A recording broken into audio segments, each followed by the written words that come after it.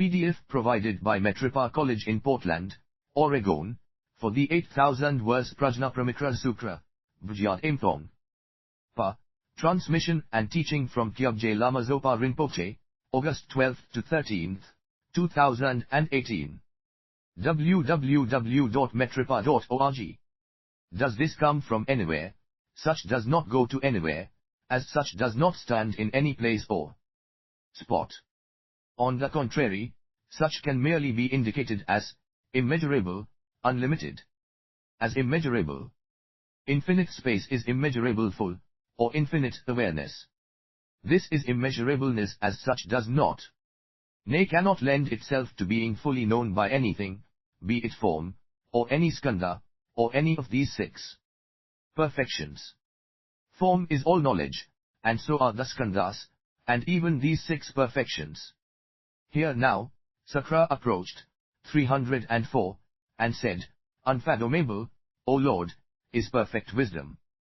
It is impossible to fully fathom, impossible to fully see, impossible to fully cognize or understand.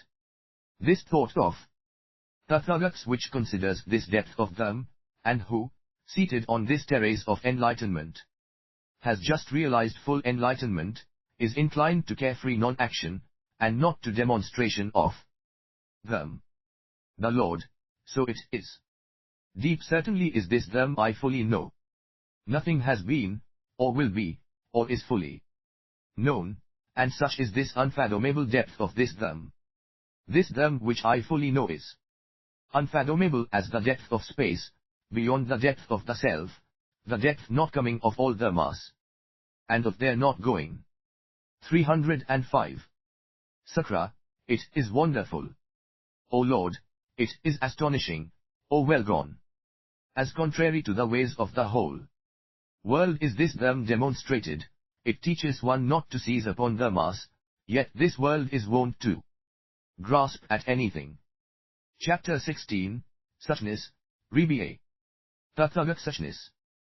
Subhuti, as non-observation of all the mass, to be sure, is this them set forth. Nowhere is this them obstructed. Identical with space this them is, beyond even ultimacy marked with non-obstruction, as no trace can be purely cognized of such prior to, during, or after, any them which is indicated only by what's best described as objective observation and appearance. When purely cognized unconditionally, them, as all phenomena whatsoever, comes to be revealed as some thing which can only seem to be what it is, yet neither is nor can be what it seems. No them exists as such. Yet all the mass are. At what seems the very least, perception will vouch for such. Yet, perception, itself, is identical with this mysterious them. These are, all, identical. So now, any the mass as such, cognized in such cannot be purely cognized as other than such.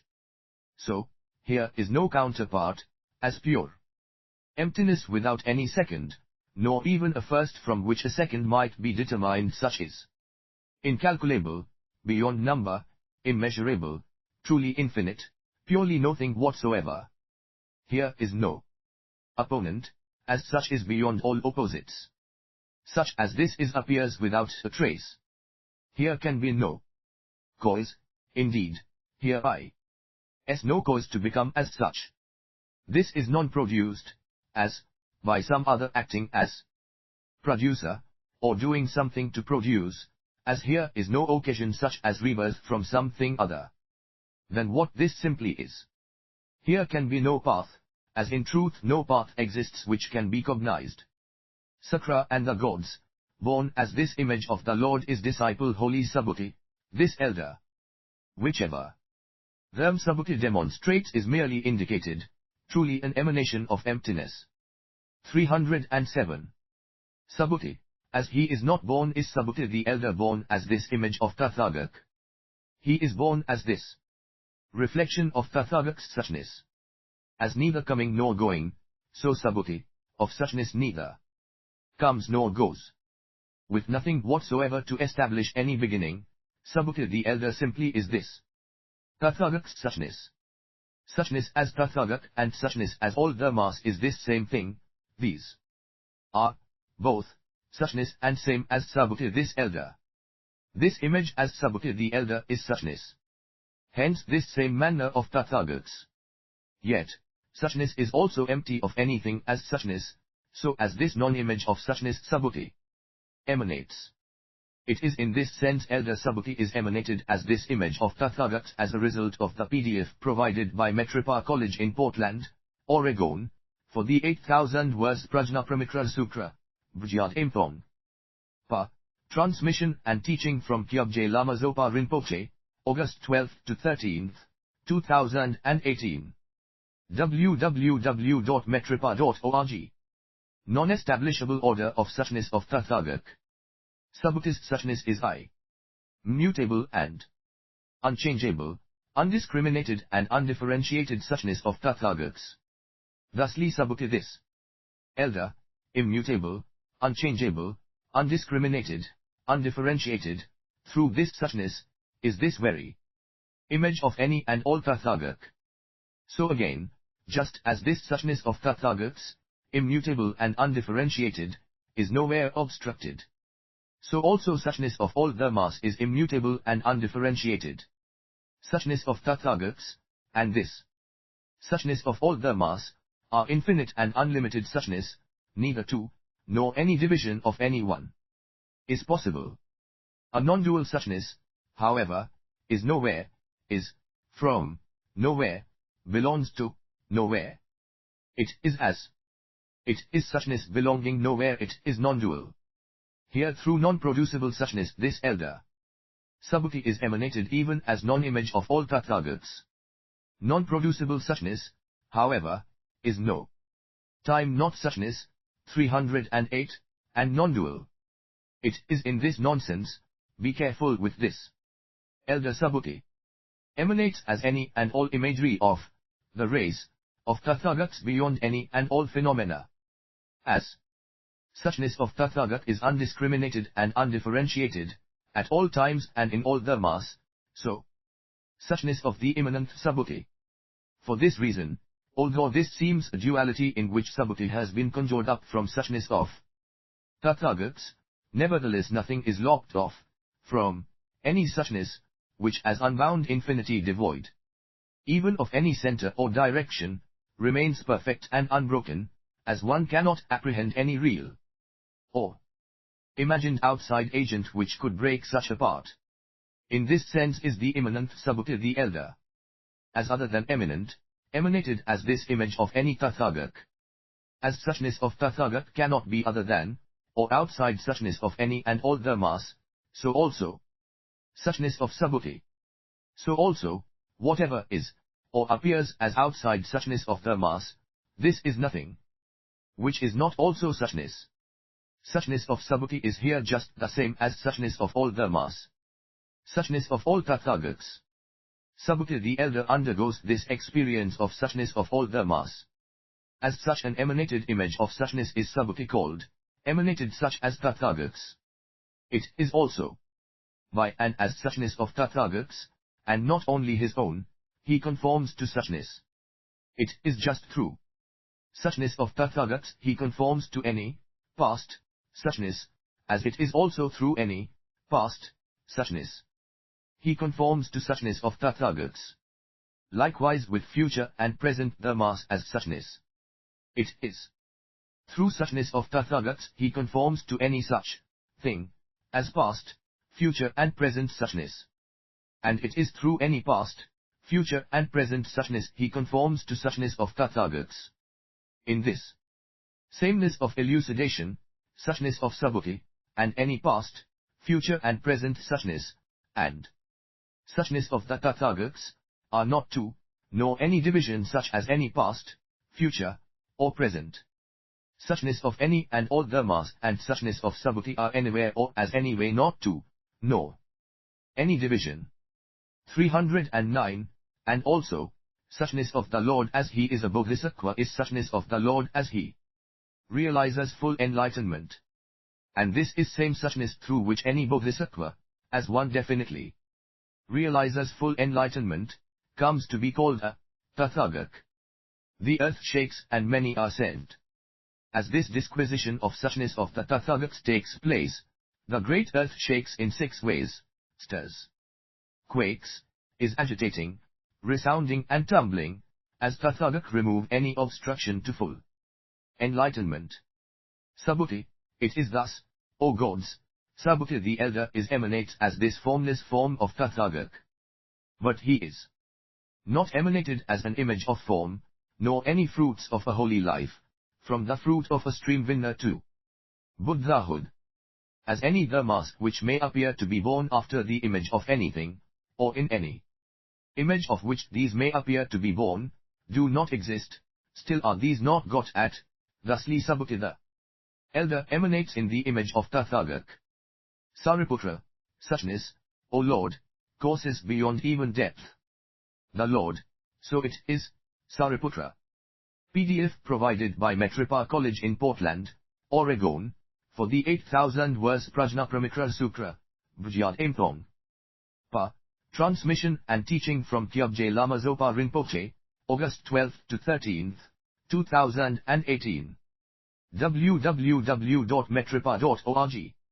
Yet as this disquisition of suchness is expounded, the minds of 300 monks are freed from the outflows, without any further clinging. 500 nuns obtain the pure, dispassionate and unstained thereby. 310. 5,000 gods, who in the past had made the necessary preparations, acquire this patient acceptance of the mass which failed to be produced. And the minds of 6,000 bodhisattvas are freed from the outflows, without any further clinging. Perfect wisdom and skill in means. Sariputra knows the thoughts of these bodhisattvas are free from the outflows, without any further clinging, and asks the Lord for the reason, or cause, of such. The Lord, these bodhisattvas honor 500 Buddha, and during all this time are generous, disciplined, perfecting patience, exercise diligence, and concentration. But these are not upheld by perfect wisdom and lack in skill in means. And so, although these gain this path of emptiness, cause in signlessness, put their minds to work on wishlessness, yet still wanting skill in means, these realize the reality limit, and come forth on the level of Sravaka disciple or Pratyeka Buddha, still not coming forth toward the level of a Buddha. Suppose here is a very huge bird, 100, or up to 500 miles large, but without any wings, or with crippled or damaged wings. This bird now wants to fly down to Jambudvipa from the heaven of the gods of 33. In intermediate space, the middle of its journey, 311, to Jambudvipa, it wants to return to the gods of 33, is it able to do so? Sariputra, no, Lord. The Lord, and can it hope to come down on Jambudvipa without damage or injury? Sariputra, no, Lord. It is bound to get damaged and injured, and as it drops down on Jambudvipa it incurs death or deadly pain. Just the fact that, whereas its body is huge, the strength of its wings is insufficient, so it just drops down from above. The Lord, so it is, Sariputra. Even as a bodhisattva, after one raises one's mind to full enlightenment, for countless aeons, gives gifts, shows discipline, perfects patience, exercises diligence, and has excellent concentration, however great this setting forth and this thought raised to full enlightenment. As one is not upheld by perfect wisdom and lacks skill in means, one is bound to fall on the level of Sravaka disciple or Pratyeka Buddha. Furthermore, Sariputra, it may be as this bodhisattva brings to mind, and retains in one's mind, 312, of the Buddha and Lords, past, future and present, the self-discipline, the concentration, the wisdom, the emancipation, the vision and cognition of emancipation. But all this after the manner of a sign, this sign being an object of attention, a basis of recognition, or some such occasion for entrancement. This one now neither knows nor sees self-discipline of Tathagats, nor their concentration, or wisdom, or emancipation, nor their vision and cognition of emancipation. Ignorant of these, blind to these, one hears this word, emptiness, treats this as a sign, and wishes to convert this imagined mass of merit over into full enlightenment, which one regards as emptiness. As consequence, such a one as this remains on the level of a Sravaka disciple or Pratyeka Buddha, as the fact is, this one is not upheld by perfect wisdom, and as well does this one lack in skill in means, both more silent than a whisper, and a gentle wind from space providing innate guidance. Sariputra, as I understand the meaning of the Lord's teaching, although a bodhisattva is joined to a huge carriage of merit, as long as this one is not upheld by perfect wisdom and is without skill in means, such a one lacks the good friend, and this one's attainment of full enlightenment is uncertain. A bodhisattva aspiring to reveal full enlightenment for others and self, in this develops this perfection of wisdom, even as skillful means. The Lord, so it is, Sariputra. 313. Sakra and the gods, unfathomable, O Lord, is perfect wisdom. Difficult to win, exceedingly hard to win, is full enlightenment. PDF provided by Metripa College in Portland, Oregon, for the 8,000 verse Prajnaparamita Sutra, Vijayat Imthong. Pa. Transmission and teaching from Kyabje Lama Zopa Rinpoche, August 12 to 13, 2018. www.metripa.org. The Lord, so it is, O gods. Deep is this perfection of wisdom. Difficult to win, exceedingly hard to win is full enlightenment, as one is weak in wisdom, below the mark in diligence and resolve, unskilled in means, and as one serves friends who have less than good intent and action. Enlightenment and emptiness. Subhuti, how is it the Lord says full enlightenment? T is difficult to know, exceedingly difficult to acknowledge, as here is no one who can get at enlightenment. As emanations of emptiness are all the mass, no them exists which is able to win enlightenment. All the mass are empty. This them for the forsaking of which them is demonstrated, this them does not exist.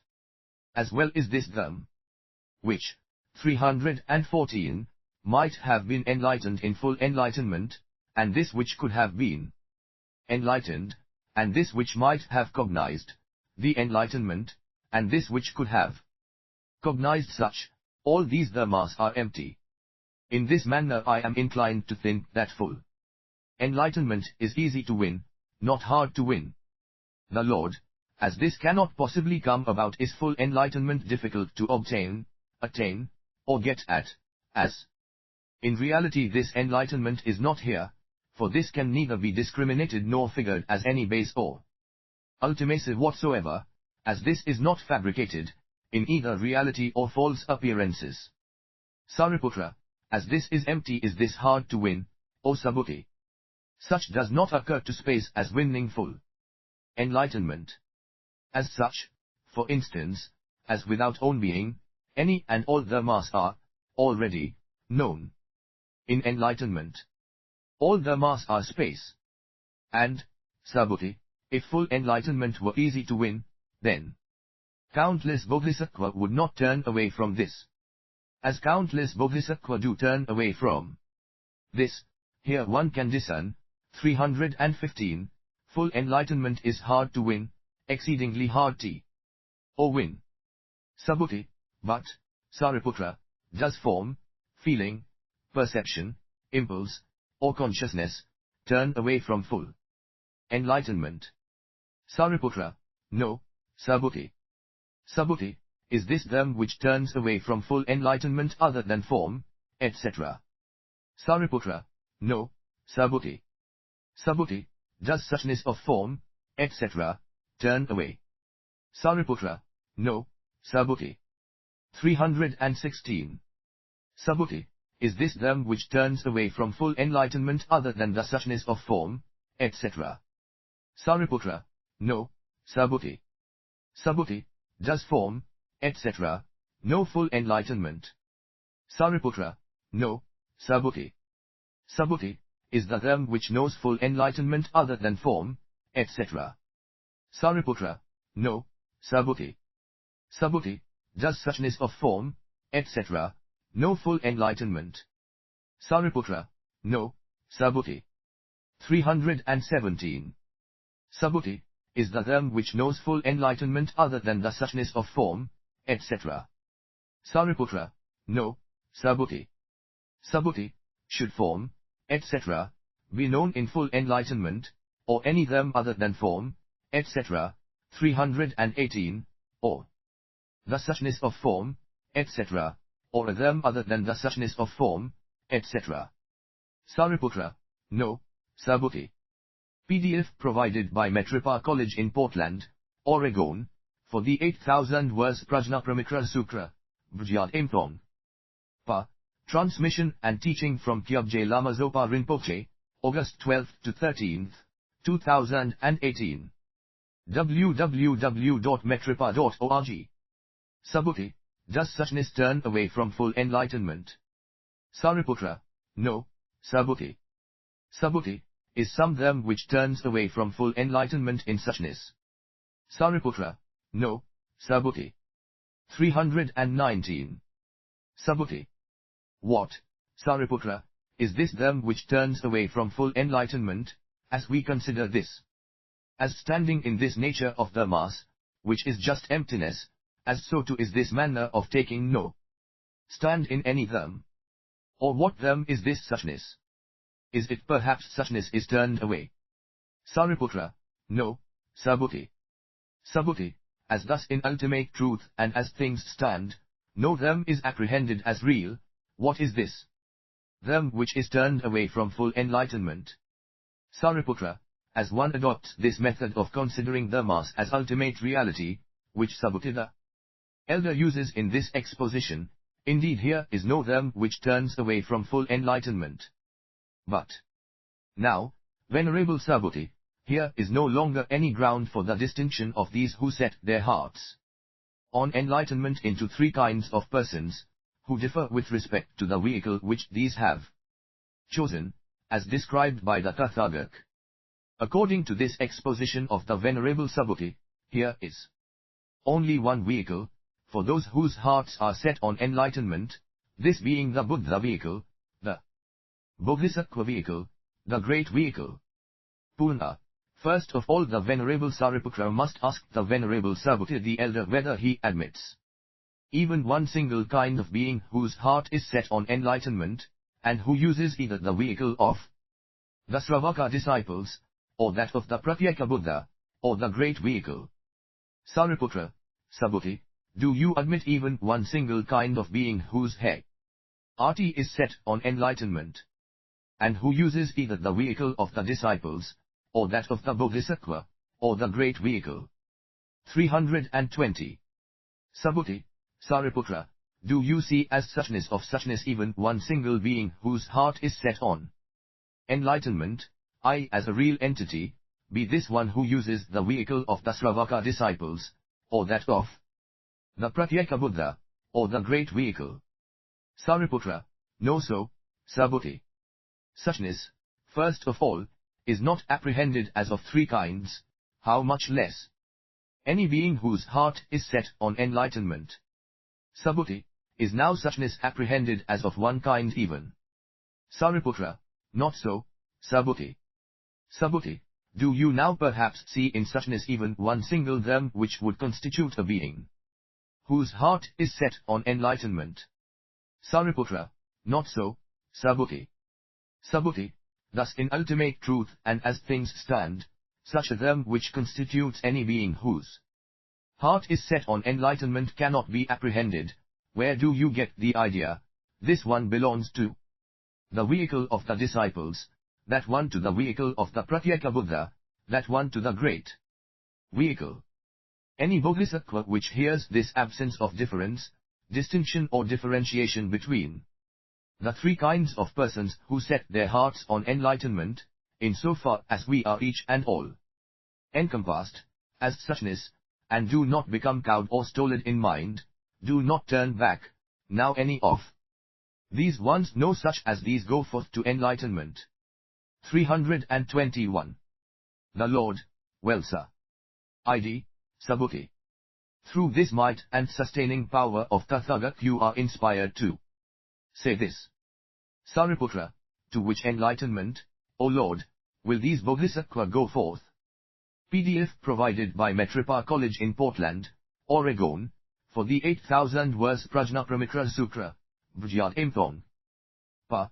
Transmission and teaching from Kyabje Lama Zopa Rinpoche, August 12 to 13, 2018. www.metripa.org. The Lord, to this full and supreme enlightenment, so difficult to win. Requisites of going forth to enlightenment.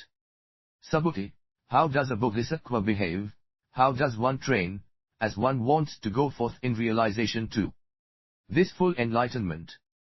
The Lord, the Bodhisattva adopts the same attitude towards all beings, one's mind is even equanimous towards all beings, one does not handle others with an uneven mind, but with the mind which is friendly, well-disposed, helpful, free from aversion, avoiding harm and hurt, and handles others as if these were one's mother, father, son or daughter. 322, as a refuge and one able to benefit any and all beings. Does any Bodhisattva behave towards all beings? Does one train oneself, as one wants to know full enlightenment? A Bodhisattva stands in abstention from all evil, as also one gives gifts, guards discipline, perfects patience, exerts diligence, enters into mental stabilization, achieves mastery through perfection of wisdom, surveys conditioned co-production, both in direct and in reverse order, and also one instigates, incites and encourages others to do the same. One takes the same stance in everything. From the meditation on these truths, to such a stage as one reaches certainty. As a Bodhisattva this one is liberated from defilements and samsaric bondage, and as one matures any and all beings, instigates these to do the same, and incites and encourages these. As one longs eagerly for all this and trains oneself in it, so everything is uncovered to ones such as these, from form to the established order of them. Chapter XVI, Attributes, Tokens, and Signs of Irreversibility. Various tokens of irreversibility. Subhuti, what, O Lord, are any attributes, tokens and signs of an irreversible Bodhisattva, and how do we know any Bodhisattva is irreversible? The Lord, this level of we common people, this level of we disciples, this level of we Pratyeka Buddha, this level of we Buddha, these levels, and we are all called the level of suchness. Thought as well, all these are suchness, not two, nor any one divided, neither discriminated amongst, nor undiscriminated between. A Bodhisattva is revealed as within suchness and not other than this nature of them. Realizing one's firm stance as suchness, one neither imagines nor discriminates in this. With this sense awakened is one revealed thus. Once this is realized, even if one goes away from this assembly, because one's hearing is also suchness, one does not and cannot in any circumstance hesitate, does not and cannot become perplexed, does not and cannot doubt, and one is not stupefied by thought, concerning any or all of form, feeling, perceptions, impulses, or consciousness, as it is not thus. On the contrary, one is firmly aware as it is just thus, just suchness. And with this, one realizes one's being as such. Just so, one does not prattle away about everything which comes into one's head. Such a one only speaks if this is considered beneficial for another, and not if this may not. One does not look in final judgment on what others do or don't do. Endowed with such attributes, tokens and indications of suchness, a Bodhisattva may be borne in mind as irreversible. from full enlightenment. An irreversible bodhisattva cannot pandare to Shamanas and Brahmans of other schools, telling these, what anyone knows is worth knowing, or what anyone sees is worth seeing. 324. A bodhisattva pays no homage to strange gods, offers these no flowers, incenses, etc., and cannot put one's trusts in these. A bodhisattva is no more reborn in places of woe, nor does one ever again become a different sex. As well, Subhuti, an irreversible bodhisattva undertakes to observe the 10 avenues, ways, of wholesome action.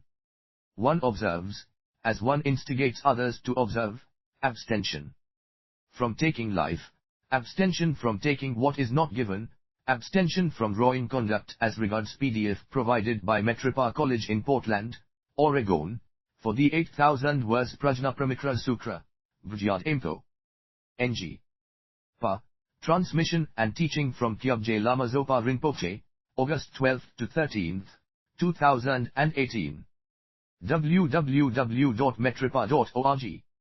Sensuous pleasures, abstention from intoxicants as tending to cloud the mind, abstention from lying speech, abstention from malicious speech, abstention from harsh speech, abstention from indistinct prattling, abstention from covetousness, abstention from ill will, abstention from drawing views. 325. It is true an irreversible bodhisattva observes these 10 ways of wholesome action, and instigates any others to observe these, incites and encourages these to do so, establishes and confirms others in these. Even in bodhisattva dreams one never commits offences against these 10 precepts, and one does not build on such offences in one's mind. Even in one's dreams an irreversible bodhisattva keeps the 10 wholesome paths of action present in mind. Also, as an irreversible bodhisattva masters a text of them, and offers this to others, in mind one builds upon the welfare and happiness of all beings as such, and one offers this gift of them in common to all beings, with no distinction. 326. What's more, as deep dharmas are taught, a bodhisattva is not hesitant, is not perplexed, is not doubtful, is not stupefied. One only says what is beneficial, speaks gently and in moderation. 1. Exhibits little sloth and torpor, and loses all latent biases to evil. Whether one goes out or comes back, this mind does not wander, but one's mindfulness is fixed. As one steps on this ground one knows what one does, and as one lifts up and puts down one's feet one neither loiters nor hurries but remains at ease. A bodhisattva robe is free from lies, one's habits are clean, one is rarely ill, and afflictions are few. In one's body these 80,000 families of worms which are present in the bodies of other beings cannot at all develop, as these wholesome roots ensure one's place within this whole world. And as these wholesome roots such as these go on increasing, in due course one gains perfect purity of body, speech and thought. 327. Subhuti. What is known as perfect purity of thought on the part of a bodhisattva? The Lord, as these wholesome roots go on increasing, in due course one gains a state of mind in which one develops few cares, and is free from treachery, deceit, crookedness and craftiness. In addition, this perfect purity of thought also consists in transcending through and beyond levels of Sravaka, disciples and Pratyeka Buddha, while yet facing these, and being in perfect accord with any such ways, still just as intent on mutuality and benevolence. And what's more, an irreversible bodhisattva is not one to attach exclusivity to gain, honor, or fame, or to robes, alms bowl, lodging or medicinal appliances for use in sickness. This is not one who is full of envy and meanness. And, as profound dharmas are revealed, one does not lose heart, but intelligence grows steady, and one's intelligence runs deep. With respect one hears them from others, ever with a view to learn. All these dharmas one hears from others are united as perfection of wisdom, and also all worldly arts and professions one unites, thanks to this perfection of wisdom, as this very nature of them. Here is no them which one does not see as yuked to the nature of dharmas, and each them one sees is simply engaged in this effort. 328. Mara's deeds. So now, Mara, the evil one, is only thought of as being the one conjuring up visions of the 8 great hells, with many hundreds, many thousands, many hundreds of thousands of bodhisattva in these. And he says to an irreversible bodhisattva, these bodhisattva, described by the Tathagata as irreversible, are reborn in these great hells. Just so you also, since you are described as irreversible, fall into these great hells. Confess this. This thought of enlightenment is an error. What is Buddhahood to you? Abandon it. In this way you avoid rebirth in the hells. As you act thus you are one who goes to heaven. As the mind of the bodhisattva does not waver, is not put out, is certain in one's knowledge, an irreversible bodhisattva cannot possibly be reborn against one's will in the hells. This is another token of his irreversibility. Even so, Mara, the evil one, is seen as coming along possibly in the guise of a Shramana, and saying, give up what you hear up to now, abandon what you gain so far. As you follow this advice, W.E. again and again approach you, and say to you, what you hear just now is not the word of Buddha. It is PDF provided by Metripa College in Portland, Oregon, for the 8,000 verse Prajnaparamita Sutra, Bhajyad Impong. Pa. Transmission and teaching from Kyabje Lama Zopa Rinpoche, August 12 to 13, 2018. www.metripa.org. Poetry, the work of poets. But what I here teach to you, this is the teaching of Buddha, this is the word of the Buddha. Upon hearing this, as any bodhisattva wavers and is put out, one can know, such is not predicted by the Tathagata, this one is not fixed on full enlightenment. 329, as this one does not stand firmly in this element of irreversibility. But again, even as one hears these words of Mara, one does not waver, but remains as this nature of them, to non-production, to non-stopping, to the unaffected. This is not one of these who put their trust in others. An arhat, a monk who has outflows dried up, does not go by what is said by merely someone else, whom one trusts in, but has placed the nature of them directly before one's own eyes, before, or beyond, anyone or anything whatsoever, and Mara is seen as having no access to one such as this. Just so, any irreversible bodhisattva can neither be crushed nor inflated by beings belonging to the vehicle of Sravaka disciples and Pratyeka Buddha, and one cannot, by this very nature, backslide into the level of disciples or Pratyeka Buddha, as any such as this are fixed on all knowledge, and end up in perfect enlightenment. It is quite certain any bodhisattva who stands firmly in the element of irreversibility cannot possibly be led astray by others. So, someone may come to the irreversible bodhisattva and say, a journey in birth and death is this, coursing in perfection of wisdom, and not a journey of someone who is in quest of enlightenment. If you put an end to all suffering in this very life, you no longer experience all the sufferings and disappointments which are bound up with this plane of birth and death. I surely, in this very life, already this personality of yours is finished, so why do you think of taking upon yourself another one, for the benefit of other beings? Even now the bodhisattva neither wavers nor is put out, even as Mara himself appears to say to this one, just look at these bodhisattva which for countless aeons present the necessities of life, 330, to Buddha and lords, which lead holy lives in the presence of countless Buddha, which honor countless Buddha and lords, and question these about just this vehicle of the Bodhisattva asks these how a bodhisattva should stand, hear the answer of the Tathagats, and act on it. In spite of the fact these stand, course and exert as they do, this very day these do not yet know full enlightenment. These stand firm in instruction, train themselves like this, but do not reach all knowledge. How do you reach full enlightenment ever? Even as one does not waver, and is not put out. Then Mara, the evil one, seems to conjure up some monks in this place, and say, these monks are arhats, with outflows dried up. These who set out for enlightenment, in the meantime have reached arhatship, and are established in it. How do you ever reach full enlightenment? It is quite certain any bodhisattva must be irreversible from full enlightenment, for, as this is being said and expounded, one's mind does not waver and is not put out.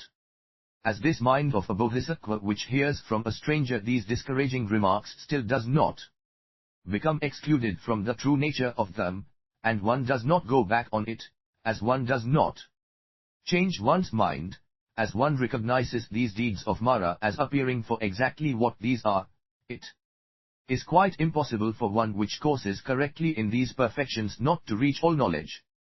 Mara, the evil one, cannot possibly gain entry to a bodhisattva which not only courses but also trains oneself correctly, which does not lack in these practices described by Tathagats, which is completely adjusted to this mental activity which is associated with these perfections.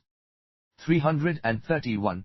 As any bodhisattva recognizes these deeds of Mara, as one hears discouraging remarks from strangers, one does not desist, nor slide back, nor change one's mind, and one perceives these deeds of Mara for exactly what these are. This is another token of irreversibility. So now, an irreversible bodhisattva does not pike together a perception of skandhas, i.e. form, feeling, perception, impulses, or consciousness, nor produce one.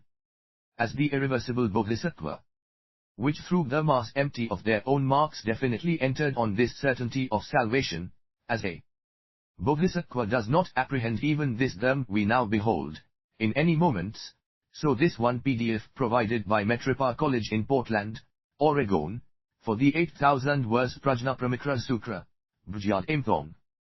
Pa. Transmission and teaching from Kyabje Lama Zopa Rinpoche, August 12 to 13, 2018. www.metripa.org. Cannot piece it together, or produce it. One says here, a bodhisattva is irreversible as one patiently accepts the cognition of non-production. This is another token of irreversibility. What's more, Mara, the evil one, comes along in the guise of a monk and tries to deter the bodhisattva with the words, the same as space is this all knowledge. It is a dharma which is not, it is non-existent. Who can anoint oneself with such as this, who fully know it? Here is no one who goes forth to such. Here is no one who can fully know such, nothing can be fully known, here is no one who understands. Here is nothing which can be understood. Due to this fact that at all times these dharmas are the same as space, it is useless to resist. Revealed and seen as a deed of Mara is this doctrine which, one knows. Full enlightenment is not a Buddha's teaching. A son or daughter of good family now cognizes, realizes and knows. This, 332, kind of critical examination is seen as just a deed of Mara. After one makes this reflection, one makes one's mind firm, unshakable, irresistible. This is another token of irreversibility. More tokens of irreversibility. So now, an irreversible bodhisattva is one inquiring even beyond, and transcending any level of disciples and pratyeka Buddha, and proceeding in a direction toward all knowledge. According to plan, one comes to first, second, third and fourth trance stages, and dwells within absorption in these four trances. One realizes complete mastery over these trances, meaning one enters into trances, but a Future rebirth is not determined by their influence. It is on the mass of the sphere of sense desire 1. Basis one's rebirth. This also is known as a mark of irreversibility in irreversible bodhisattva. Also an irreversible bodhisattva does not attach weight to any name, nor to renown, title or fame. 1. Does not get attached to any particular name, which in any case is absent in emptiness. One's mind remains undismayed, and interested only in the welfare of all beings. Whether one goes out or comes back, one's mind does not wander, and one remains ever mindful. When one lives the life of a householder, one has no great love for pleasant things, and one does not want these too much. For it is realized that it's with fear and disgust one possesses all pleasant things. Fear of the possessed items' loss, and disgust at their decrepitude or lacking being better than what it is. Situated in a wilderness infested with robbers, one would eat one's meals in fear, and with the constant thought, 333, of getting away, of getting out of this wilderness, and not with repose. Just so an irreversible bodhisattva living the life of a householder, possesses pleasant things simply, without caring for too much for them, without eagerness, without attachment. One is not one of these people who care for dear and pleasant forms. These who live the lives of householders and who are involved in the 5 kinds of sensuous pleasures do not earn their living in an irregular way, but in the right way. Neither do these incur death in a state of sin, nor do these inflict injuries on others. These incite all beings to realize this supreme happiness, these worthy beings, these great beings, super beings, excellent beings, splendid beings, powerful of beings, sublime beings, valiant beings, heroes of beings, leaders of beings, water lilies of beings, lotuses of beings, thoroughbred beings, nagas of beings, lions of beings, trainers of beings. It is in this spirit which bodhisattva live the life of householders, inasmuch as these are impregnated with the power of perfection of wisdom, and this is another token of their irreversibility. So now, Vajrapani, the great Yaksh, constantly follows behind the irreversible bodhisattva. Unassailable, the bodhisattva cannot be defeated by either men or ghosts. L beings find it hard to conquer one, and one's mind is not disturbed by their attacks. One's faculties are all complete, and one is not deficient in any of these. One possesses the organs of a virile being, 334, not those of an impotent being. One does not in any way embark on these spells, mutterings, herbs, magical formulae, medical incantations, etc., which are the work of beings. One earns one's livelihood in a clean way, not in a roaring way. One's character is neither quarrelsome nor disputatious. One's views are upright, one does not exalt oneself nor deprecate others. With these and other similar qualities this one is endowed. PDF provided by Metripa College in Portland, Oregon, for the 8,000 verse Prajnaparamita Sutra, Vajyad Imthong. Pa. Transmission and teaching from Kyabje Lama Zopa Rinpoche, August 12 to 13, 2018. www.metripa.org. Such as these do not predict to women or men these will have a son or daughter. Such faulty ways of making oneself acceptable will not be this one's. All this is another token of irreversibility. So now, Subhuti, I'll indicate the attributes, tokens and signs of an irreversible bodhisattva.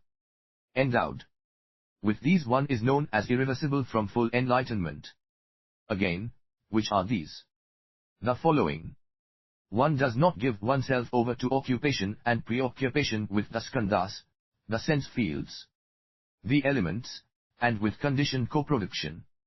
One is not preoccupied with the kind of talk a person is fond of in society, with talk about kings and robbers, about armies and battles, about villages, 335. cities, market towns, countries, kingdoms, and capitals, about oneself, about ministers and prime ministers, about women, men and neuters, about journeys, parks, monasteries, palaces, pools, lakes, ponds, lotus ponds, woods, gardens and mountains, about yakshas, rakshasas, pritas, pishakas, Katputna demons and Kumbhanda demons, about food, drink, dresses, ornaments, perfumes, garlands and ointments, about roads, crossroads, streets, markets, palanquins and people, about songs, dances, tales, actors, dancers, and wandering singers, about the ocean, about rivers, about islands.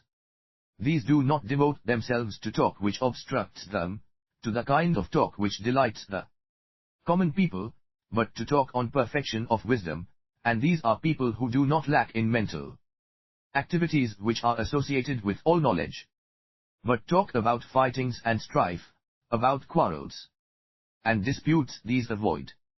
These are willing for what is right, and not willing for what is wrong. These praise without causing dissension, and not in order to cause dissension. These want friendship, and not its opposite. These speak them, and not its opposite. These plan to gain a vision of Tathagats, which dwell in other world systems, and thus these increasingly produce thoughts which lead to their presence. According to plan these are come near them, and so these do not lack in the vision of Tathagats, 336, nor in opportunities for honoring and serving them. Furthermore, as an irreversible bodhisattva definitely terminated one's existence among the gods. Whether these belong to the sphere of sense desire, or the sphere of form, or the formless sphere, one is turned over to just this middle region, in Jambudvipa. For in the border countries are only a few beings with a good knowledge of the arts, of poetry, of mantras, of secret law, of the standard treatises, of portents and of the meaning of religion, but in the middle region these are turned to abundance. But any who are turned over to the border regions, these are at least revealed again in the big towns. This is another mark of irreversibility. Furthermore, to an irreversible bodhisattva it does not occur to ask oneself whether one is irreversible or not. No question about it arises, as one is not uncertain about the stage one made, and one does not sink down below such. Just as a stream winner has no hesitations or doubts about the fruit of a stream winner, if that is the stage which is this one's right, just so an irreversible bodhisattva neither questions nor doubts about being on this stage of a bodhisattva, as this stage is one's right stage. Here is no uncertainties about this stage which is right, nor does one sink below such. And one quickly sees through any deed appearing as maras that may arise, and does not come under his sway. 337. A person who commits one of the deadly sins never again, until one's death, loses this thought of this action, one cannot get rid of it or remove it, but it follows after one until the time of one's death. Just so, this irreversible mind of an irreversible bodhisattva learns to stand firm on this irreversible stage which is one's right, and even this whole world, with its gods, beings and asuras, cannot deflect, divert or diverge such a one from this. One recognizes any deeds as being only seen to be of Mara which may arise, as these do, and does not come under their sway. One such as this is free from hesitations and doubts about this stage which any can realize, even after one passes through this present life. The thoughts which are characteristics of disciples and Pratyekabuddha do not arise in beings such as this. As one passes through this present life one thinks, here is not a case in which any shall not realize full enlightenment. Anyone is sure to realize full enlightenment. I stand firm on this stage which also I realize as such. PDF provided by Metripa College in Portland, Oregon, for the 8,000 verse Prajnaparamita Sutra, Prajnaparamita. Pa. Transmission and teaching from Kyabje Lama Zopa Rinpoche, August 12 to 13, 2018. www.metripa.org. One can no longer be led astray by others, and on the stage which is an event by nature, one can neither be crushed nor inflated, if one in one's nature adheres to the principle of suchness in and as all, and beyond even such, as such is. For, as one stands firm on this, one's mind is insuperable, one's cognition is insuperable. Suppose Mara, the evil one, in the guise of Buddha himself were to come to this one, and say, realize arhatship in this very life. You are not predestined to full enlightenment. You have not the attributes, tokens and signs with which a bodhisattva must be endowed in order to realize full enlightenment. Why now do you course in this? If the bodhisattva now experiences a change of heart, one can know one is not predicted to full enlightenment by the Tathagats of the past. 338. On the other hand, as one considers, I see this.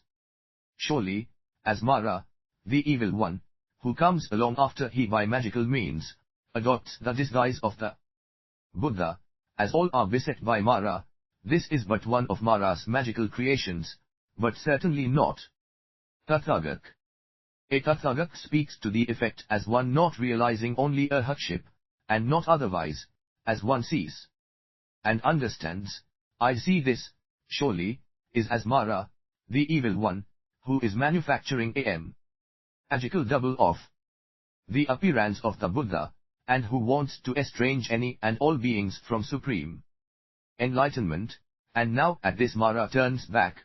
This bodhisattva certainly in the past is predicted to full enlightenment by the Tathagats, and stands firmly in this irreversible bodhisattva stage, where these attributes, tokens, and signs are found as a bodhisattva. Here one can be certain, beyond any shadow or doubt of this, as one exudes these qualities, so this one is predicted by Tathagats in the past, and stands firm on this irreversible bodhisattva stage, and as one exudes such attributes, tokens, and signs of an irreversible bodhisattva, this is another token of irreversibility. In addition to this, an irreversible bodhisattva gains this good dharma even as this costs one one's life and any belongings. Here one makes a supreme effort to gain this good dharma, through affection and respect for Buddha and Lords, past, future and present. In one's firm conviction, the dharma bodies are Buddha and Lords, one realizes this good dharma not only of the past Buddha and Lords, but also of the present and future Buddha and Lords. One is convinced as one also is within the ranks of these which are reckoned as future Buddha and Lords, as one also is predicted to this supreme enlightenment, also one is known as already having gained this good dharma. So, these considerations one bears in mind as, in one's efforts to gain this good dharma, one renounces even one's life and one's belongings, as one does not lose heart, nor become indolent. This is another token of irreversibility. Moreover, as Tathagat demonstrates them, an irreversible neither hesitates nor doubts. Subhuti, does one also neither hesitate nor doubt when a disciple demonstrates them? The Lord, no, such a one does not. For a bodhisattva which acquires this patient acceptance of the mass which failed to produce, or be productive or produced, neither hesitates nor doubts as one hears about this unobstructed true nature of all the mass. Endowed with these virtues, the bodhisattva is irreversible. 340. These also are known as the exudation of attributes, tokens and signs of a bodhisattva which is irreversible from full enlightenment. Chapter 18, Emptiness, Rebia. Unfathomable stations. Subhuti, this is wonderful, O Lord, how great and with what unlimited and measureless qualities a bodhisattva is endowed. PDF provided by Metripa College in Portland, Oregon, for the 8,000 verse Prajnaparamita Sutra, Prajnaparamita. Transmission and teaching from Kyabje Lama Zopa Rinpoche, August 12 to 13, 2018. www.metripa.org. The Lord, so it is, Subhuti. Irreversible Bodhisattva come to reveal to self and others pure, undifferentiated cognition as non-produced, innate and simply beyond any conceptual fixations as self and others, and still just beyond any notions born of these skandhas. Suchness comes to be realized as its true of centerlessness, boundarylessness, beginning and thus endlessness, and to which Sravaka disciples and Pratyeka Buddha as yet have no claim. Subhuti, truly beyond any convention or standard whatsoever, the Lord can and does expound how an irreversible Bodhisattva represents and emanates these attributes, tokens and signs. So now might the Lord indicate these unfathomable positions of Bodhisattva as are connected through inconceivable perfect wisdom. The Lord, well said Subhuti. Surely, you bring up unfathomable positions as you want to hear. Discoursing on this subject as well. Unfathomable, Subhuti, is emptiness, which is a synonym of signlessness, wishlessness, unaffectedness. Such is unproduced, as in, no birth, non-existent. Dispassioned of cessation, nirvana and departing. 342. Subhuti, is this a synonym only of these, or of all dharmas? The Lord, indeed Subhuti, such is a synonym of all dharmas, as form, feeling, impulses, perception and consciousness, is unfathomable. Choose any them or dharmas whatsoever, and unfathomable. Among all such and unlimited is synonymous with and as such. How are any and all skandhas unfathomable? Just as unfathomable as suchness, so unfathomable is any and all skandhas. As unfathomable suchness is any and all skandhas, etc., to include nothing throughout, even as no skandha, so completely unfathomable is form, feeling, perception, impulse and consciousness. Even as here is no form, etc., this is the fathomlessness of form, etc. Subhuti, such is wonderful, O Lord, how subtle a device is such as allows for this relativity of form, etc., and indicates unfathomable nirvana at this same time. How to attend to perfect wisdom? The Lord, as a Bodhisattva reflects, ponders and meditates on these unfathomable positions which are connected through inconceivable perfect wisdom, and strives to stand, train and progress as is ordained, described and explained in this perfection of wisdom. 343. Now, as one may do so for, say, one day only, how great the deed is which one does during this one day. As a person, moved by considerations of greed, had made a date with a handsome, attractive, and good-looking other person. And as now this other person is held back by yet something or other and could not leave one's house. What do you think, Subhuti, with what would this other person's preoccupations be connected? Subhuti, with this other person, of course. One thinks about this other one coming, about things these do together, and about joy, fun and delight one has with the other. The Lord, does this person entertain many such ideas in the course of this day? Subhuti, many indeed, O Lord. The Lord, as many such ideas as this person entertains in the course of this day, so for each vibration, comprising each of the thoughts from each idea, hundreds, thousands, hundreds of thousands of kotis of aeons for each of these vibrations, a Bodhisattva spurns birth and death, turns one's back on it, and has resolve enough to end this merit. As one stands, trains, progresses, meditates and strives as is ordained, described and explained in this perfection of wisdom, one's faults and obscuring defilements dissolve which are a turning away from full enlightenment. 344. As one Bodhisattva gives one's self up to devotion to perfect wisdom, and does deeds for one day only while dwelling completely in mental activities connected with perfect wisdom, PDF provided by Metropa College in Portland, Oregon, for the 8,000 verse Prajnaparamita Sutra, Vijayad Imthong. Pa. Transmission and teaching from Kyabje Lama Zopa Rinpoche, August 12 to 13, 2018. www.metropa.org. And yet another Bodhisattva lacks connections with perfect wisdom, but gives gifts for countless aeons. More discreetly refined attributes has the Bodhisattva which, for one day only, makes endeavors connected with perfect wisdom. A Bodhisattva which for one day only makes endeavors connected with perfect wisdom, begets merit other than the greatest merit of another Bodhisattva which for countless aeons gives and bestows gifts on all classes of holy persons, from stream winners to Tathagats, but lacks this discretion regarding perfect wisdom.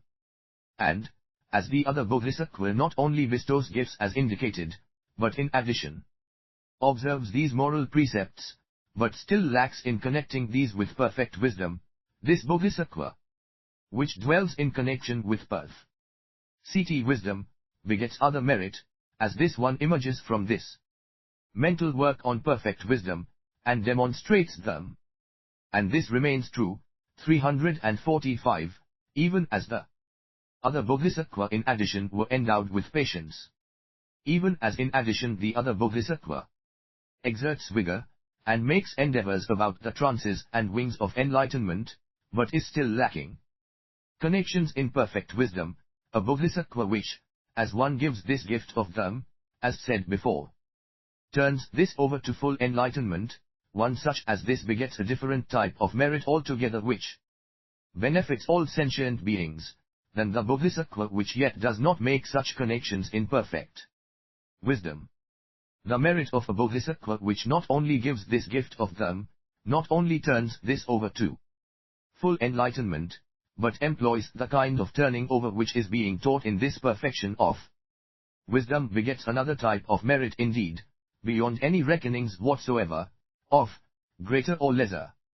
So, as a Bodhisattva which does all this, makes no further efforts than these visible and more tangible ones about it in meditative seclusion, 346, this one's merit is very great perhaps, yet still, different than this merit of one which also makes effort about this in meditative seclusion and which in addition, is taken hold of by perfect wisdom as coursing in her perfection, and now is open in this meditative seclusion, and is not devoid of perfect wisdom. The latter begets yet a merit immeasurable, empty and talk.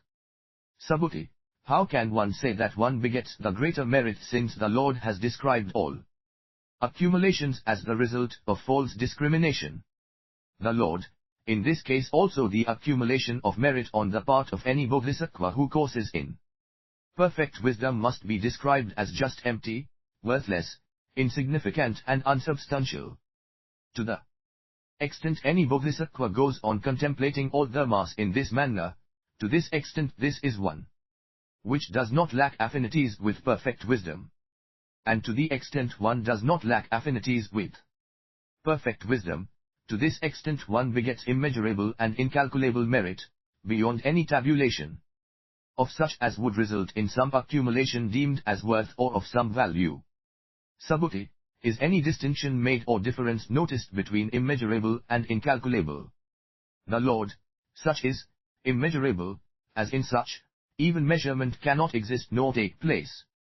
Such is incalculable, as even any sense or effort to count such is exhausted and even numbers to count such as one or many, or even as one divided into many cannot take place. Subhuti, is here any reason to assume skandhas, form, feeling, perception, impulse, consciousness, are immeasurable? The Lord, yes. 347. Subhuti, of what is this term, immeasurable, a synonym? The Lord, are not all dharmas described as empty? Subhuti, yes, and simply so, as quite empty Tathagat describes all dharmas. The Lord, and being empty, such are also inexhaustible of emptiness. And what is emptiness is also immeasurableness.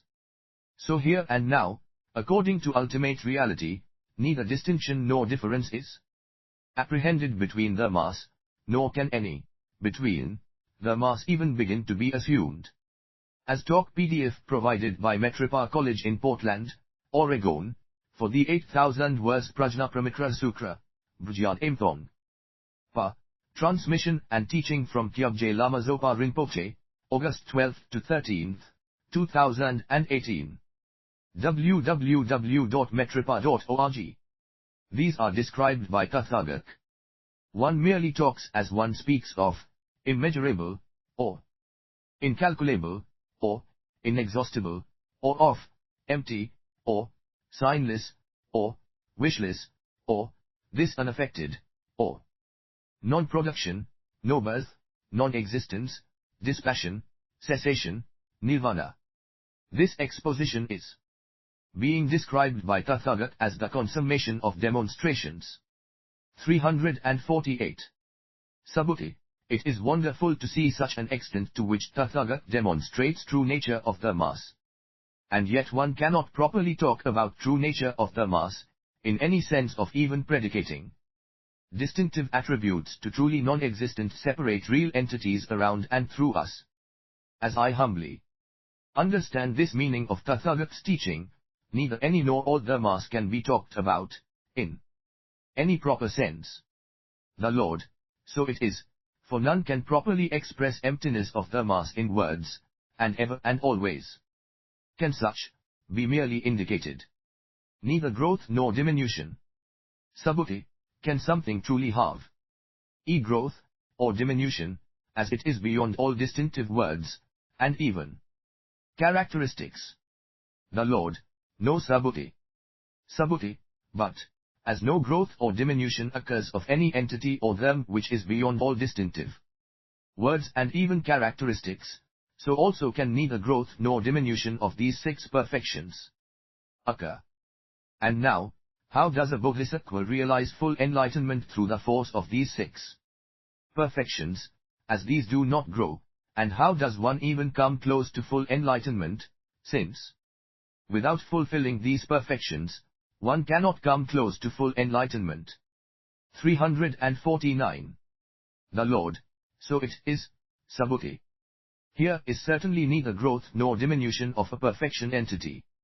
A bodhisattva coursing in perfection of wisdom who develops affinities toward perfect wisdom, and comes to be skilled in means, does obviously not think, this perfection of giving grows, this perfection of giving diminishes. Rather, such a one knows, this perfection of giving is a mere word and a characteristic.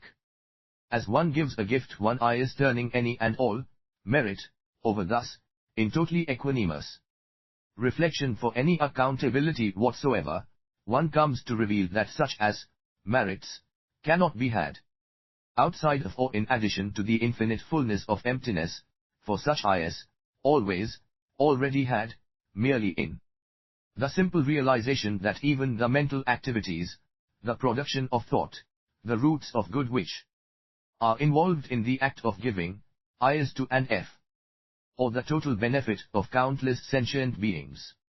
However, in such a revelation one turns these over in such an automatic way as one respects this actual reality of full enlightenment. One proceeds in this way as one takes upon oneself these moral obligations, as one perfects oneself in patience. 350, as one exerts diligence, enters into the trances, courses in perfection of wisdom, as one develops and maintains affinities to perfect wisdom. See Subhuti.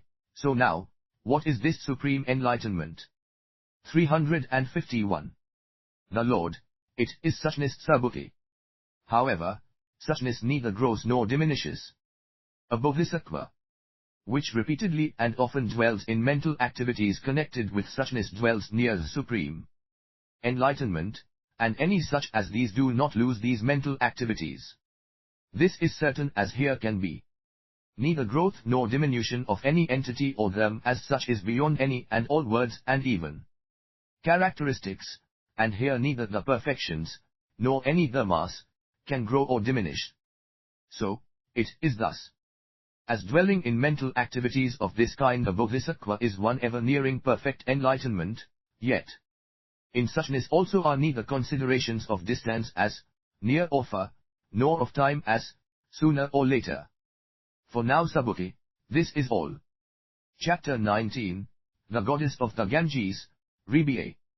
Conditioned co-production PDF provided by Metripa College in Portland, Oregon, for the 8,000 verse Prajnaparamita Sutra, Bjyat Imthong. Pa. Transmission and Teaching. G. From Kyabje Lama Zopa Rinpoche, August 12 to 13, 2018. www.metripa.org. Subhuti, as a bodhisattva realizes full enlightenment, is this due to production of the first thought of enlightenment, or due to the last thought of enlightenment? These two acts of thought are nowhere synthesized, and here these cannot cooperate in producing a result. How can any accumulation of a bodhisattva's wholesome root take place? The Lord, what do you think, Subhuti, is this wick of this burning oil lamp burned up at the first incidence of the flame, or at the last incidence of the flame? Subhuti, not so, O Lord. It is not burned up at the first incidence of this flame, nor independent of it, and is also not burned up at the last incidence of this flame, nor independent of it. The Lord, is now this wick being definitely burned up? Subhuti, yes, Lord. The Lord, in this way is it neither through this first nor through this last thought of enlightenment, nor independent of these, 353, that a bodhisattva realizes full enlightenment. One does not come to realize this through any of these productions of thought, nor other than through them. And yet one does realize full enlightenment. No development. Subhuti, unfathomable is this conditioned co-production. The Lord, Subhuti, does even the slightest portion of this first thought, whether just at this outset of this thought, or during this thought, or more towards the end of this thought, which seems to have stopped after its momentary appearance, does this get produced again at the time of the second thought? Consider also, Subhuti, what of the outset, and during the duringness, etc., etc., do even these get produced again? Subhuti, no Lord. The Lord, also once this thought thus produced is now past, is this due to its very nature doomed to stop?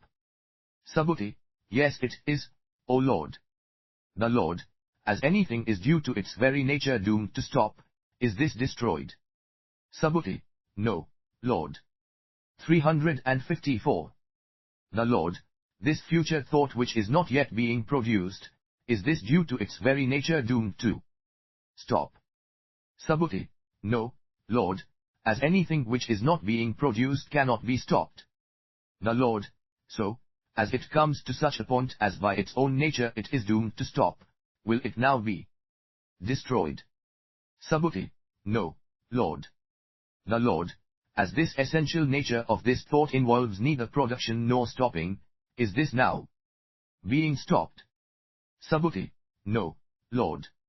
The Lord, as any them is, due to this essential original nature, stopped already in its own being, is this them being stopped?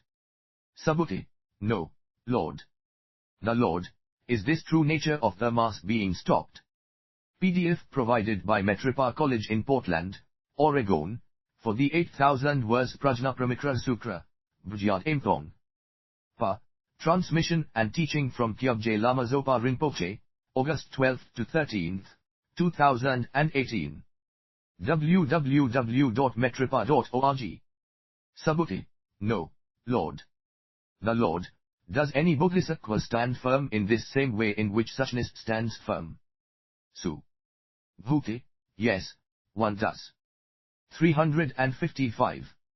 The Lord, is now suchness not in danger of being changed away from overtowering immobility? Subhuti, no, Lord. The Lord, unfathomable is suchness. Subhuti, it is beyond fathoming, O Lord. The Lord, is here and now any thought in suchness? Subhuti, no, Lord. The Lord is thought, identical with suchness. Subhuti, no, Lord. The Lord is thought other than suchness. Subhuti, no, Lord. The Lord, can you see a suchness? Subhuti, no, Lord. The Lord, one which courses like unto suchness, does one course in the unfathomable. Subhuti, such a one courses nowhere at all. As any ideas as to one's own performance neither habitually proceed in one, nor befall one. The Lord, where does a bodhisattva course as one courses in perfect wisdom? 356. Subhuti, in ultimate reality. The Lord, as coursing in ultimate reality does any bodhisattva course in a sign? Subhuti, no, Lord. The Lord, is the sign a sign as in something which one does not undo by one's meditational development? Subhuti, no, Lord. The Lord, is this sign, to the bodhisattva who courses in perfect wisdom, something which is undone by one's meditational development? Subhuti, the bodhisattva does not make any efforts, while coursing in the course of a bodhisattva, to reach in this present birth any state in which all signs are forsaken. As one makes an effort to reach in this present birth any state in which all signs are forsaken, as any or all Buddha dhammas are not. See. Complete in this one automatically is recognized as a disciple. The skill in means of a bodhisattva consists in this, as one cognizes any sign, both its mark and cause, and yet surrenders oneself completely to the signless realm of them, in which no sign has ever arisen. Sariputra, does a bodhisattva's aspiration to perfect wisdom increase as in one's dreams one develops the three doors to deliverance, i.e. the empty, the signless and the wishless? Subhuti, as this increases through development by day, this also increases in one who dreams about this. As the Lord says, dreams and waking are indiscriminate, essentially the same. As 357, a PDF provided by Metripa College in Portland, Oregon, for the 8,000 verse Prajnaparamita Sutra, Bujyad Imthong. Pa. Transmission and teaching from Kyabje Lama Zopa Rinpoche, August 12 to 13, 2018. www.metripa.org. Bodhisattva which aspires to perfect wisdom, day by day courses in perfect wisdom, one also in one's dreams remains close to perfect wisdom, and develops even now in abundance. Sariputra, in one's dreams as one does a deed, wholesome or unwholesome, is this added on to the heap or collection of one's karma? Subhuti, the Lord teaches all dhammas are like a dream, and infinitely so, as in such, i.e. from the standpoint of infinite reality, this deed is not added to one's heap or collection of karma.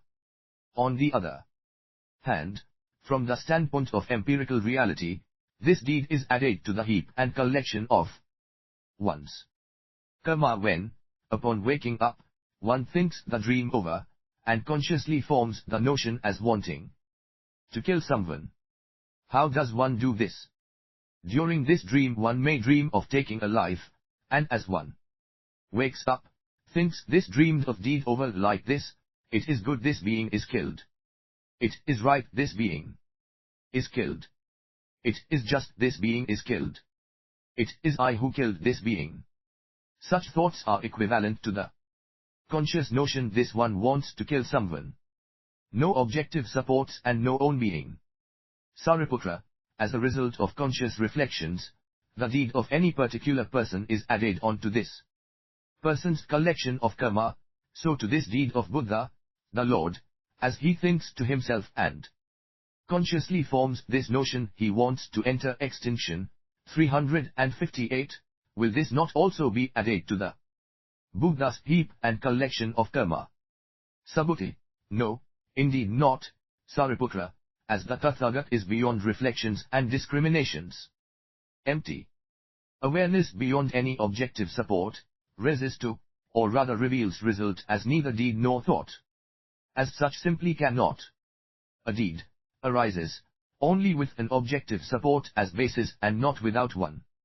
Even if such is merely assumed, as in the dream where, say, one kills another, and upon waking, carries on as if having actually killed. This result of false view, raises or reveals the assumption to reality, even though a mirage, a phantom spectre now in both this objective reality, as well as the dream war. This type of thinking arises with only a, personally, untested presumption for its objective support, not without one, and sadly in most cases, habitually left beneath any discursive perusal. As intellectual acts can only refer to the mass such as are seen, heard, felt, or known, in this unchecked thinking all results necessarily do miss the mark, and are inaccurately assumed as fact and truth, and thusly projected out onto the myriad worlds as such, without giving an objective support as such to such as is here being done in this instant, in regards to some objects intellectual acts take on defilement or obscuration quite naturally as just seen, while, with regards to others, these don purification through revelations of non-objective, non-productive contemplation as pure awareness beyond any basis. Acts of will and deeds only arise with objective support, not without. Suchness thus comes to reveal itself, of itself, and so neither adds to nor takes away from any the mass whatsoever. Your heap and collection of karma, Sariputra, only reveals its true nature of itself, as well. Sariputra, as the Lord describes objective supports as isolated, without an inherent relation to a subject, how can an act of will arise only with objective support, and not without? Subhuti, an act of will is raised only with an objective support, and not without, in the sense one treats an actually non-existent objective support as a sign, as an objective supper ought. In fact, also the act of will is isolated, and also the sign. And so are karma formations which are conditioned by ignorance, and so all the links of conditioned co-production, up to decay and death conditioned by birth, and vice versa. Even so objective supports are isolated. The act of will is isolated from the sign, which seems to cause it, and it arises only in reference to the conventional expressions current in the world. Sariputra, as in one's dream a bodhisattva gives a gift, and dedicates it to full enlightenment, can this gift effectively called dedicated? 359, PDF provided by Metropa College in Portland, Oregon, for the 8,000 verse Prajnaparamita Sutra, Bjyat Impong. Pa. Transmission and teaching from Kyabje Lama Zopa Rinpoche, August 12 to 13, 2018. www.metropa.org. Subhuti, we are face to face with Maitreya, the Bodhisattva, the Great Being. The Tathagat has predicted his supreme enlightenment. He is a direct eyewitness of this matter, he can dispose of this matter. Sariputra, Maitreya, Subhuti the elder has said, here is Maitreya, the Bodhisattva, the Great Being. He can dispose of this matter. Dispose of this matter, Venerable Ajita.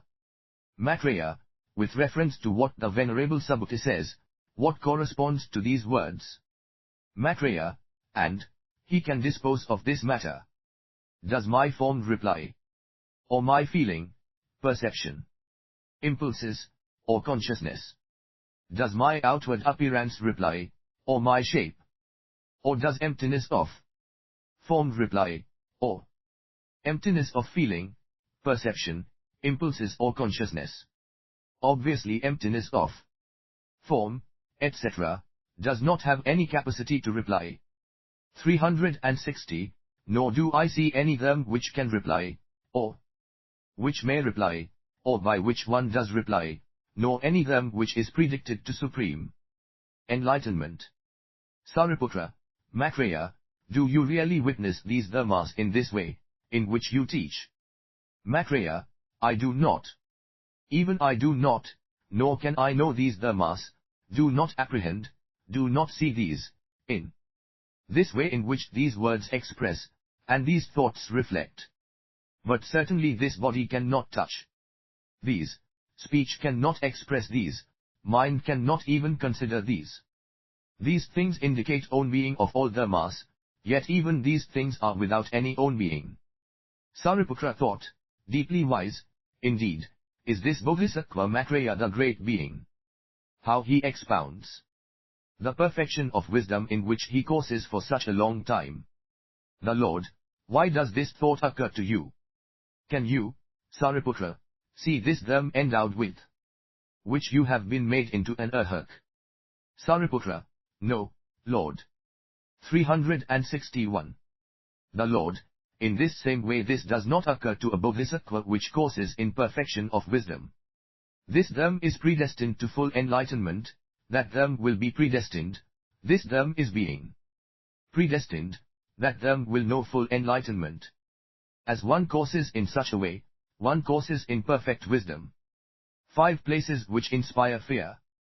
Coursing thus, here is no fear. Impregnated with this strength which is gained, in these coursings in baselessness, this enables persistence in any endeavors to think such as, this is not a condition, such as not to reveal enlightenment. Coursing thus, one courses unto perfect wisdom. This being as it is, a bodhisattva is not afraid as when arriving in a wilderness infested with wild beasts. Here is laid bare one's honor to renounce everything, to benefit all beings. Reacting with thoughts such as these wild beasts may devour this fleshly thing, just this must be freely given. Perfection of giving as this becomes perfect selflessness and of its direction turns all the more toward full realization. Coming to have revealed perfect luminosity, steps are taken in one's Buddha field such as are seen no animals, as these are not regarded as animals at all, and none have any concept of these as such, but rather simply as beings living on divine food. As well, a bodhisattva is not afraid when finding one's self in a wilderness infested by robbers. As bodhisattva find pleasure in this wholesome practice of renouncing anything such as belongings and whatever, a bodhisattva exudes non-attachment to even this body, having freely renounced all of which is necessary to life. Reacting to danger with a thought such as 362, as these beings need everything necessary to life, just this must be life's gift. As someone needs this life, here is felt no ill will, anger or fury on Aku. Empty of this. Against these no offensive action is taken, either by body, voice or mind. Life here is ever an occasion to bring these perfections of generosity, discipline, and patience to PDF provided by Metropa College in Portland, Oregon, for the 8,000 verse Prajnaparamita Sutra, Bujyat Imthong. Pa. Transmission and teaching from Kyabje Lama Zopa Rinpoche, August 12 to 13, 2018. www.metropa.org. More limpid perfection, and clearing any and all obscurities to great perfection.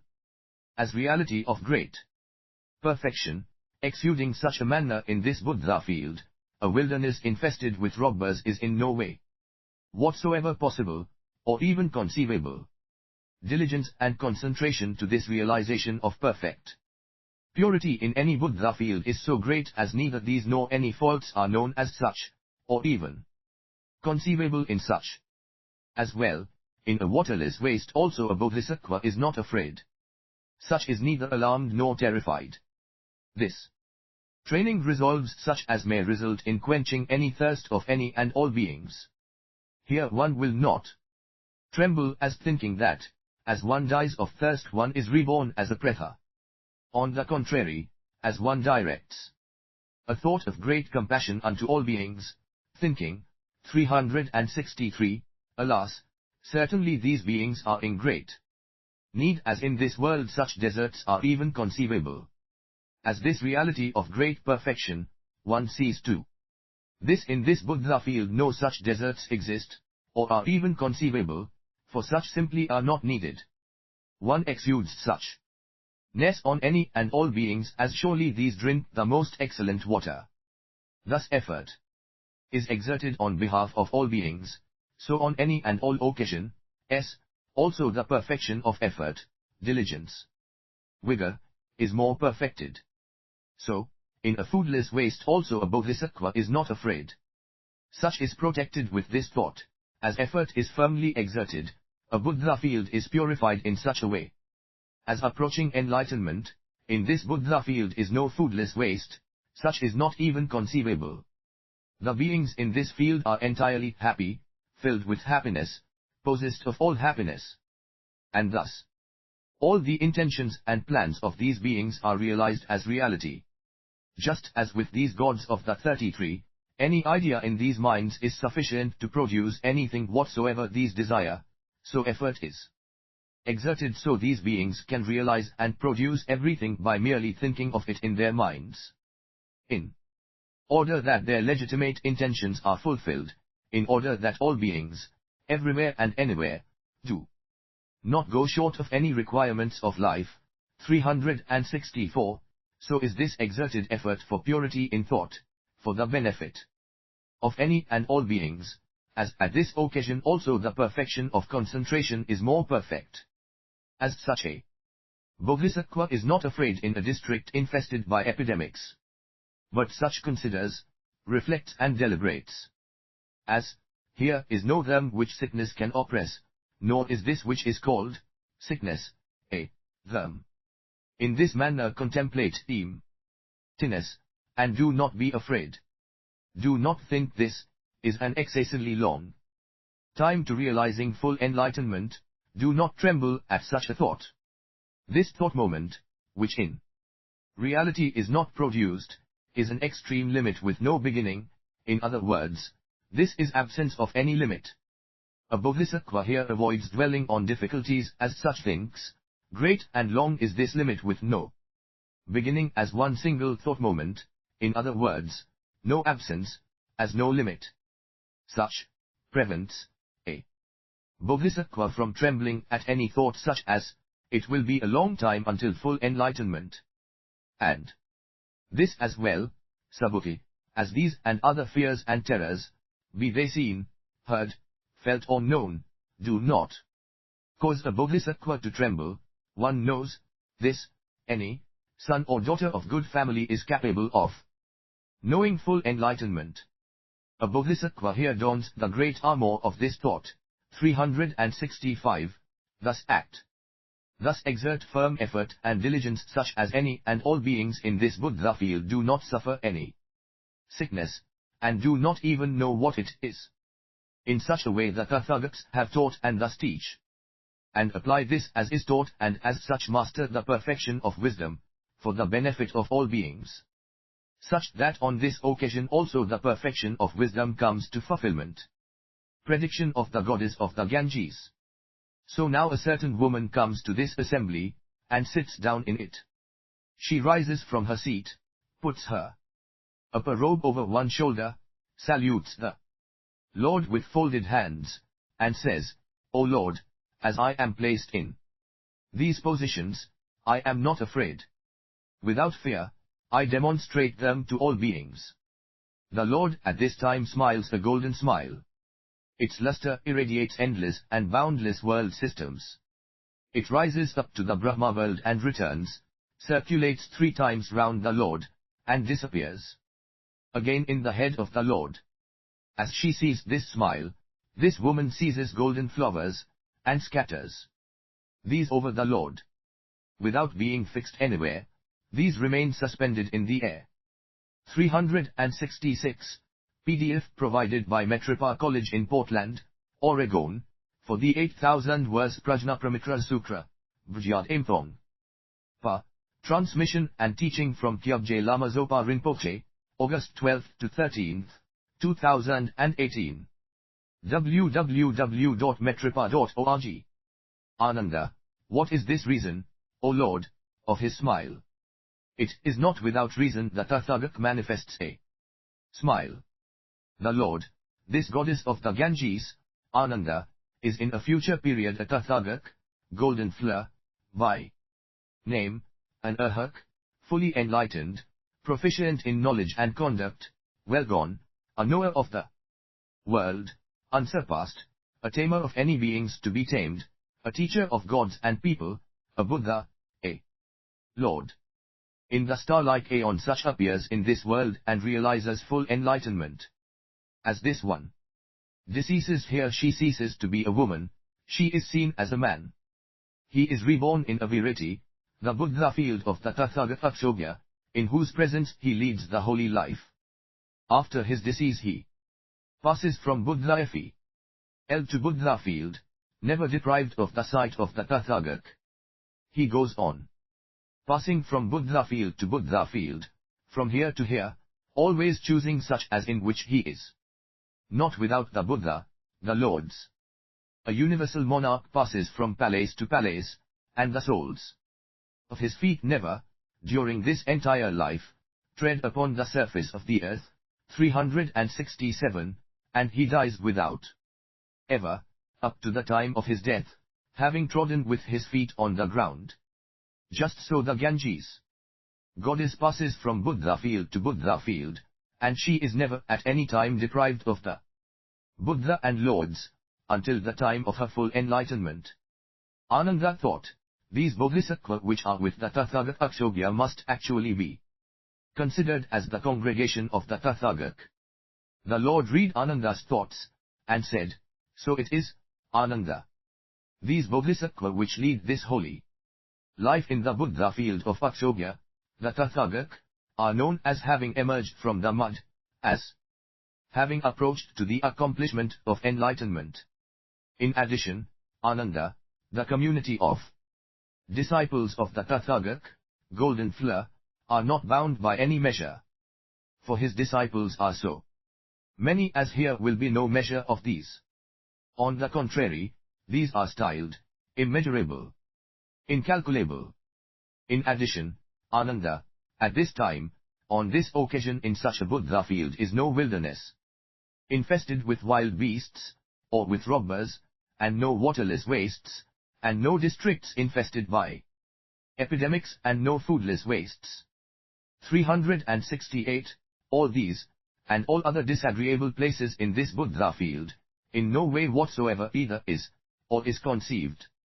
It is quite certain, as the Tathagata, golden flower, realizes full enlightenment, all these kinds of places which inspire fear and terror no longer exists, or is even conceivable. Ananda, who is this Tathagata in whose presence this goddess of the Ganges planted this wholesome root of the first thought of enlightenment, and turned it over to supreme enlightenment? The Lord, this is under the Tathagata Dipankara. And she actually scattered golden flowers over the Tathagata as she requested of him, this prediction to supreme enlightenment. It is as I strewed the 5 lotus flowers over Dipankara, the Tathagata, and acquired the patient acceptance of the mass which fail to be produced. Dipankara predicted this future enlightenment with the words, you, young man, in a future period are a Tathagata, Shakyamuni by name. Here now, as she heard this prediction, this goddess produced a thought to the effect of 369, oh, certainly, as this young man I also like to be predicted to full enlightenment. And in this way, Ananda, in the presence of the Tathagata Dipankara, this goddess planted the wholesome root of the first thought of enlightenment, and turns it over to full enlightenment. Ananda, certainly, as one who makes the necessary preparations, as one who makes the grade this goddess of the Ganges is predicted to full enlightenment. The Lord, so it is, Ananda, as you say. Chapter XX, Discussion of Skill in Means, RBA. Emptiness and Reality Limit. PDF provided by Metripa College in Portland, Oregon, for the 8,000 verse Prajnaparamita Sutra, Bhajyat Imthong. Pa. Transmission and teaching from Kyabje Lama Zopa Rinpoche, August 12 to 13, 2018. www.metripa.org. Subhuti. How does a bodhisattva coursing in perfection of wisdom come to reveal to self, another, and countless beings, these humbled revelations as the non-limitedness of emptiness, or, how does one enter into concentration on emptiness? The Lord, one contemplates form, etc., skandhas, as empty. However, one contemplates this with an undisturbed continuum of thought resulting from non-conceptual awareness thusly, as one contemplates this universal law, form, feeling, perception, impulse and consciousness is empty, one doesn't regard any phenomena, as any thing, phenomena, which as a result of emptiness is any separate entity, because its I is its true nature. So, as one does not, and logically cannot regard any nature as any specific dharmas being any real thing, one cannot realize any reality limit, which is a point where reality, as we know it, comes to an end, because the knowing itself thereof comes to be revealed as this non-limitedness, synonymous with all knowledge, or emptiness. As such, this can be viewed intellectually from many different angles and almost grasped, but still cannot be known and stated experientially in some conventional discursive fashion because, where this comes to be definitively known, is beyond thought, word, and concept, where nothing exists.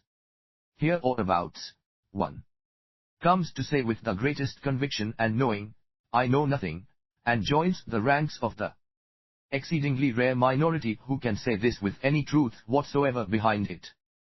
Subhuti, in reference to the Lord saying, a bodhisattva does not realize emptiness, how does a bodhisattva who stands firmly in this continuing practice of this concentration on emptiness not realize emptiness? The Lord, a bodhisattva contemplates emptiness which yields its inherency of the naturalness of all modes, of the six perfections. Yet, one does not contemplate this, I shall realize, or, I should realize. But one contemplates this is time for complete discomfiture, and not realization. 371, so, without losing oneself in this concentration, one ties one's thought to any objective support, for one's compassion, and determines to yield oneself to the infinitely apparent perfect wisdom, which is essentially skill in means, and one determines within this, one will not realize emptiness, as its realization is not any final goal. Yet the bodhisattva does not lose any dharmas which act as the 37 wings of enlightenment.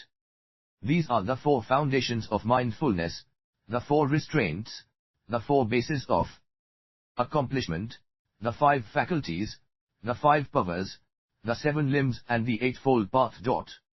One does not affect the extinction of outflows, which prevent renewed rebirths, yet one achieves no limitations. As a bodhisattva dwells in concentration as emptiness, which is one of the doors to deliverance, one also dwells in concentration on signlessness, but without realizing the signless.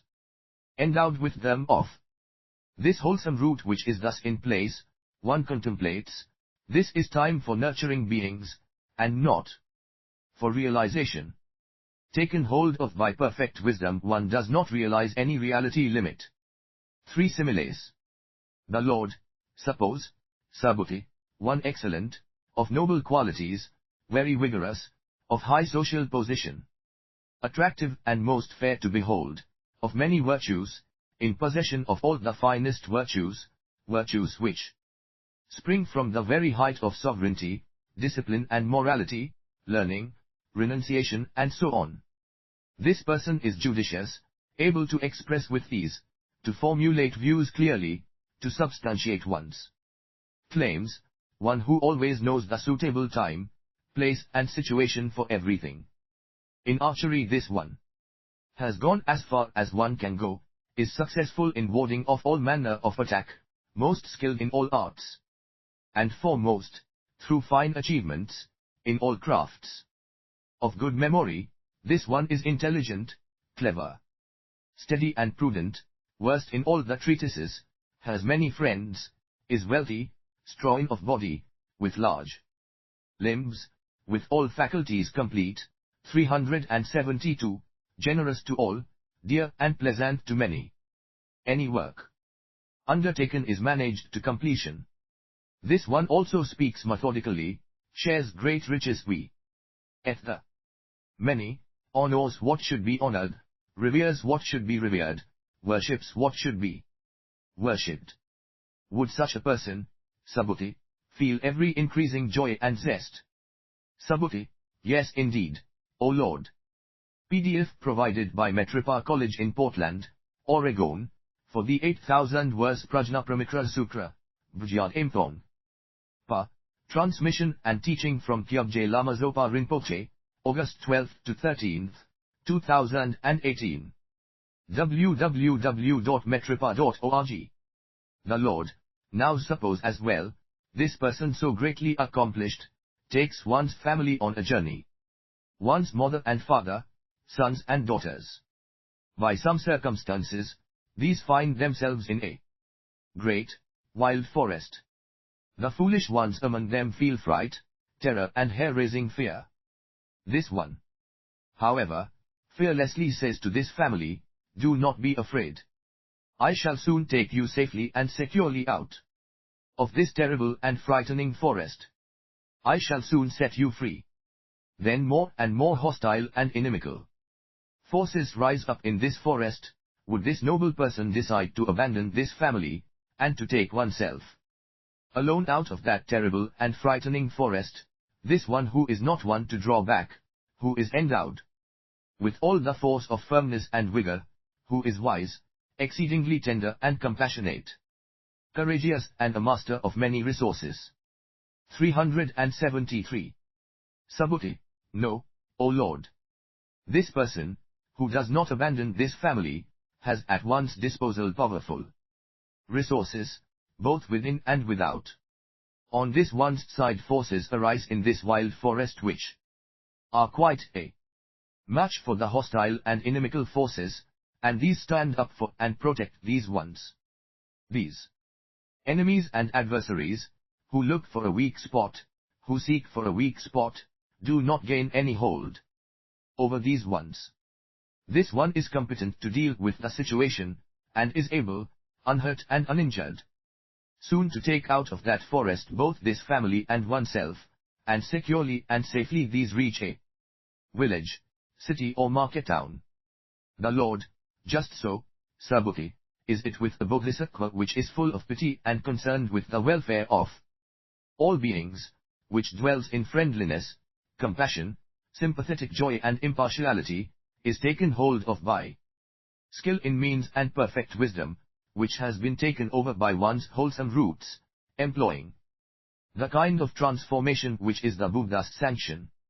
Although one enters into this concentration, which proffers just these doors to deliverance, being concentrated contemplation on emptiness, signlessness and wishlessness, this one nevertheless just does not realize any reality limit, such as one has a tendency toward on levels of Sravaka disciple, or on these of a Pratyeka Buddha.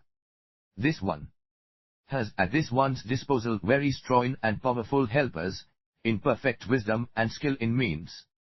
Since this one does not abandon all beings, this one is thus able to have revealed full enlightenment, safely and securely. At such a time as a Bodhisattva makes all beings an object for one's thought of friend lines.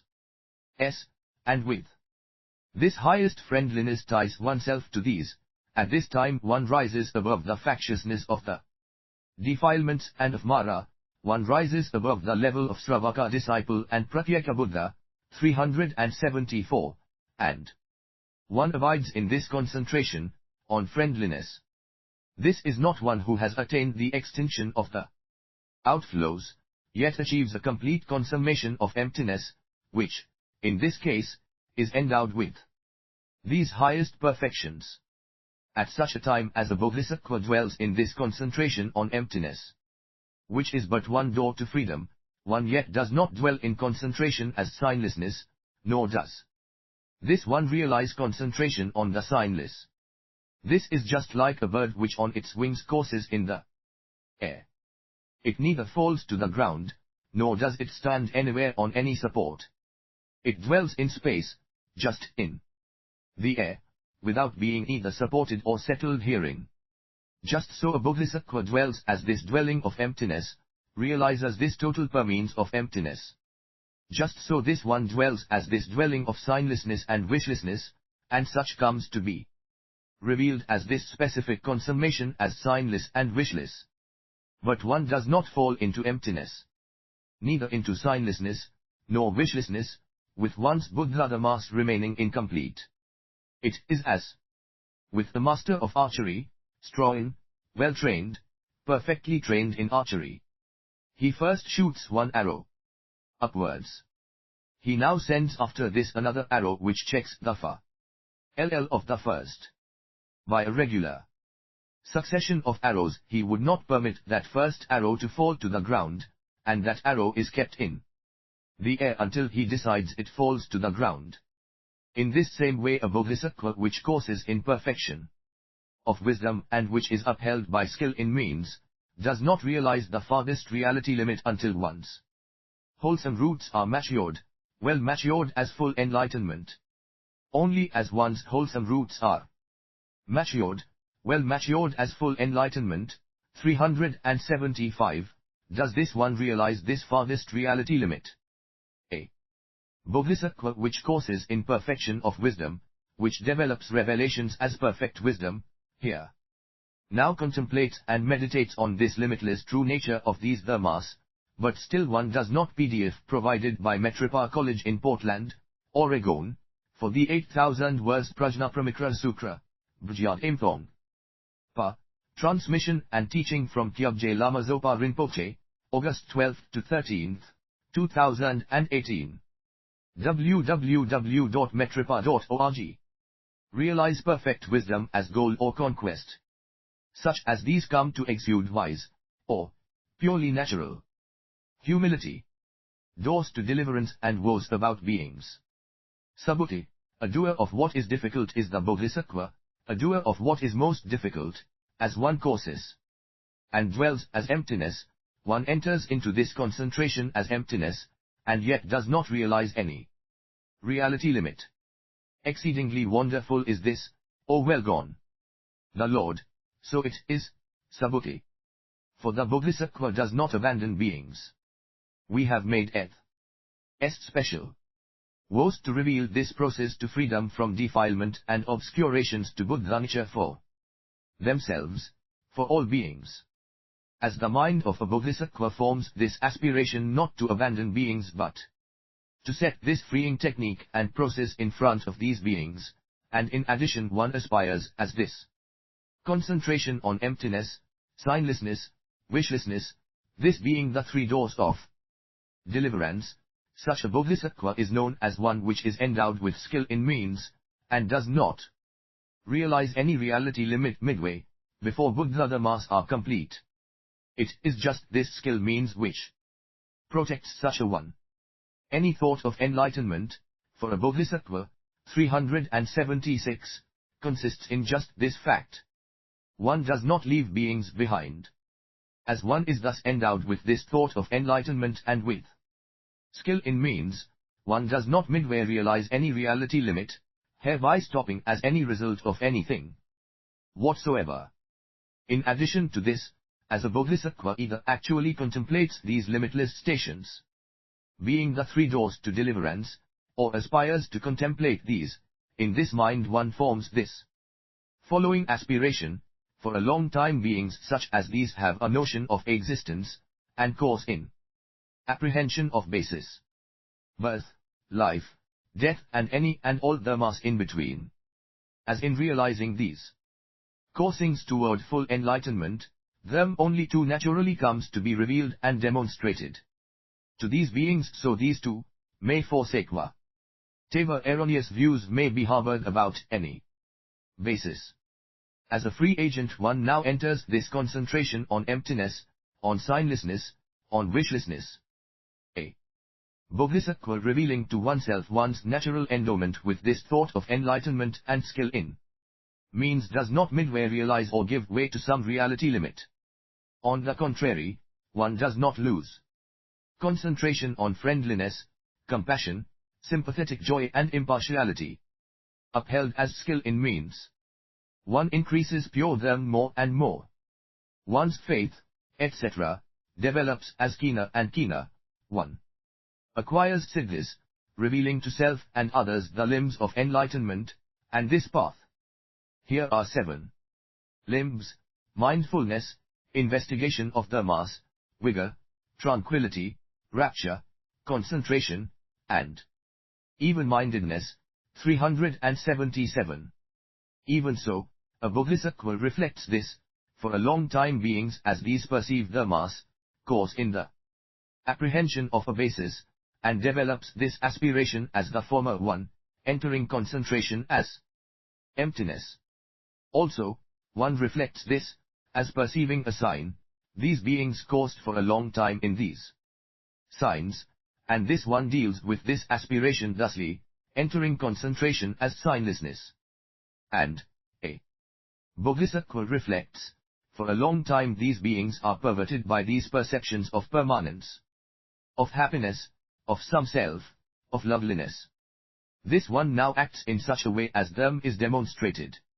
So these may forsake these perverted views of any perception of permanence, of happiness, of self, of loveliness, and in order that these may learn this, impermanent is all this, not permanent, ill is all this, not happiness, without self is all this, not with the self, repulsive is all this, not lovely. Endowed with this thought of perfection of wisdom, 378, and with the previously described skill in means, here and now taken hold of by perfect wisdom, one does not realize any reality limit midway. Before all one's Buddha dharma are complete, one dwells thus, and one enters on concentration as wishlessness, but one does not lose one's concentration as friendliness, etc. Upheld by skill in means, one increases more and more one's pure dharmas, faith, persistence, mindfulness, concentration, discernment, as the 5 faculties, develop as keener and keener, and one acquires siddhis, the limbs of enlightenment, and the path.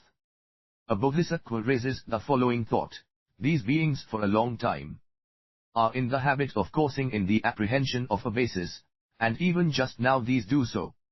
These are PDF provided by Metripa College in Portland, Oregon, for the 8,000 verse Prajnaparamita Sutra, Brijad Imthong. Transmission and teaching from Kyabje Lama Zopa Rinpoche, August 12 to 13, 2018. www.metripa.org. For a long time in the habit of coursing in the perception of signs, in perverted views, in perception of material objects, in perception of unreal objects, in drawing views, and even now these continue to do so. Thusly it why be that these faults in each and every way may cease to be in these, and these faults come to be revealed as inconceivable in them. As a bodhisattva has all beings in mind in such a way, is endowed with this recollection of all beings, with this production of thought, and as skill in means, as one is taken hold of by perfect wisdom and, as endowed with all these qualities, one thus contemplates the true nature of these unfathomable dharmas, through emptiness, or signlessness, or wishlessness, or through these being unaffected, unproduced, without birth. 379, without any positivity, it is quite impossible such a bodhisattva, which is endowed with such pure cognition, could either fall into the unaffected, or become intimate with anything belonging to the triple world. This cannot possibly be irreversibility. A bodhisattva is asked by another bodhisattva wanting to win full enlightenment, over which dharmas does one come to consummation of realization? What kind of aspiration does one form in one's mind? Aspirations which enable a bodhisattva to not settle in realization of emptiness, or signlessness, or wishlessness, or unaffectedness, or non-production, or non-positivity, but to go on developing. Perfection of wisdom. As the answering Bodhisattva answers, just emptiness is attended to, just signlessness, just wishlessness, just unaffectedness, just non-production, just no birth, just non-positivity, and does not make manifest this produce. Shun of the thought of the non-abandonment of all beings, or not manifest or indicate skill in means. In this answer, one can know this Bodhisattva is not in irreversibility predicted to full enlightenment by the Tathagats previously. This one does not indicate this special dharma of an irreversible Bodhisattva, i.e. the non-abandonment of all beings, does not make much of this, does not make this manifest, does not wisely know this, does not include this in one's answer, and does not induce others to enter into this stage of skill in means, which is the true stage of an irreversible Bodhisattva. 380. Subhuti, and how can a Bodhisattva, in regard to this question, be regarded as irreversible? The Lord, one is known as an irreversible Bodhisattva as, whether one hears this perfection of wisdom or not, one hits upon the correct answer. Subhuti, here are many who course towards enlightenment, but a few only could give the correct answer. The Lord, as few only are these Bodhisattva which are predicted to this irreversible stage on which this cognition is possible. But these who are predestined for it, these give the correct answer. One can be sure that these have planted splendid wholesome roots in the past, and the whole world, with its gods, persons and asuras, cannot possibly and ultimately overwhelm these dream experiences and the mark of irreversibility. So, as a Bodhisattva even dreams and beholds, all dharmas are like a dream, but does not realize this experience, regarding it as final, so too this is known as the irreversible mark of an irreversible Bodhisattva. This is another mark, as even in dreams, neither the level of Sravaka disciple nor Pratyeka Buddha, nor anything which belongs to any triple world, is seen or known as an object of any longing, or appears advantageous. It is another mark, as even in dreams, one sees oneself as a Tathagak, in the middle of an assembly of many hundreds of thousands of niyutas of kotis of persons. 381. Seated in a circular hall with a peaked roof, surrounded by a community of monks, revered by the community of Bodhisattva, demonstrating them. It is another mark, as, even in dreams, one rises into the air and demonstrates them to beings, as one perceives the halo round the Buddha, one conjures up monks who go into different directions to fulfill the functions of Buddha on other world systems and demonstrate them here. Even as one dreams, one has such perceptions. PDF provided by Metripa College in Portland, Oregon, for the 8,000 verse Prajnaparamita Sutra, Bhajyat Imthong. Pa. Transmission and teaching from Kyabje Lama Zopa Rinpoche, August 12 to 13, 2018. www.metripa.org. It is another mark as one dreams and remains unafraid when a village, town, city, or kingdom is sacked, or sees a huge conflagration spreading, or sees wild beasts or other offensive animals, or one's head is about to be cut off, or as one is subjected to other great fears and terrors, and also one sees these fears and terrors to which other beings are subjected. In no case do fear and terror arise in one such as this, and one remains unafraid. And immediately as one awakes from this dream, reflects how, like a dream is all this which belongs to any triple world. And in this sense should I demonstrate the mass, as one which demonstrates them correctly. It is again another mark of irreversibility as a Bodhisattva, on seeing in dreams. 382, the beings which are in these hells, reflects, thus as in this Buddha field are no states of woe at all. This also is known as a mark of an irreversible Bodhisattva as never having to be reborn in such states of woe. And how does one know here are no states of woe in a Buddha field of any particular bodhisattva? As a bodhisattva, on seeing in dreams the beings reborn in the hells, as animals, or as pretas, sets up mindfulness and a Buddha field without such states of woe, this is known as the mark which shows one can never again need to be reborn in the states of woe. Also, a bodhisattva may dream a prophetic dream to the effect that a town or village is on fire, and as one wakes up considers thusly, the attributes, tokens and signs in these dreams, are the attributes, tokens and signs which an irreversible bodhisattva bears in mind. This truth, as of utterance of this truth, let this town fire or village fire, which is taking place here, be appeased, cooled, extinguished. Ed. As the fire is extinguished, one can know. 383. This bodhisattva is predicted to full enlightenment by Tathagats in this past, as it is not extinguished, one should know this is not so predicted. Again Subhuti, if instead of being appeased, this conflagration passes beyond all bounds and spreads from house to house, from road to road, one should know this bodhisattva has in some past collected karma consisting in refusal of them, conducive to weakness in wisdom, or specific abilities to maintain a state of naturalness. From this refusal and conductivity results karma which led to this experience in this present life, i.e. to this distress at being unable to control this fire, which is just a result of karma left over from refusal of them. For, as is known, a bodhisattva's past lives condition the absence or presence of the mark of irreversibility later on. A bodhisattva which succeeds in controlling this fire is, on this other hand, born in mind as irreversible. Irreversibility and the magical power of veracity, and now Subhuti, are demonstrated attributes, tokens and signs by which an irreversible bodhisattva is born in mind. Listen well and attentively to this teaching. Subhuti, so be it, O Lord, speak on. The Lord, as a person, man or woman, boy or girl, is seized or possessed by a ghost, a bodhisattva, which comes across one such as this, performs this act of truth, and says, as it is true by Tathagats of this past, 384.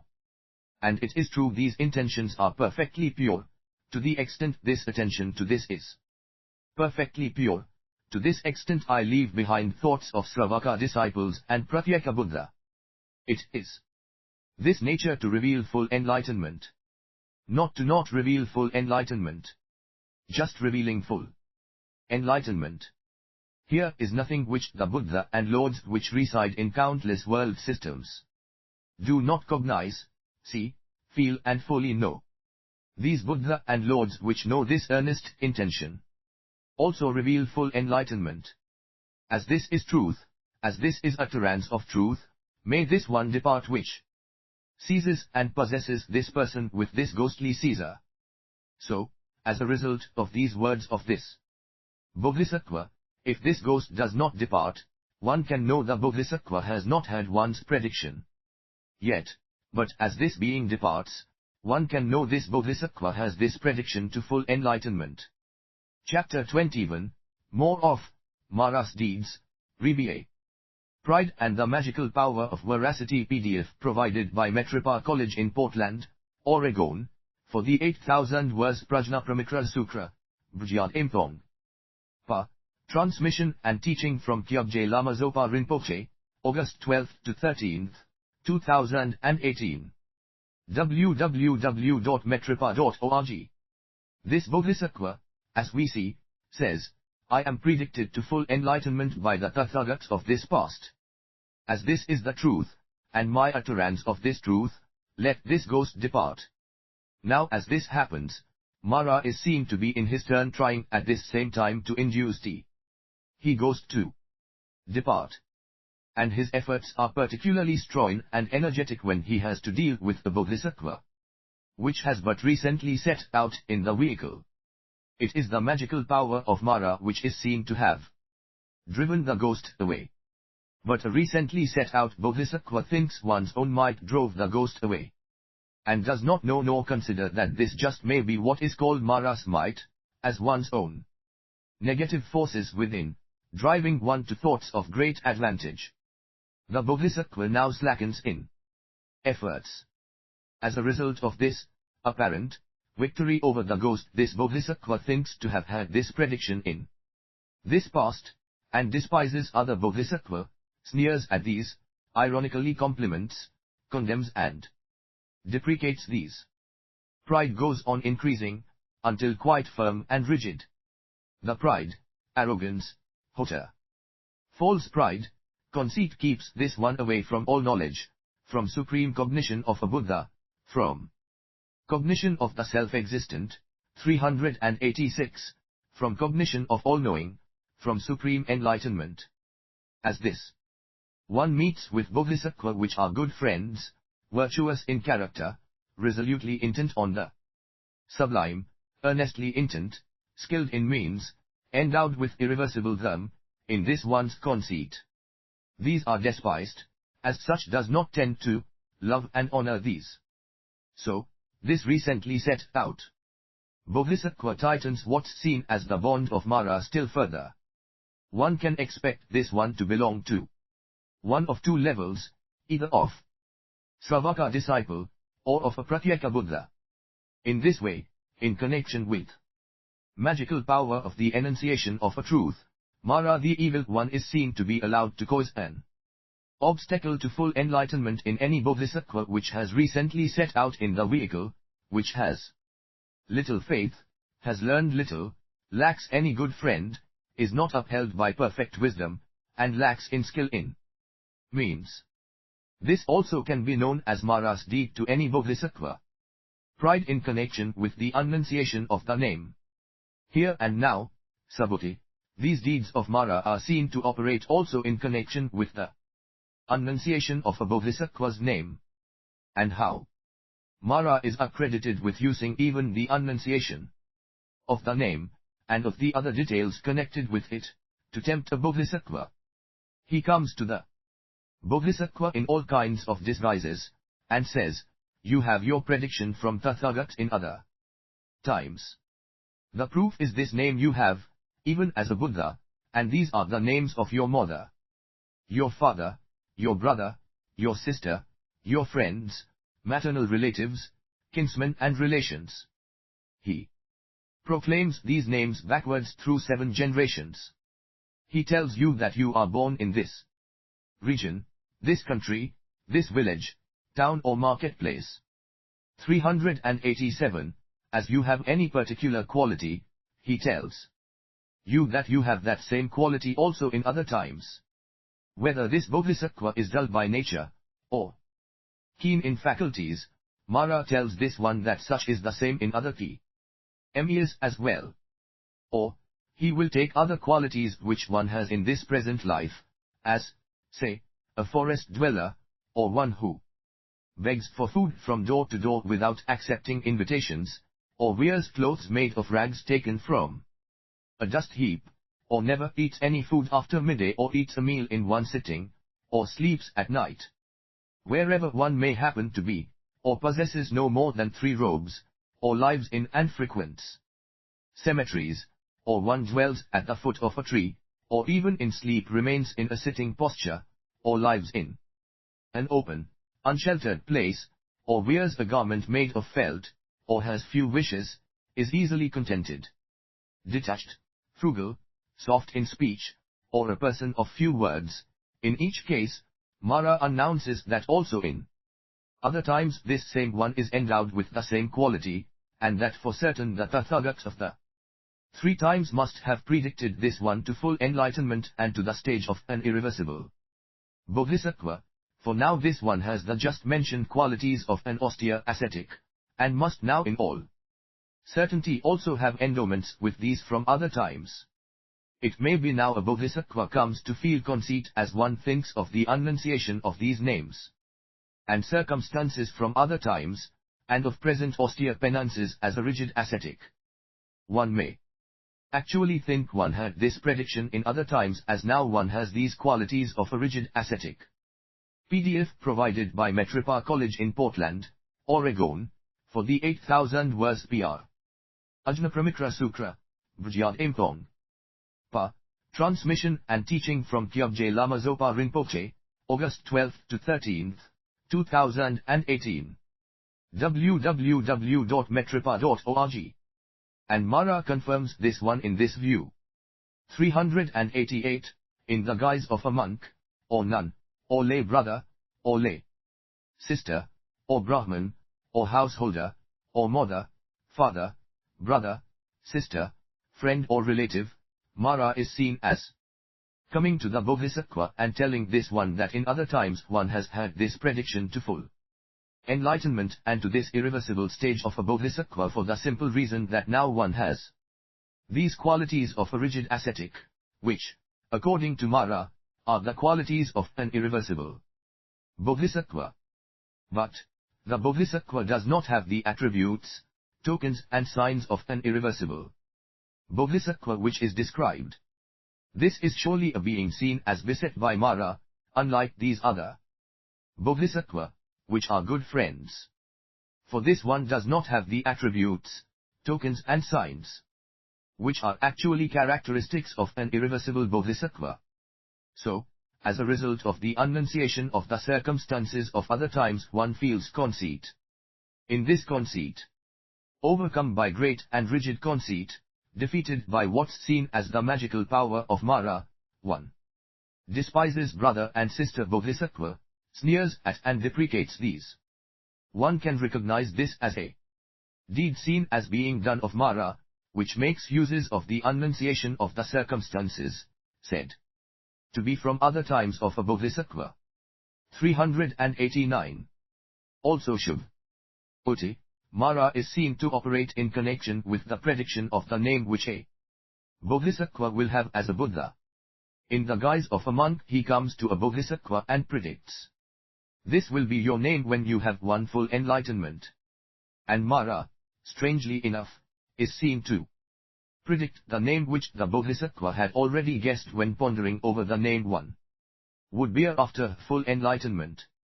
If the Bodhisattva is weak in wisdom, which is pure and natural, sensibilities more or less refined, and without skill in means, this one reflects that, strangely enough, the name which that monk has mentioned is the same guessed by oneself.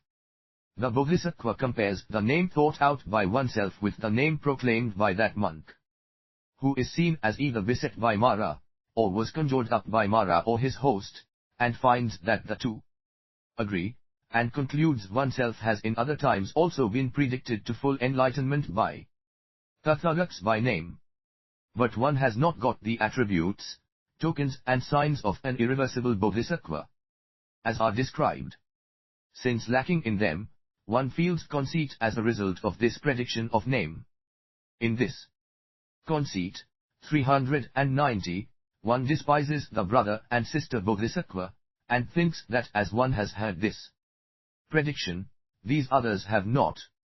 This pride, arrogance and conceit which makes one despise these other Bodhisattva keeps one far away from all knowledge and the cognition of a Buddha. Not upheld by perfect wisdom, lacking in skill in means and the good friend, taken hold of by the bad friend, one would, we must expect, belong to one of two other levels, that of a Sravaka disciple, or that of a Pratyeka Buddha. Now, even if after one has spent a long time, a good long time in erring about and in wandering about, in birth and death, one would again come to want to know full enlightenment by resorting to just this perfection of wisdom, and if one were to go to these good friends and regularly approach them, and if in one's newfound outlook on life one would, first of all, censure former ideas, vomit them up, abhor them, throw them back, see their error, even then it is still difficult for this one to realize Buddha nature. So serious is the offense of conceitedness, for it is a result of pandering to the self-aggrandizing and deluded needs of one's self for immediate gratification. Among the monks who belong to the vehicle or level of the Sravaka disciples, 4 unforgivable offenses are so serious that, as someone has been guilty of one of them, that one ceases to be a monk, a Shramana, a son or daughter of the Shakya. More serious than those 4 unforgivable offenses is the production of a proud thought, when, on the occasion of the prediction of one's name, a Bodhisattva has despised other Bodhisattva, and produced a thought which is very unwholesome, which is more serious than the 4 unforgivable offenses. Not only this, but it is more serious even than the 5 deadly sins, this production of thought connected with pride, 391, produced on the occasion when a Bodhisattva's future name, as a Buddha, is announced. That thought is more serious than the 5 deadly sins. In this way, even through the mere annunciation of a Bodhisattva's name, very subtle PDF provided by Metripa College in Portland, Oregon, for the 8,000 verse Prajnaparamita Sutra, Bhujyat Imthong. Pa.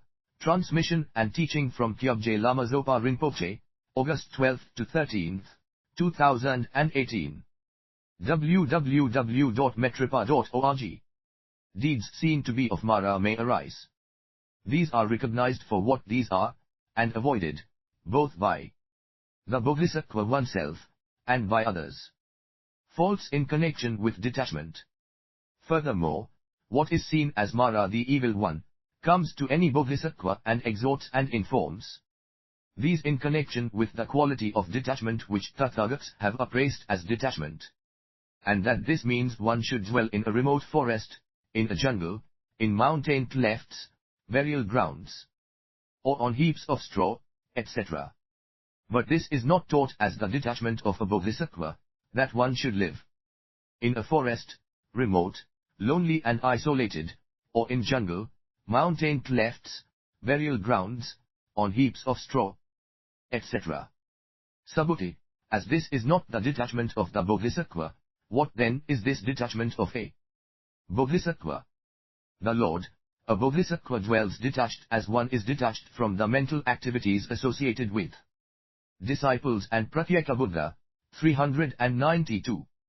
As one is taken hold of by perfection of wisdom and skill in means, and as one dwells in the dwelling of friendliness and of great compassion towards all beings, one dwells detached even as one dwells in the neighborhood or village.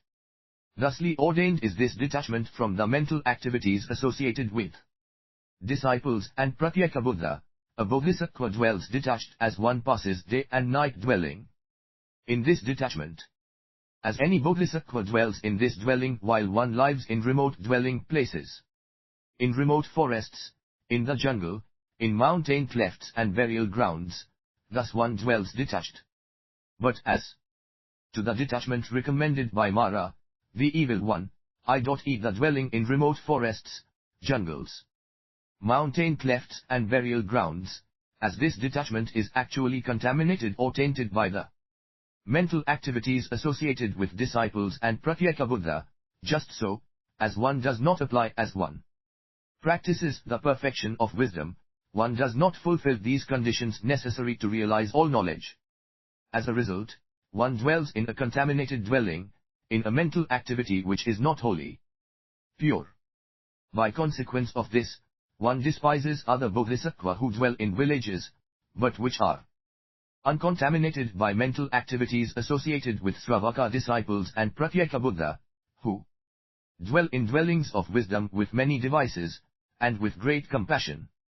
As one's deeds of body, voice and mind are not quite pure, one is a dweller in contamination, not a dweller in detachment, although one may dwell in the remote forest.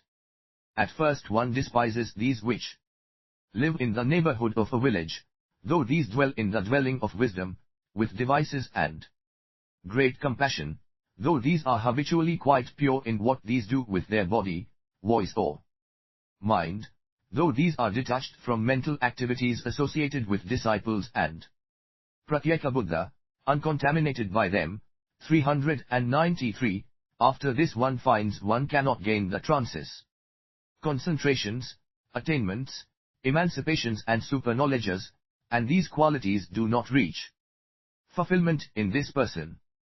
The reason for this is that this one is without skill in means. Even though a bodhisattva may dwell in deserted forests hundreds of miles wide, with no other company than beasts of prey, antelopes, flocks of birds, uninfested even by the smaller wild animals, by yaks and rakshasas, and untroubled by the fear of robbers, and even though one may settle here for 1 year, or for 100 years, or even for hundreds of thousands of niyutas of kotis of years, or for more than that, if one does not know this detachment as explained, and through which detachment and explanation a bodhisattva dwells as one who has set out with earnest intentions, who has achieved earnest intentions, even now one completely devoted to life in the remote forests fails to gladden the heart of hearts, as one does not know this detachment, as one is without ski. In means. As one leans on this detachment, clings to it, is bent on it, indulges in it. For the detachment of any bodhisattva which is described does not appear in this one's detachment, but from a place high up in the air Mara can be seen as saying to the dweller in the remote forest that this dweller does well. That PDF provided by Metropa College in Portland, Oregon, for the 8,000 words Prajnaparamita Sutra, Bujyad Imthong. Pa. Transmission and teaching from Kyabje Lama Zopa Rinpoche, August 12 to 13, 2018. www.metropa.org. One's detachment is the one which Tathagats have described, and one can go on dwelling in just this detachment, and in consequence of it one quickly realizes full enlightenment. 394. As one leaves this isolated place in the forest, and comes back to a village, one despises bodhisattva. Here, monks who are well behaved, chaste, lovely in character, uncontaminated by mental activities, associated with Sravakas, disciples and Pratyeka Buddha, and living their lives quite pure in body, voice and mind. This one tells these they surely do not dwell in a detached dwelling, but in a contaminated and crowded one. Any bodhisattva here, who dwell in a detached dwelling, this one warns against contaminated and crowded dwellings, tries to commit them to a detached dwelling, as this one conceives it. One such as this also attempts to make claims, and demanding their respect for one's own isolated residence, is proud, and tells these, superhuman beings have exhorted me, superhuman beings have come to inform me. This isolated place in the forest is the dwelling in which I dwell. What dweller in a village has ever been exhorted and informed by superhuman beings?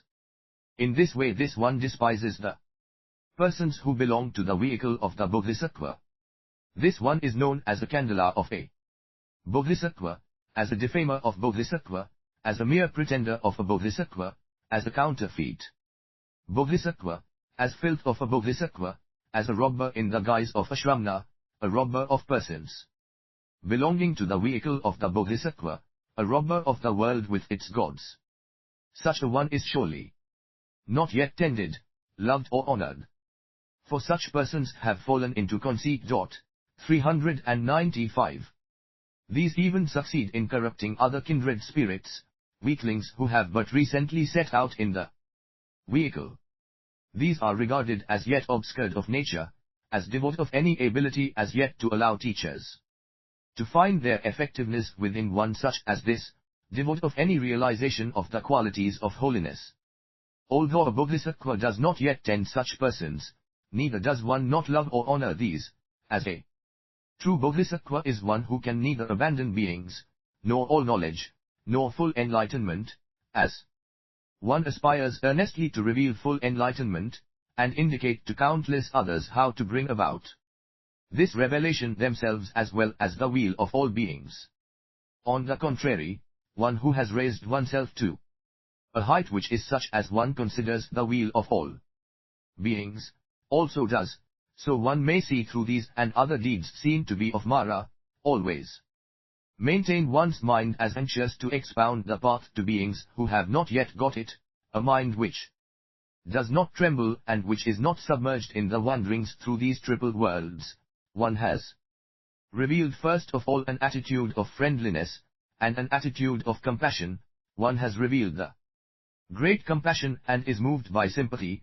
One has thoughts of joy and in sympathy with the beings who progress, whether or not such is obvious, and one is impartial, for the true nature of the mass is such as it cannot be apprehended. With all this in mind, one forms the resolution, thus in any time any and all the faults seem to be of Mara's deeds are in no way whatsoever either conceived, or produced, or appearing as produced, these at once pass away again. Thus train oneself. This is also known as the Bodhisattva's courageous advance towards one's own higher knowledge. So much for this which a Bodhisattva knows about Mara's deeds in connection with the quality of detachment. Chapter 22, The Good Friends, Rebbe. The Good Friends. A Bodhisattva which sets out with earnest intention from the very beginning tends, loves and honors good friends. Subhuti, who are these good friends of a Bodhisattva? PDF provided by Metripa College in Portland, Oregon, for the 8,000 verse Prajnaparamita Sutra, Bhajyad Imto. NG. Pa. Transmission and teaching from Kyabje Lama Zopa Rinpoche, August 12 to 13, 2018.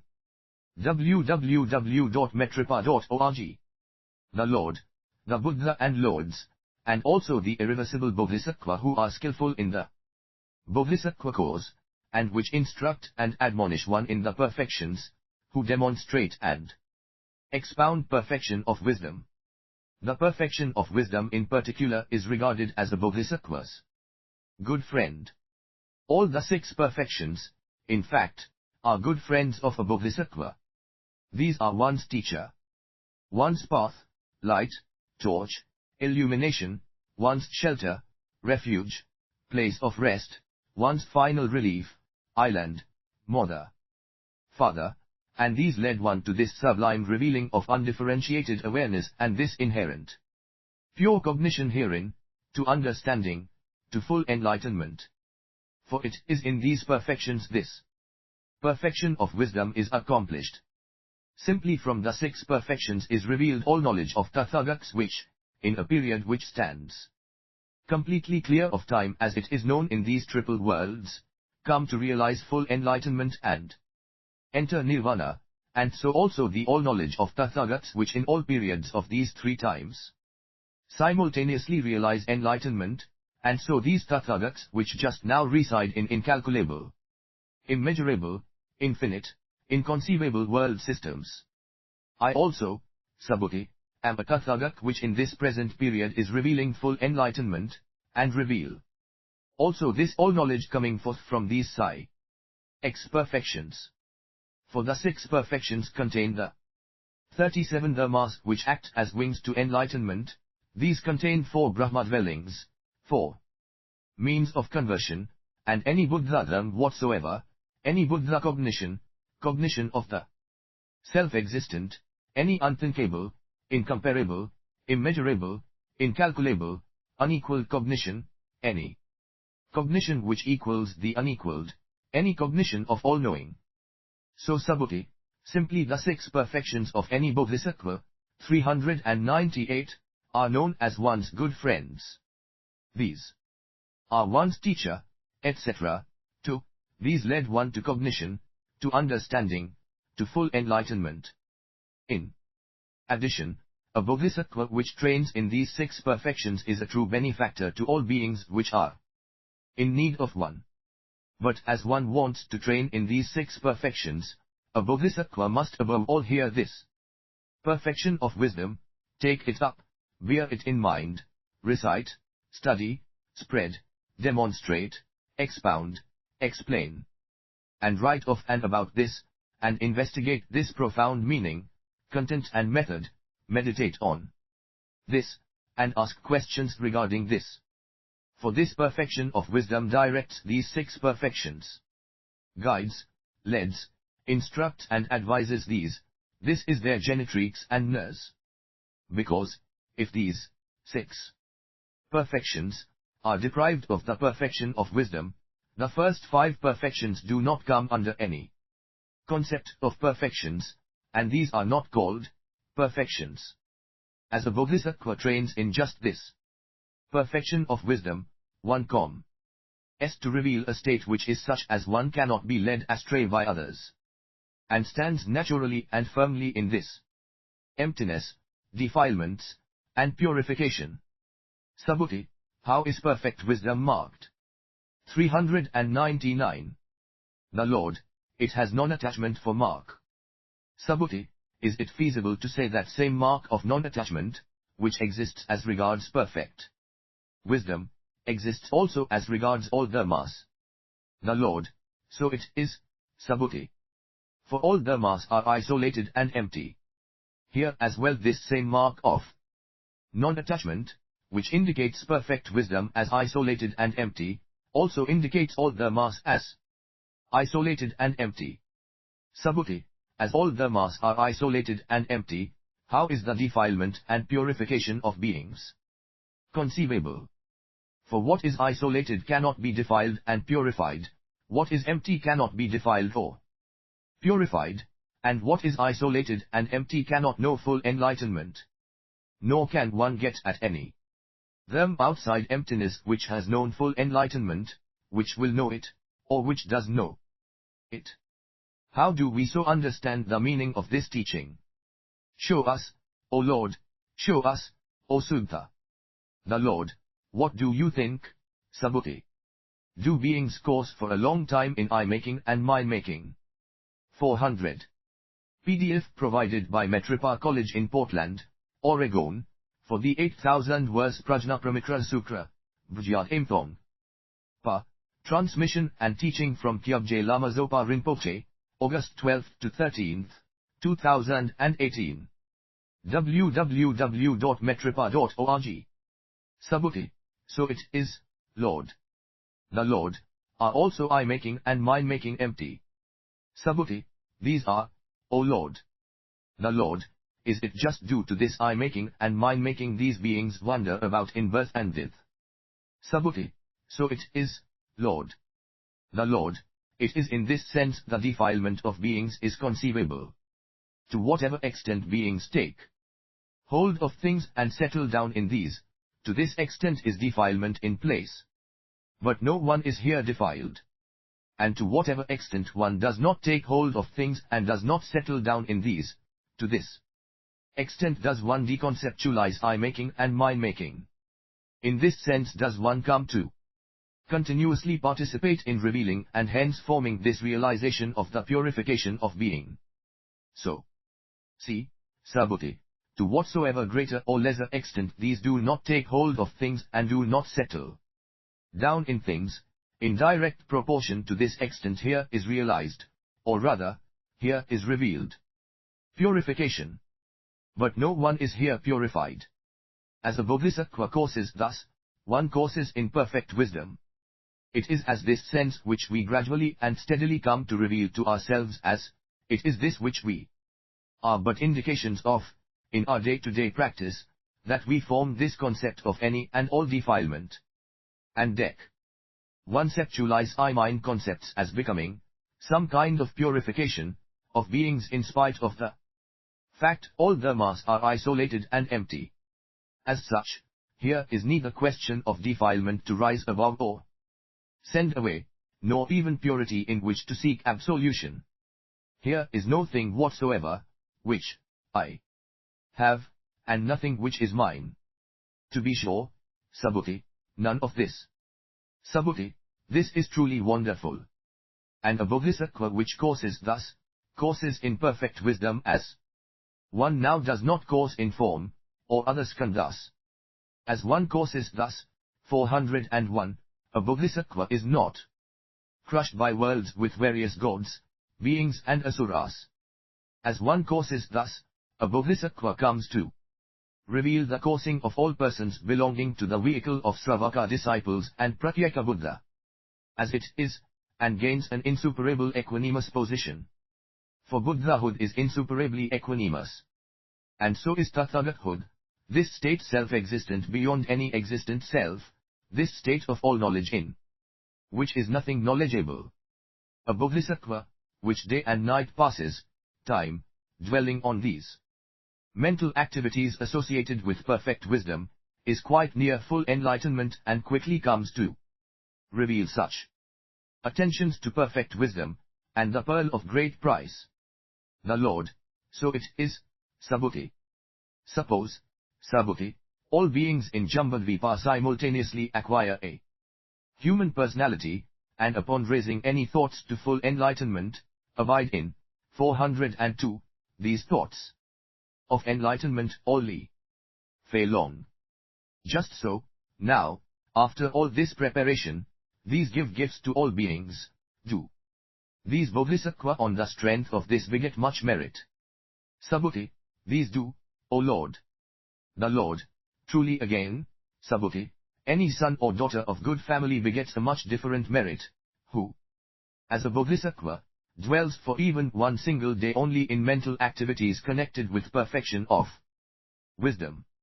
For, as one goes on dwelling day and night in these mental activities, one is more and more worthy of the bestowal of sacrificial gifts to any and all beings.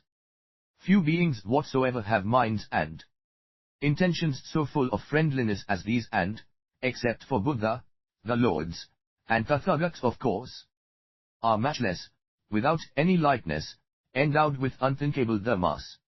So, how do these sons or daughters of good family at first aspire to such merit? Such ones are endowed with the kind of wise, or exceedingly natural, insight which allows one to view any and all beings as on their way to being slaughtered. This being as it is, great compassion on all occasion take hold of such as these. 403, we survey countless beings with this heavenly eye, and what we see fills us with great agitation. So many beings carry this burden of karma which lead to PDF provided by Metripa College in Portland, Oregon, for the 8,000 verse Prajnaparamita Sutra, Bhajyat Imthong. Pa. Transmission and teaching from Kyabje Lama Zopa Rinpoche, August 12 to 13, 2018. www.metripa.org. Immediate retribute. Ion inhales. Others acquire unfortunate rebirths, which keeps these away from the Buddha and their own revelations of Buddha nature, and these teachings. Still others are doomed to be killed, or are enveloped in a net of false views, or fail to find this path, while again others which gain fortunate rebirths lose it again, and yet again. So, one attends to these with the thought, I shall become a savior to all these beings, I seek release for these from all suffering. But one makes neither this, nor anything else, into a sign to which one is partial. This also is this light of a bodhisattva's natural wisdom, this same light by which one cognizes and reveals full enlightenment. Bodhisattva which dwell in these dwellings are worthy of the gifts from the worlds which these inhabit, and do not turn back upon recognition of full enlightenment. These purify gifts and offerings of any and all which accord to these the requisites of life, when their thoughts are well directed toward perfect wisdom, as these are near to all knowledge. So here a bodhisattva dwells in mental work accorded to perfect wisdom, as one does not consume one's alms fruitlessly, as one points out the path to any and all beings. 404, sheds light over a limitless range, is able to set free from birth and death any and all beings who subject themselves to these ones, and apply themselves attentively, and is able to cleanse the organs and faculties of perception and vision of all being. Gs. As one dwells in mental activities directed towards these goals, one brings to mind and maintains mental activities which accord with perfection of wisdom. As one decides to bring these to mind, one's mind works welfare for any and all beings. But as well, one gives no room to other mental activities, such as lack in perfect wisdom. As one so accords, as the mental work, which is essentially loving concern for beings, impels one thusly. One spends days and nights in mental activities which accord with perfection of wisdom. Suppose a man, well versed in jewelry and the different varieties of jewels, newly acquires a very precious gem. This makes him very glad and elated. As he again lost this precious gem, he is most sad and distressed. Constantly and always mental activities associated with this jewel proceed in him, and he regrets being parted from it. He does not forget it, until he either regains this gem, or another one of like quality and kind. Just so a bodhisattva who again loses sight of the precious jewel of perfect wisdom, 405, with a clear perception of this preciousness of perfect wisdom, and convinced one is not definitely parted from it, one does, with the thought not lacking in mental work on perfect wisdom, and which is directed to the state of all knowledge, search about everywhere until one regains this sukra, or gains an equivalent one. All this time this is one which is not lacking in mental activities which accord with recognition of the precious jewel of perfection of wisdom, and such a one is not lacking in mental activities which accord with recognition of this great jewel of all knowledge. Subhuti, but since the Lord teaches all dharmas and all mental activities are lacking in own being, and empty, how can a bodhisattva now be as one not lacking in mental activities which accord with perfect wisdom, or with all knowledge? The Lord, as the mind of a bodhisattva works on this fact that all dharmas are through their own being isolated and empty, and agrees this is so, now such a one is one not lacking in mental activities which accord with perfect wisdom and with all knowledge. As perfect wisdom is empty, such neither increases nor decreases. Emptiness and growth in enlightenment. Subhuti, so, how can a bodhisattva cognize, with no increase in perfect wisdom, full attainment of enlightenment? How can one know full enlightenment? The Lord, in actual fact a bodhisattva which courses in perfect wisdom neither increases or decreases. Just as perfect wisdom is empty, without increase or decrease, just so also a bodhisattva is empty, without increase or decrease. It is this fact, i.e. just as perfect wisdom is empty, 406, without increase PDF provided by Metripa College in Portland, Oregon, for the 8,000 verse Prajnaparamita Sutra, Bhajyad Imthong. Pa. Transmission and teaching from Kyabje Lama Zopa Rinpoche, August 12 to 13, 2018. www.metripa.org. Or decrease, a bodhi sattva arrives at cognition of enlightenment, and thus is full enlightenment revealed. As a bodhisattva is taught, and is not afraid, does not lose heart, this one is known as a bodhisattva who courses in perfect wisdom. Subhuti, does now perfect wisdom course in perfect wisdom? The Lord, no, Subhuti. Subhuti, does emptiness of perfect wisdom course in perfect wisdom? The Lord, no, Subhuti. Subhuti, can one now apprehend outside any emptiness of perfect wisdom, any them which courses in perfect wisdom? The Lord, no, Subhuti. Subhuti, does emptiness course in perfect wisdom? 407. The Lord, no, Subhuti. Subhuti, can one apprehend in emptiness any them which courses in perfect wisdom? The Lord, no, Subhuti.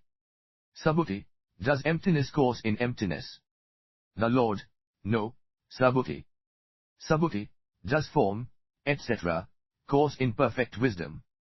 The Lord, no, Subhuti.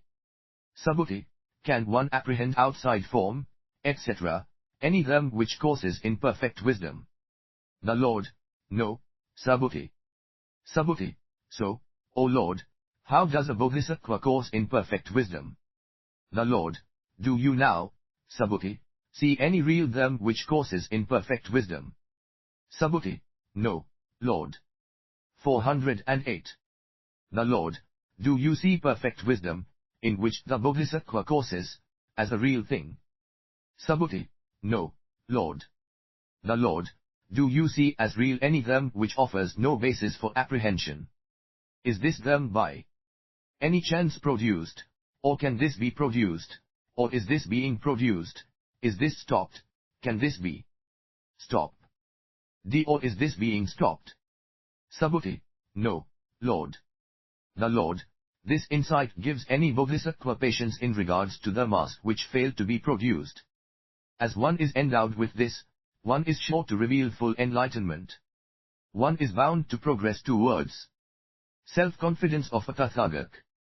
This is quite impossible for a bodhisattva, which courses, strives and struggles in this way, and progresses in this direction, to not reach this supreme cognition of a Buddha.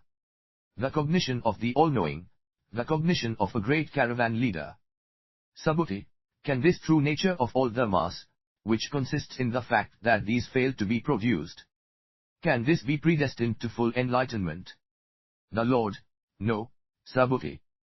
Subhuti, how in this case does the prediction of this them to full enlightenment take place? PDF provided by Metripa College in Portland, Oregon, for the 8,000 verse Prajnaparamita Sutra, Bhujyat Imthong. Pa, transmission and teaching from Kyabje Lama Zopa Rinpoche, August 12 to 13, 2018. www.metripa.org. The Lord, do you see as real this them which has a prediction to full enlightenment? 409. Subhuti, no, Lord.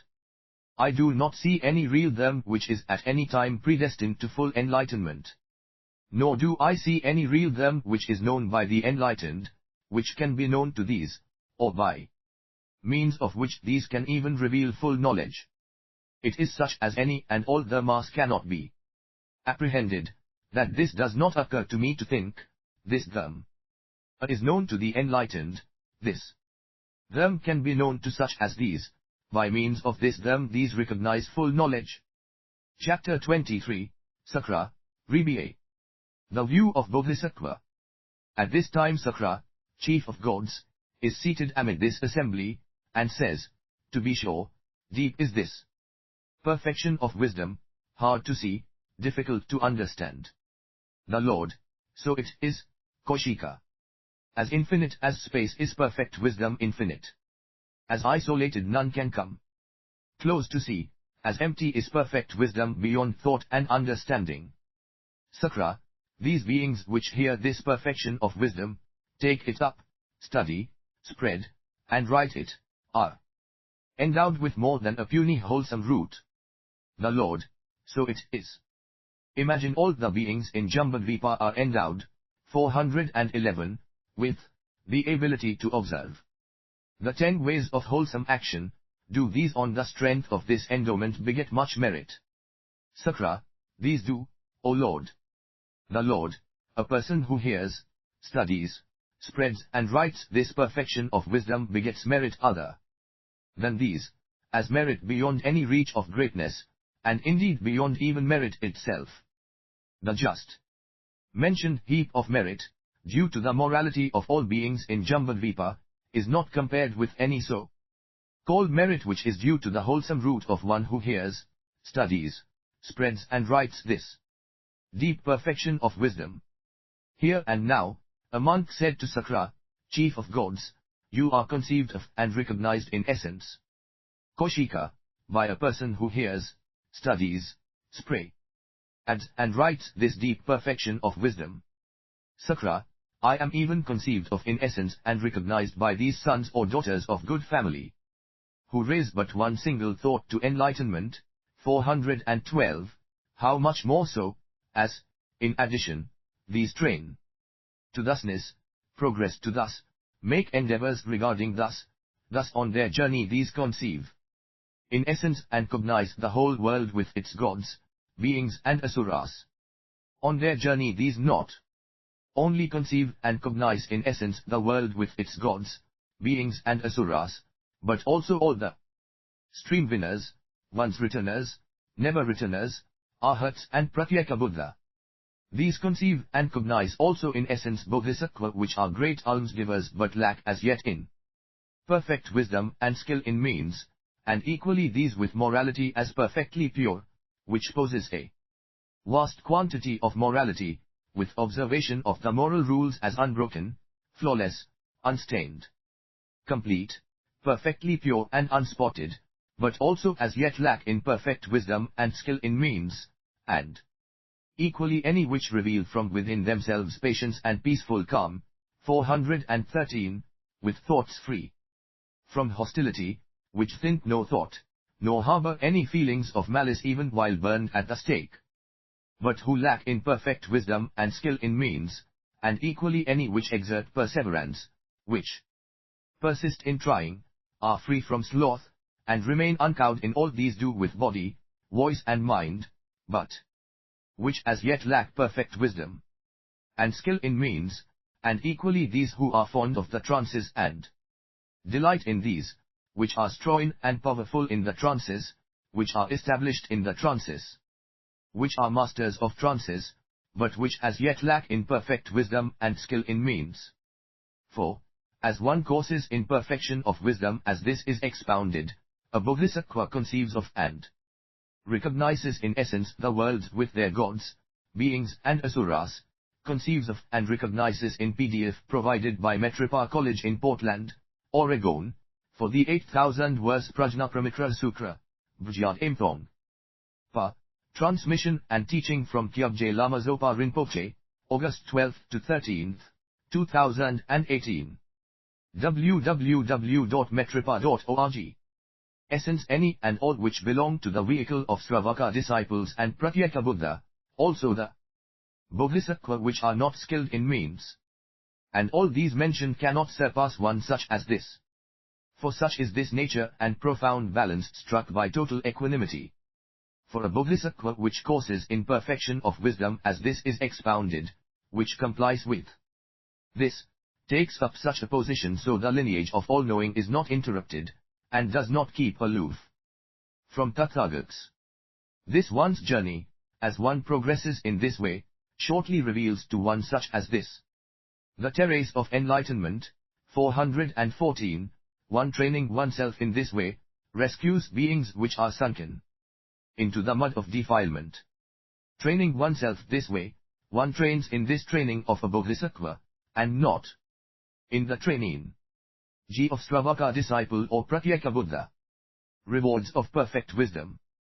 And the four great kings, the world guardians, come to any Bodhisattva who trains this way in the perfection of wisdom, and these say to this one, train yourself quickly in this course of a Bodhisattva. O you born of good family, nimbly train yourself. Here are the four begging bowls which you receive as you are seated on the terrace of enlightenment, as one which has revealed full enlightenment. Not only the four world guardians come to a Bodhisattva which trains in perfect wisdom as is being expounded, but I also come, not to mention other gods. Constantly as well, Tathagats bring one to mind all the worldly ills which might befall the Bodhisattva which causes in perfect wisdom, such as attacks from others, etc., are prevented from affecting this one in any way. This also, O Lord, is a quality which a Bodhisattva which causes in perfect wisdom gains in this very life. Ananda just now thinks, is this speech of Sakra, chief of gods, due to his own insight, or to the Buddha's might? Sakra, through the Buddha's might, read his thoughts, and said, to the Buddha's might, Ananda, to the Buddha's sustaining power is this attributed. For I myself, 415, am quite incapable of uttering anything relevant on the subject of Bodhisattva. The Lord, so it is, Ananda. What Sakra, chief of gods, is saying is due to Tathagats' might, to this sustaining power.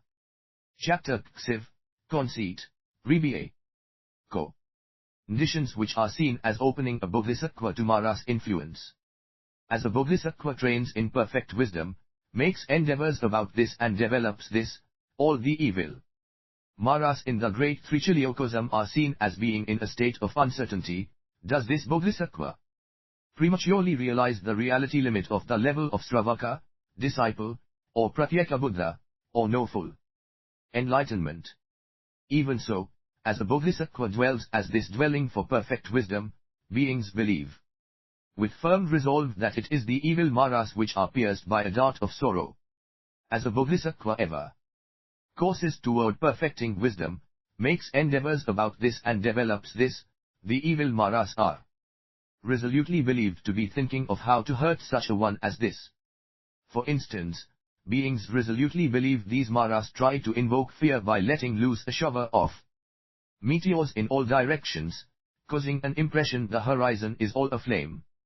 As a result, these beings believe with unquestioning certainty that these maras hope now for the bodhisattva to cover, for one's hair to stand on end, so even one single thought concentrated toward full enlightenment or any benevolent equanimity might get extinguished. 417.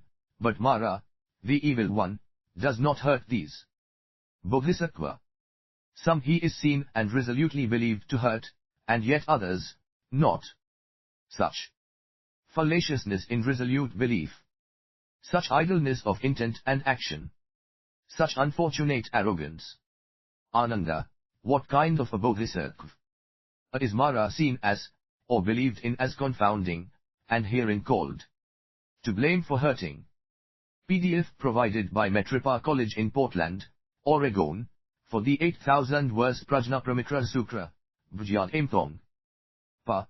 Transmission and teaching from Kyabje Lama Zopa Rinpoche, August 12 to 13, 2018. www.metripa.org.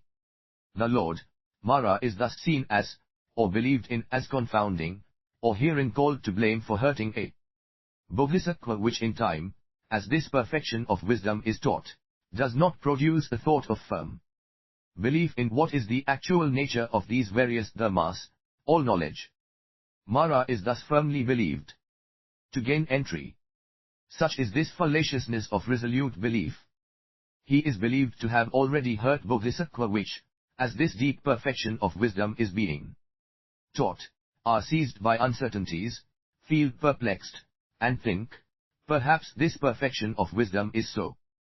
Perhaps it is not so, or bodhisattva which are seen to be lacking a good friend, which are believed to have been taken hold of by bad friends who, as perfecting of wisdom is taking place, either do not hear, or do not understand about very deep stations in nature, or wisdom, and choosing to remain in ignorance of these, do not ask how this perfecting of wisdom is developed, or bodhisattva which cling to someone who upholds any dharma which, not being true of any of these dharmas, thus says, I am an adherent to this one, or mental state, and in all things this one I follow does not be and in me.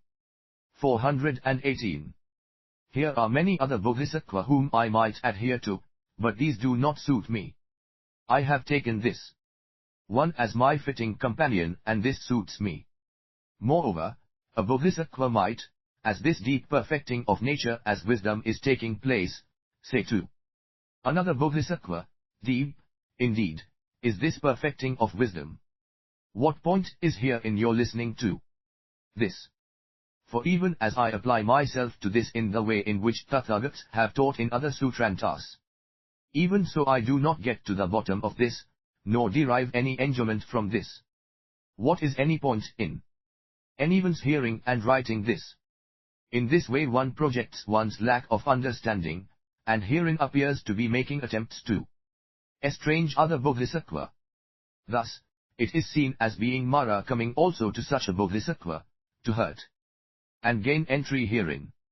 Furthermore, Ananda, herein is this thought to be Mara as the one being contented, elated or enraptured. Mara is accredited in one's thinking as being the one who is overjoyed, exultant and glad, thrilled, delighted and jubilant in any case in which a bodhisattva in one's own laxity despises other bodhisattva, thinking, I dwell in the dwelling of detachment, but not so these, theirs is not this dwelling in detachment. And blindly is it thought of as being Mara also who is so joyful as this bodhisattva keeps far away from revealing full enlightenment. On the contrary, in this imagined joy and contented ecstasy of one who all owes themselves to think thus, is Mara seen to be this most excellent teacher of the exceedingly tenuous nature of one's disconcerted application of right concentration, mindfulness and effort. Besides this, as a bodhisattva takes on a name or clan, or as ascetic qualities are proclaimed, one may regard this as a sufficient reason to despise other bodhisattva, well-behaved and lovely in character. Though these are 419, but this one has no depth of practice and does not apply qualities of irreversible bodhisattva which course toward perfect wisdom, nor their attributes, tokens or signs. As this one does not exude the irreversible qualities, such a one gives rise to defilement, seeing as this one thinks to attempt exalting one's self and self's concepts above others, and deprecates others, and thinks these are not equal to such the mass, as oneself is. The evil maras, which are anyone's unpracticed, untrained inclinations toward such, then foresee that the realms of Mara will not remain empty, and the great hells, the animal kingdom, the world of the Pritas, and the assemblies of the Asuras are overcrowded. And what is thought of as Mara, and blamed on this evil one, is seen as becoming even more determined, and thinking something such as, with this kind of start any bodhisattva such as this are soon smothered by gain and honor. These are plausible talkers, and with their plausible talk these catch hold of many people. Many people decide to listen to these, imitate what these speak of and show, and consequently do not train in thusness, do not progress in this, do not make endeavors about this, and as well, these further increase defilements. So it is a fact all these deeds of body, voice or mind which these undertake with perverted mentality, impels these to a rebirth in conditions which are unserviceable and do not provide selfless service, disagreeing as disagreeable, unpleasing as well as unpleasant. Consequently, what is seen to be the PDF provided by Metripa College in Portland, Oregon, for the 8,000 verse Prajnaparamita Sutra, Vijayat Impong Pa, transmission and teaching from Kyabje Lama Zopa Rinpoche, August 12 to 13, 2018. www.metripa.org. Realms of Mara are overcrowded, i.e. the great hells, the animal world, the world of the Pritas, and 420, the assemblies of the Asuras. As this Bodhisattva considers this sequence of events, 1. Believes it to be Mara the evil one who is contented, elated, enraptured, overjoyed, exultant and jubilant. It is not Mara, however, who is given to sloth, this contented unawareness or ecstatic jubilation. Furthermore, Ananda, as a Bodhisattva fights with any person belonging to the vehicle of the Sravakas, or disciples, disputes and quarrels with these, abuses and reviles these, feels ill will and hatred for these. A person comes to think to themselves that Mara thinks, surely, this son or daughter of good family keeps away from all knowledge, this one remains far away from this. Now also, Mara is thought of as being even more jubilant as any person belonging to the vehicle of the Bodhisattva fights with someone else which also belongs to this vehicle of the Bodhisattva, for he thinks that both these Bodhisattva remain far from all knowledge. But as a Bodhisattva which has one's prediction fights with another Bodhisattva which also has this prediction, and cherishes malice for one such as this, for many aeons this one does, as this one may have such an attitude of mind, put on the armor, which enables any to struggle against it, unless, of course, one has abandoned all knowledge completely. 421. Still in this, one here sees that it is not Mara, but one's own inclinations, attitudes and disconcertedness, seen as being Mara, which brings these unfortunate circumstances to bear, as well. It will be one's own right intentions and efforts, mindfulness and concentrations which comes to reveal these circumstances as dissolved in equanimity and perfect wisdom. The Bodhisattva right attitude towards other Bodhisattva. Ananda, can one escape from these attitudes of mind, or is one definitely condemned to go on putting on the armor for all this length of time? The Lord, Ananda, a realm is demonstrated which includes the possibility of escape, for persons of the Sravaka, disciple vehicle, for persons of the Pratyekabuddha vehicle, for persons of the Bodhisattva vehicle. As to this person which belongs to the vehicle of the Bodhisattva and quarrels with someone else which also belongs to the vehicle of the Bodhisattva, as one does not confess one's fault, does not promise restraint in future, harbors a latent bias towards hate, and dwells tied to bias, this person does not allow for the teaching of escape, i.e. from the consequence of action, but is definitely condemned to go on putting on the armor for any and all lengths of time. But, to anyone which confesses any and all fault, resolves true restraint throughout any of the three times, and reflects as follows: this nature is to drive away bias, to pacify and appease the quarrels, disputes and conflicts of all beings, yet I myself engage in disputes. It is indeed a loss to me, and not a gain, as I answer back, as I am spoken to, as I am to any and all beings a bridge across the sea of birth and death, I nevertheless say to another, the same to you, or return a harsh and rough answer. This is not a way in which to speak.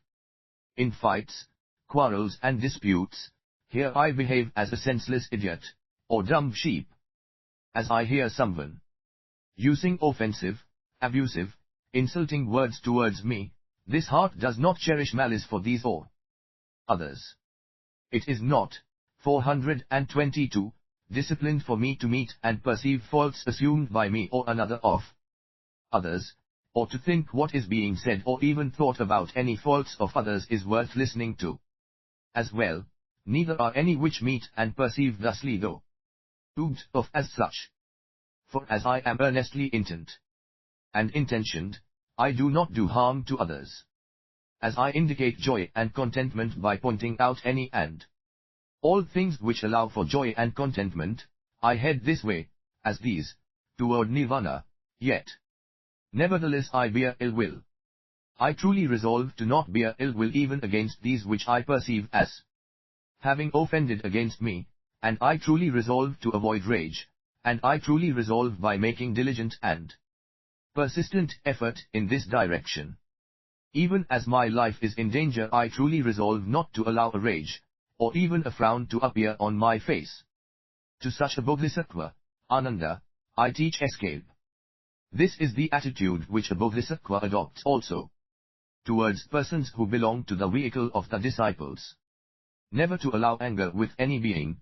This is PDF provided by Metripa College in Portland, Oregon, for the 8,000 verse Prajnaparamita Sutra, Bhujyat Imthong.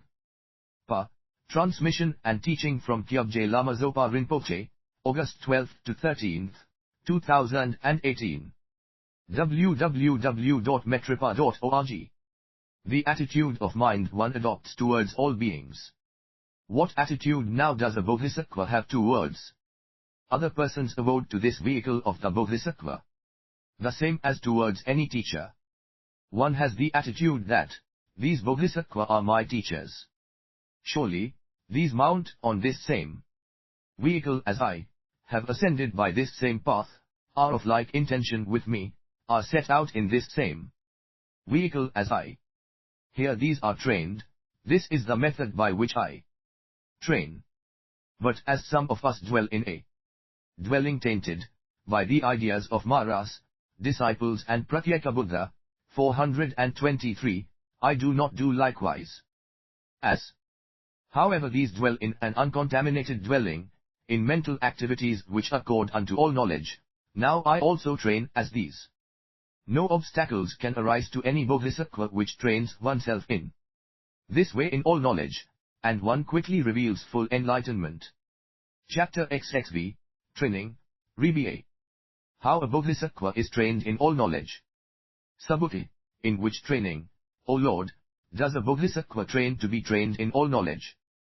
The Lord, a Bodhisattva trains in extinction, in non-production, in non-stopping, in no-birth, in the absence of positivity, in isolatedness, in dispassion, in space, in the element of Dharma, and Nirvana. Subhuti, how do these amount to a training in all knowledge? The Lord, do you think, Subhuti, this suchness which is, also, Tathagats, which is the prime cause of Tathagak being a Tathagak, can this become extinct? Subhuti, no, Lord. For extinction cannot become extinct, extinction being inextinguishable. 425. The Lord, suchness of Tathagak is primordial essence of Tathagak, as a Tathagak, is this now produced, or stopped, or born, or does this become or cease to become, or does this become isolated, or impassioned or dispassionate, or does this become like space, or does this become of the nature of them? Subhuti, no, Lord.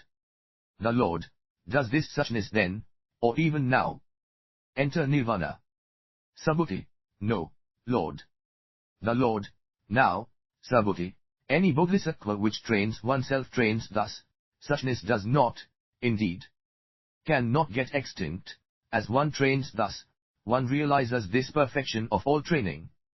One cannot be crushed by what is seen or thought to be Mara, or by what is seen or thought to be Mara's associates, or by Mara's host. Soon one reveals to oneself this condition of irreversibility which becomes realized by others. Soon one sits on this terrace of enlightenment. One courses in one's own range. 426. One is trained in the dharmas by which one is revealed as a facilitator and guide to realization, in great friendliness, great compassion, great sympathetic joy, as well as great and equanimous impartiality. One trains as turning the wheel of them with 3 revolutions and 12 aspects. One trains to indicate these revelations and the realization herein to no limit of beings. One trains to ensure non-interruption of this lineage of Tathagats. One trains by opening this door and indicating such, as well PDF provided by Metripa College in Portland, Oregon, for the 8,000 verse Prajnaparamita Sutra, Brijad Imthong. Pa. Transmission and teaching from Kyabje Lama Zopa Rinpoche, August 12 to 13, 2018. www.metripa.org. As revealing this deathless element. Any being not training thusly is however, incapable of this sublime training. A weakling cannot train in this training. As these which train thusly are the very cream of being. Gs which indicate realization to any and all beings, these persevere and reach this state of elevated awareness for these beings.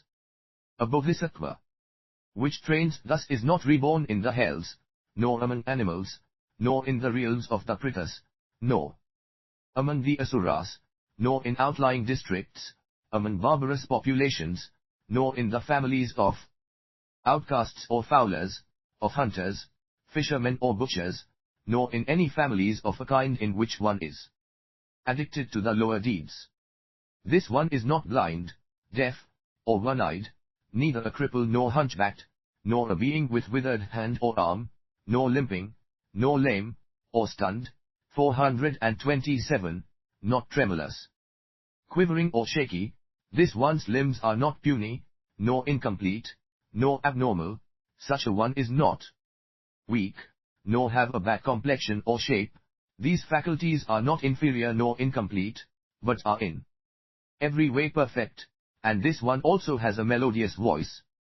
Such a one as this is not a person who takes life, or who takes what is not given, or who goes roaring about sense desires, or who speaks falsely, or maliciously, or harshly, or who prattles indistinctly, or who is covetous, or who harbors ill will in one's heart, or who has roaring views, and does not earn a livelihood in some roaring fashion.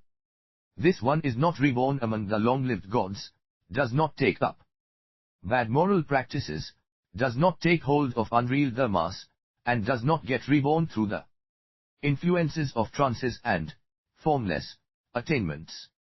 For here I skill in means, and endowed with this, one does not get reborn among the long-lived gods. But what is this skill in means of a bodhisattva? This is just this perfection of wisdom. And this one applies oneself to this skill in means in such a way as, endowed with this, a bodhisattva enters into these trances without being reborn through the influence of these trances. 428. As one trains thus, any bodhisattva incurs the perfect purity of these powers, of these grounds of self-confidence, of these Buddha dhammas. One reaches all this. Subhuti, as we all know, O Lord, all dhammas are by nature perfectly pure. But now, with regard to this, whichever them does any bodhisattva incur and reach perfect purity of these powers, these grounds of self-confidence and these Buddha dhamma. The Lord, well it is which you ask, Subhuti. For all dhammas are just by their essential original nature perfectly pure. A bodhisattva which trains in perfection of wisdom does not lose heart and remains uncowed, although all dhammas are by nature perfectly pure. Now this is this perfection of wisdom. But the foolish neither know nor see these dhammas are really so constituted, and these neither know nor see the true nature of dhammas, even as this comes to be revealed. On behalf of such beings and things the bodhisattva struggle on and exert vigor, so any who do not know may be enabled to know. So any who do not see may choose to see. In this training these train, and her. In the world of appearance, a bodhisattva realizes these powers through making these available to countless beings. These grounds of self-confidence, and all Buddha dhammas. As these train thus, bodhisattva wisely, naturally come to know these throbbing thoughts and actions of any and all beings, of any and all persons as these persons really are. And now, in this we go beyond the knowledge of the thoughts and actions of others. We traverse this ground upon which no foot gains footing, no words can mention, no thought can think, and neither can any eye behold. 429. The fewness of bodhisattva. On this earth, few are places free from stones, few the spots where gold and silver are found. Much more numerous are saline deserts, arid deserts, places covered with grass, or thorns, or steep chasms. Just so, in the worlds of beings few bodhisattva exist which train in this training in all knowledge, i.e. in the training toward perfect wisdom which is perfect nature. Much more numerous are these which train in the training characteristics of Sravakas, disciples and Pratyeka Buddha. Furthermore, Subhuti, in the worlds of beings few do deeds which lead to the authority of a universal monarch. Much more numerous are these which do deeds which lead to the authority of a commander. PDF provided by Metripa College in Portland, Oregon, for the 8,000 words Prajnaparamita Sutra, Bhajat Imthong. Pa. Transmission and teaching from Kyabje Lama Zopa Rinpoche, August 12 to 13, 2018. www.metripa.org. Of a thought. Just so, in these worlds of beings few are bodhisattva which are mounted on this path of perfect wisdom and or nature, and which now are resolved to reveal and realize full enlightenment. Much more numerous are these which mount on the path of Sravakas, disciples and Pratyeka Buddha. Furthermore, few only do deeds which permit these to become Sakra, chief of gods. Much more numerous are those whose deeds lead to the world of the minor gods. Just so, few beings only are bodhisattva which train in this training as the perfecting of wisdom. Much more numerous are these bodhisattva which train in the training of Sravakas, disciples and Pratyeka Buddha. 430. Furthermore, few beings only do deeds which permit these to become Brahma. Much more numerous are any whose deeds lead to Brahma's assembly. Just so, few beings only are irreversible to full enlightenment. Much more numerous are bodhisattva which turn away from full enlightenment. Here now, Subhuti, in the worlds of beings few beings exist which set out toward full enlightenment. Fewer are these which progress toward thusness. Still fewer are these very few which make endeavors about and toward perfecting wisdom. Still fewer even are these very few bodhisattva, which are irreversible from full enlightenment. A bodhisattva which aspires to be numbered among these very few irreversible bodhisattva now train in just this perfection of wisdom, and make endeavors about this.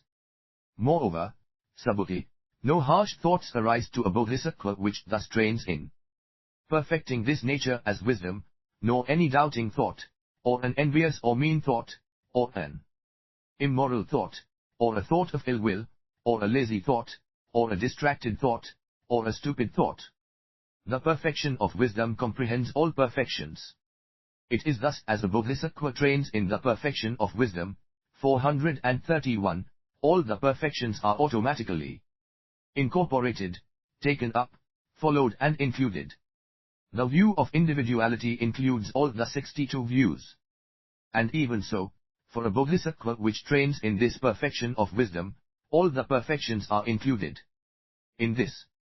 As long as someone's life faculty is present, all faculties are included in this. Even so for a bodhisattva which trains in this perfection of wisdom, all the wholesome dharmas are included in this.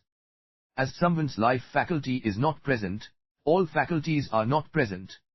Even so, for a bodhisattva which trains in perfect wisdom, any unwholesome dharmas are stopped as only non-cognition is stopped, and all these perfections are included in this, and automatically revealed and realized. Merit from perfect wisdom.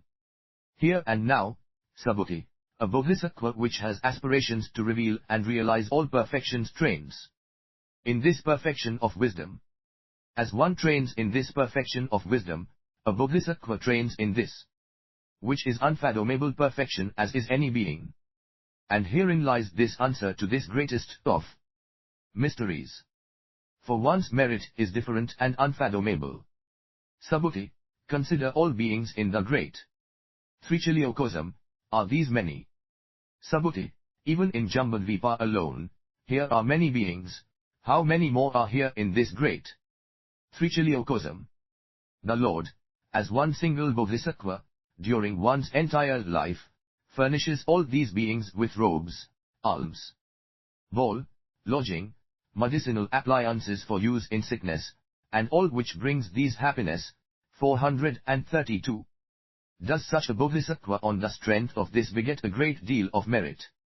Subhuti, one does, O Lord. The Lord, yet Subhuti, a different and unthinkable merit still does this bodhisattva beget as a result of developing this perfection of wisdom, of Buddha nature, for even the duration of a finger snap. So greatly profitable is this perfection of wisdom of bodhisattva, as she feeds these revelations of this supreme enlightenment. A bodhisattva here now trains in perfecting wisdom as this aspiration to full realization, revealed as this supreme position common to all beings, as a protector of any which are helpless, and helps these to reach this sphere of the Buddha, to emulate the humaneness of the Buddha. PDF provided by Metripa College in Portland, Oregon, for the 8,000 verse Prajnaparamita Sutra, Bhajyat Imthong. Pa.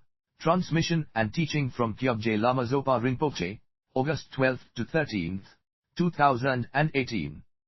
www.metripa.org. To sport as a Buddha's sport, to roar a Buddha's lion roar, to reach the accomplishment of a Buddha. And to explain this dharma in this great Trichiliocosm. As a bodhisattva trains in this perfection of wisdom, I do not see the accomplishment in which one does not train. Bodhisattva and disciples. Subhuti, is now a bodhisattva also trained in this accomplishment of a Sravaka, a disciple. The Lord, he also trains in this. But one does not train with intentions of always continuing with these accomplishments of a Sravaka, or disciple, or with any idea of making this or anything one's own. 433. Not thus does one train. One also knows qualities of the disciples, but does not abide with these. 1. Assimilates these, without opposing these. One trains with the intention as one demonstrates and reveals also these virtues of the disciples. As one trains thus, a bodhisattva is revealed in a condition here as one worthy of receiving gifts from the world with its gods, beings and asuras. These surpass others which are worthy of gifts, associated with disciples or pratyeka Buddha. And all knowledge is near to such ones as these. As one trains thus, a bodhisattva does not part from this perfection of wisdom, but courses in this, is not lacking in the ing of this perfection of wisdom. As one courses thus, the bodhisattva is known as unfailing. Definitely unfailing, with regard to all knowledge, and does not settle on any level of a sravaka, disciple, or pratyeka Buddha. One such as this is near to full enlightenment. As, however, such may occur to this one, this is the perfection of wisdom which brings this all knowledge. Now, one which has such a notion does not course in this perfection of wisdom. On the contrary, any such as this have no notion whatsoever of perfecting wisdom. Do not perceive or review, this is the perfection of wisdom, or, this is the perfection of wisdom, or, this feeds all knowledge.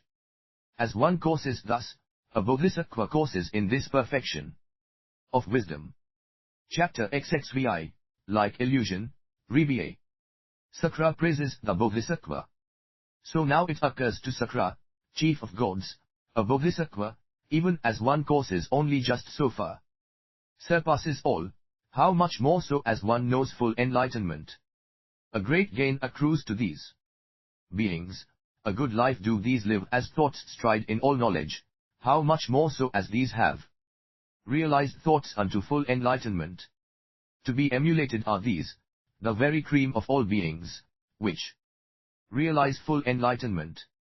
So here, Sakra, chief of gods, conjured up Mandarava flowers, saluted these reverently, scattered these over Tathagak, and said, may any persons who are avowed to the vehicle of Bodhisattva, and who have revealed and realized thoughts to full enlightenment, succeed in their resolve to know full enlightenment, and beyond this, to transfer any and all beings which are borne along by the great flood of birth and death to the smooth yonder shore. May this thought of enlightenment which these wish for, think over and take hold of, bring to fulfillment any dharmas of a Buddha, and dharmas in accord with all knowledge, dharmas of the self-existent, insuperable dharmas. I have not even the slightest suspicion such bodhisattva, which are endowed with great compassion, might turn away from full enlightenment. 435. Or these persons who are avowed to the vehicle of the bodhisattva and who are set out for full enlightenment might turn away from this. On the contrary, I am sure this resolve to reveal and realize full enlightenment increases more and more in these, as these survey the ills which afflict beings on the plane of birth and death. For through great compassion these desire the welfare of this world with its gods, beings and asuras, are of an aspiration to benefit this, are full of pity for this, these who are endowed with this attitude of mind, dwell in the attitude of mind which is expressed in this PDF provided by Metripa College in Portland, Oregon, for the 8,000 verse Prajnaparamita Sutra, Vajyad Imthong. Pa.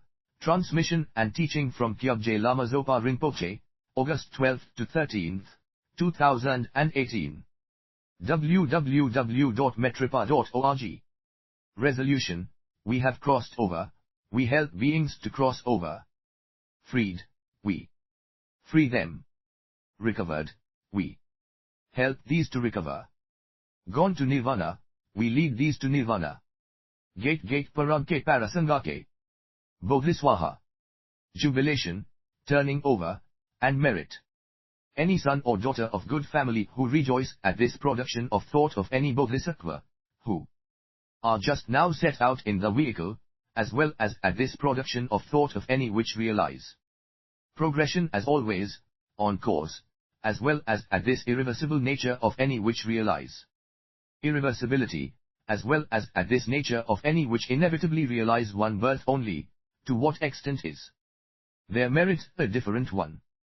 The Lord, one might be able, Kaushika, to grasp the measure of Sumeru, king of mountains, or of a world system, up to a great trichiliocosm, with the help of a tip of straw, but one cannot possibly grasp any measure of merit coming to these sons or daughters of good family, or to a bodhisattva, from the production of this thought connected with that jubilation.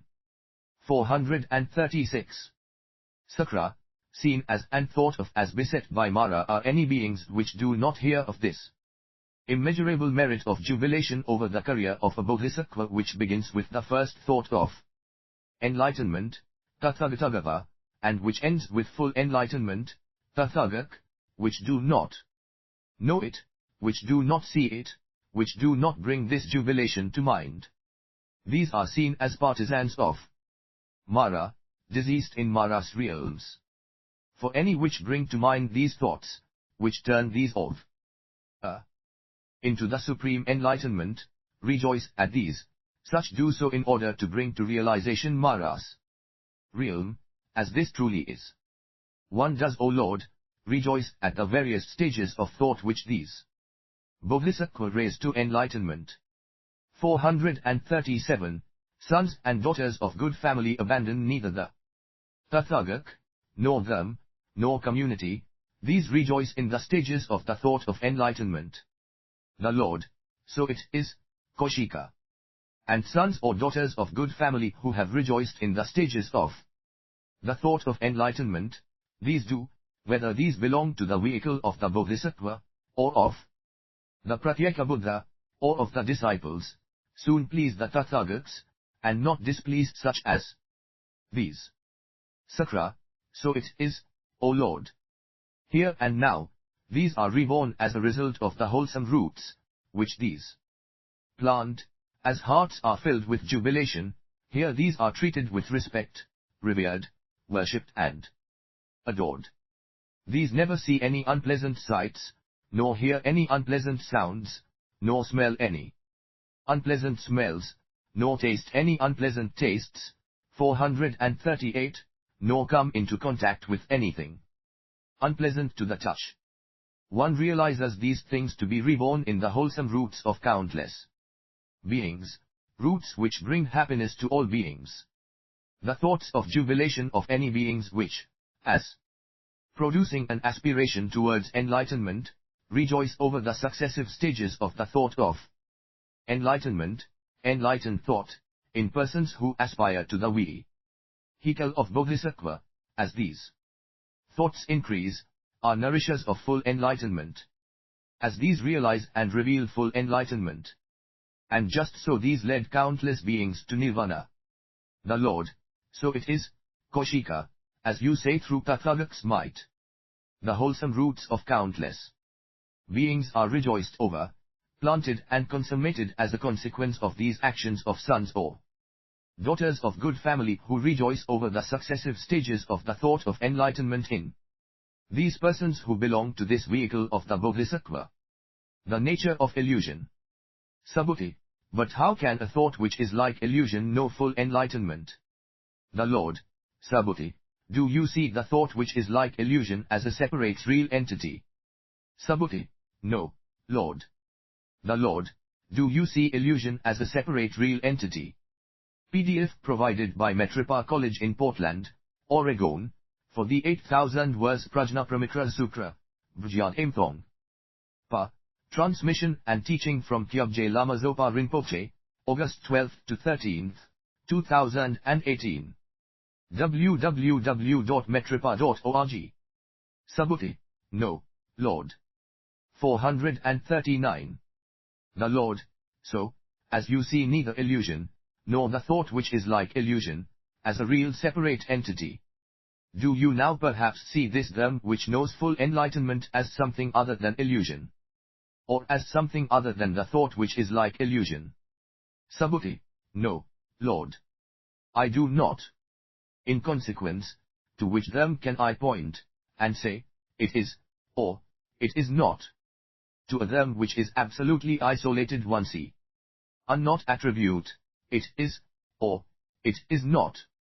Also any absolutely isolated them cannot know full enlightenment. Here now, O Lord, perfect wisdom is absolutely isolated. But any them which is absolutely isolated, this is not a them which can be developed, nor does this bring about or remove any them. So, how can a bodhisattva, by resorting to an absolutely isolated perfection of wisdom, know full enlightenment? Even full enlightenment is absolutely isolated. 440, as, O Lord, the perfection of wisdom is absolutely isolated, and as full enlightenment is absolutely isolated, how can the isolated become known through the isolated? The Lord, so it is, Subhuti. It is just as this perfection of wisdom is absolutely isolated that absolutely isolated full enlightenment is known by this. But as a bodhisattva forms such a notion as, the perfection of wisdom is absolutely isolated, this is not the perfection of wisdom. It is thus certain. Thanks to perfecting wisdom a bodhisattva can know full enlightenment, and one cannot know this without resorting to this. The isolated cannot be known by the isolated, and nevertheless a bodhisattva knows full enlightenment, and does not know this without resorting to the perfection of wisdom. Subhuti, as I understand the meaning of the Lord's teaching, a bodhisattva in this way courses in an unfathomable object. The Lord, a doer of what is hard is the bodhisattva which courses in an unfathomable object, and which yet does not realize such object, or gain, on the level of Sravaka, disciple or Pratyeka Buddha. Subhuti, as I understand the meaning of the Lord's teaching, here is in this way no bodhisattva at all, which is any doer of what is hard. 441, as this very them is not got at which is realized, nor anything whatsoever which can be revealed or realized, nor anything whatsoever by means of which one can realize. So, as this is being taught, as a bodhisattva is not despondent, cowed or stolid, does not turn back, and remains unafraid, this one courses in perfect wisdom. As one does not review this as a certain fact as one courses, one such courses in perfect wisdom. As one does not review this as a real fact one is near to full enlightenment, one such as this courses in perfect wisdom. As it does not even occur to one that one is keeping aloof from the level of disciples and Pratyeka Buddha, this one courses in perfect wisdom. This does not occur to space, I am near to this, or I am far from that, for space cannot make such discriminations, just so it cannot in truth occur to a bodhisattva which courses in perfect wisdom, full enlightenment is near to me, the level of Sravaka, disciple or Pratyeka Buddha is far from me.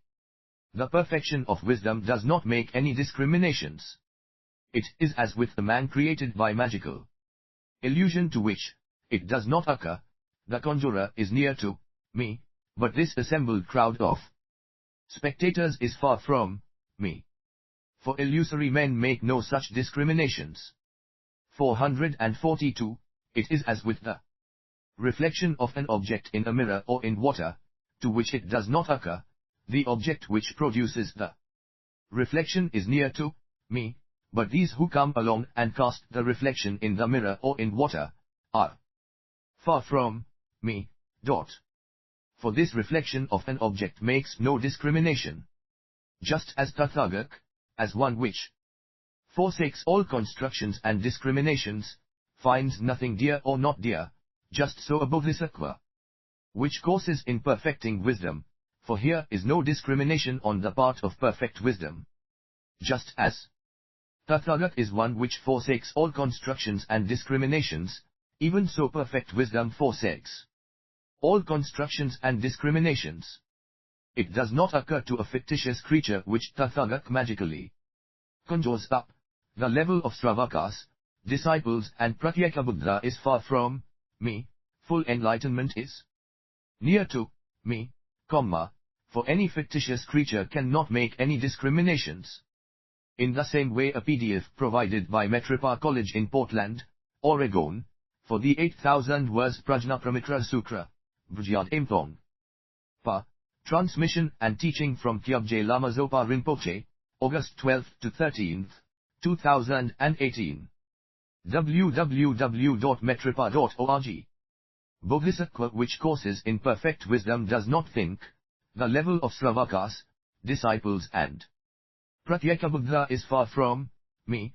Full enlightenment is near to me, and this simply due to an absence of any and all discrimination on the part of the perfection of wisdom. 443. A fictitious creature, which has been conjured up by the Tathagata to do a certain work in converting beings, performs this work, but remains without discrimination, just due to being so constituted as it lacks all discrimination. Just so, a bodhisattva performs the work for the sake of which one develops this perfection of wisdom, but this perfection of wisdom remains without discrimination, due to the fact as it is so constituted it lacks all discrimination. An expert mason, or mason's apprentice, makes of wood an automatic man or woman, a puppet which can be moved by pulling the strings. Whatever action it is made to perform, this action it performs, yet this wooden machine has no discrimination, just due to the fact as it is so constituted that it lacks all discrimination. Just so a bodhisattva performs this work for the sake of which one develops this perfection of wisdom, but this perfection of wisdom remains without discrimination, just due to the fact as this perfection of wisdom is so constituted it lacks all discriminations. Chapter 3, The Core, Rebia. The Bodhisattva Courage in Difficulties. Sariputra, translucently, in this core and substance of things course these Bodhisattva coursing in perfect wisdom. Subhuti, translucently as well, Sariputra, devoid of any center or boundary, in the mass devoid even of substantiality course these Bodhisattva coursing in perfect wisdom. Here and now, these thoughts occur at once to many thousands of gods of the realm of sense desire. Homage is due to these beings which raise thoughts to, and are consummating these thoughts in full enlightenment, these coursing in this most profound perfection of wisdom, and as these are coursing thus, do not realize any boundary to reality, be this on the level of a Sravaka, disciple, or even of a Pratyekabuddha. In this way also are Bodhisattva known as doers of what is hard, as these course in this true nature of them, but do not realize this as such, for of this truth is herein no thing to be revealed, and indeed, nothing to realize. This is, again, suchness. We, as any and all the mass, are this already, prior to and beyond even any thought to seek for it, and once we begin to seek, are no longer that which we seek, for we think of this, then, as something other than what this is. Subhuti read their thoughts, and said to them, this is not hard for these Bodhisattva that these do not realize any reality limit. This, however, is hard for these, this is most hard for these, 445, as these put on this are more of this resolution to lead countless beings to nirvana, but now absolutely such beings do not exist. And since these do not exist, these cannot be got at. Owing to isolatedness of beings, these who are disciplined thus absolutely do not exist. It is in this spirit the Bodhisattva set out toward revealing full enlightenment, and decides to discipline beings. For isolatedness of beings is known only as is the design of isolatedness of space, as Dharmakaya. In this way also Bodhisattva are doers of what is hard, as these put on this armor for the sake of beings who do not exist, who cannot be got at. One decides to put on space exactly the same as one decides to put on this armor for the sake of beings. And yet this armor, as non-extinguishable space is put on by Bodhisattva for the sake of beings. But this non-apprehension of beings, in ultimate and absolute reality, is taught by Tathagatas. And this non-apprehension of beings is inferred from this very isolatedness, and from the isolatedness PDF provided by Metripa College in Portland, Oregon, for the 8,000 verse Prajnaparamita Sutra, Bhajyat Imthong. Pa. Transmission and teaching from Kyabje Lama Zopa Rinpoche, August 12 to 13, 2018. www.metripa.org. Of any who are so disciplined is the isolatedness of a Bodha being inferred. As a Bodhisattva, while this is being taught, does not lose heart, one can know this one courses in this perfection of wisdom. For from the isolatedness of a being is known the isolatedness of form, feeling, perception, impulse, and consciousness, and this the same of all dharmas. 446. Thus is the isolatedness of all dharmas viewed. As this isolatedness of all dharmas is thus taught, a bodhisattva does not lose heart, and due to this, one courses in this perfection of wisdom. The Lord, for what reason does a bodhisattva not lose heart as the isolatedness of all dharmas is thus taught? Subhuti, due to isolatedness no dharma can ever lose heart. For one cannot get at any dharma as loses heart, nor at any dharma which makes a dharma lose heart. The Lord, so it is, Subhuti. It is quite certain a bodhisattva courses in perfect and natural wisdom as this is being taught, demonstrated, expounded and pointed out. One does not lose heart, is neither cast down nor depressed, is not cowed or stolid, does not turn one's mind away from this, does not have one's back broken, and remains unafraid. The bodhisattva protected by the gods, and against Mara. Subhuti, so it is. As a bodhisattva courses thus, one courses in perfect wisdom. And the gods round Indra, around Brahman, round Prajapati, round Ishana, and the crowds of men and women round the rishis, from a distance pay homage with hands together to a bodhisattva coursing thus. 447. The Lord, and not only these, but also all the other gods, up to the Akanistha gods, pay homage to such a one. And with the Buddha eye, Tathagats within any present moment residing in countless world systems behold these bodhisattva thus coursing in perfect wisdom, and these help such a one, and bring one to mind. This is quite certain, Subhuti, these bodhisattva coursing in perfect wisdom, and being helped and brought to mind by Tathagats, are borne in mind as irreversible from full enlightenment being revealed and realized as such. No obstacle seen or thou of as being put up by Mara or anyone else can stop these. Even as all beings in the great Trichiliocosm are seen as being evil Maras, and each one of these conjure up just as many diabolic armies. 448, even these altogether have not the strength to obstruct on one's way to full enlightenment any bodhisattva brought to mind by the Buddha and coursing in perfect wisdom. And this remains true even as all the beings in all the countless Trichiliocosms are seen as evil Maras, and as each one of these conjures up just as many diabolic armies. The endowment with these two dharmas safeguards a bodhisattva against all attacks which are seen and thought of as coming from the Maras, or their hosts. 1. One cannot abandon any being, and 2. One surveys all dharmas as reflected from emptiness. Two other dharmas have this same effect. 1. As one speaks so one acts, and 2. One is brought to mind by the Buddha, the Lords. As a bodhisattva courses thus, the gods also decide to go up to one such as this. These decide to ask questions and counter-questions. 449, to honor, and to strengthen one's determination by saying, soon, child of good family, shall you know full enlightenment. Here now, go on dwelling in this dwelling of perfect wisdom. Thus you offer safety to the helpless, defense of the defenseless, a refuge to these without refuge, a place of rest to these without resting place, the final relief of these who are without this, an island to any widow. 1. A light to the blind, a guide to the guideless, a resort to any without. 1. And you guide to the path any who have lost this, herein you become a support to ones who are without support. The Buddhas praised the Bodhisattva PDF provided by Metropa College in Portland, Oregon, for the 8,000 verse Prajnaparamita Sutra, Bhajyad Impong. Pa.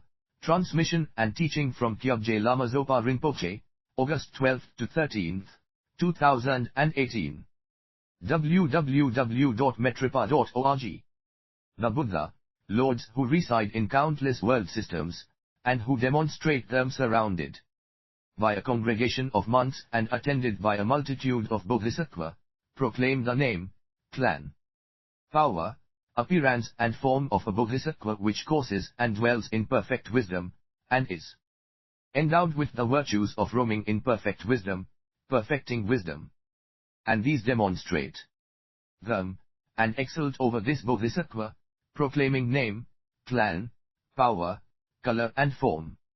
Just here and now I demonstrate them, and I proclaim the name, etc., of the Bodhisattva Ratnketu, and of the Bodhisattva Sikhin. 450, I exult over these, and also over the other Bodhisattva which just now lead the holy life with Tathagata Aksogya. In a similar way, the Buddha in other Buddha fields proclaim the name, etc., of Bodhisattva just now leading the holy life here in this Buddha field, and which dwell in the dwelling of perfect wisdom. And these exult over such as these. Subhuti, do the Buddha honor all Bodhisattva in such a manner? The Lord, no, Subhuti. But only ones which are irreversible and free from all attachment. Subhuti, apart from the irreversible Bodhisattva, do the Buddha in such a manner honor any other Bodhisattva? The Lord, yes, here are others. These are persons belonging to the vehicle of the Bodhisattva, who are strong in assimilating what may be seen as an enemy.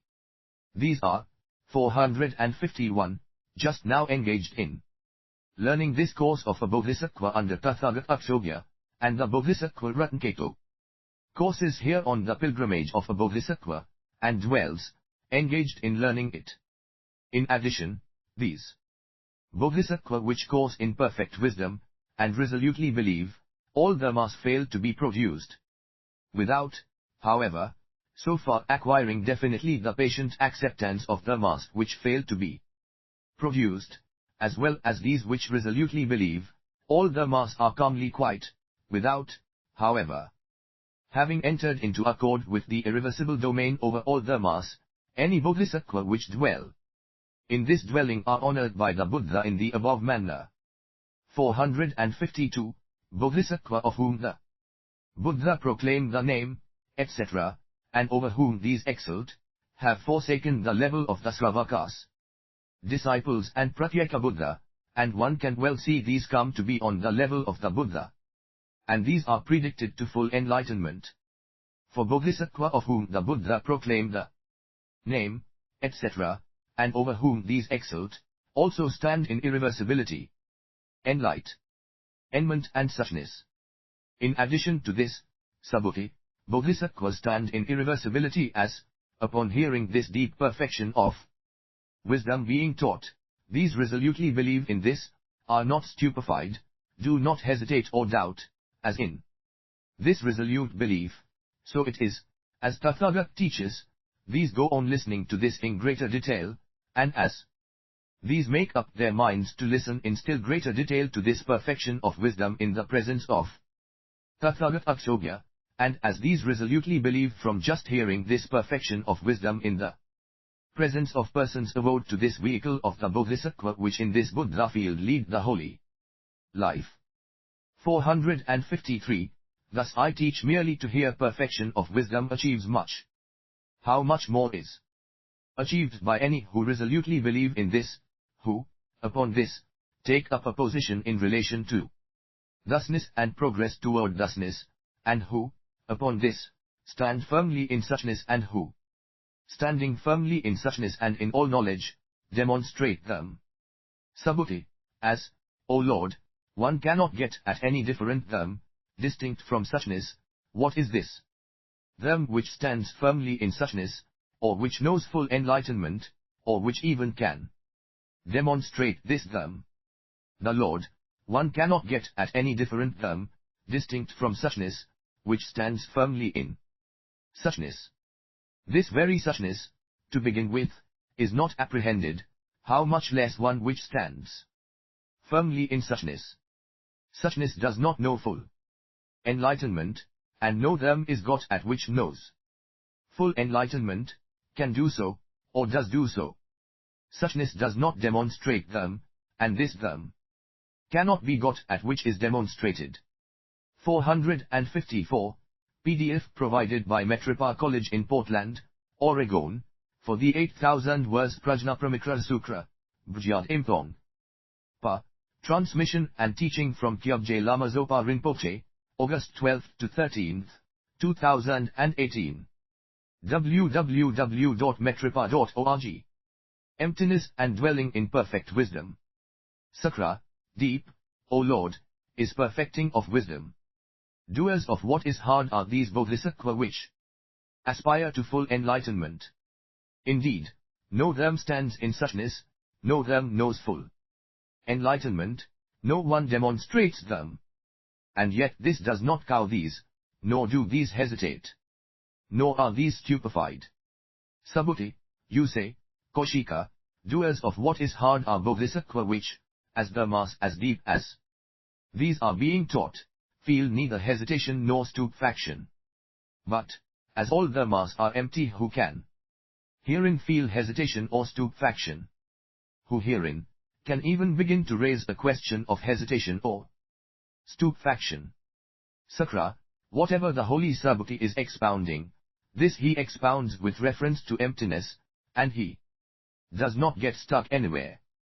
The holy Subhuti's demonstration of them does not get stuck anywhere, no more than an arrow shot into the air. Now perhaps, O Lord, as I take into consideration Subhuti the elder, and teach as he thus teaches and expounds, may be one who correctly preaches Tathagata truth, a preacher of them, and one who declares also the logical sequence of them. The Lord, so it is, Kaushika. As you come to teach and expound as he does, you come to be one who correctly preaches Tathagata truth, a preacher of them, and one who declares also the them's logical sequence. For whatever, 455, the elder Subhuti makes clear, this he makes clear with reference to emptiness. As the elder Subhuti does not, to begin with, even review or apprehend perfection of wisdom, how much less one coursing in perfection of wisdom, enlightenment, even to begin with he does not get at, how much less at one who knows full enlightenment. Even all knowledge, he does not get at, how much less at one who reaches unto all knowledge.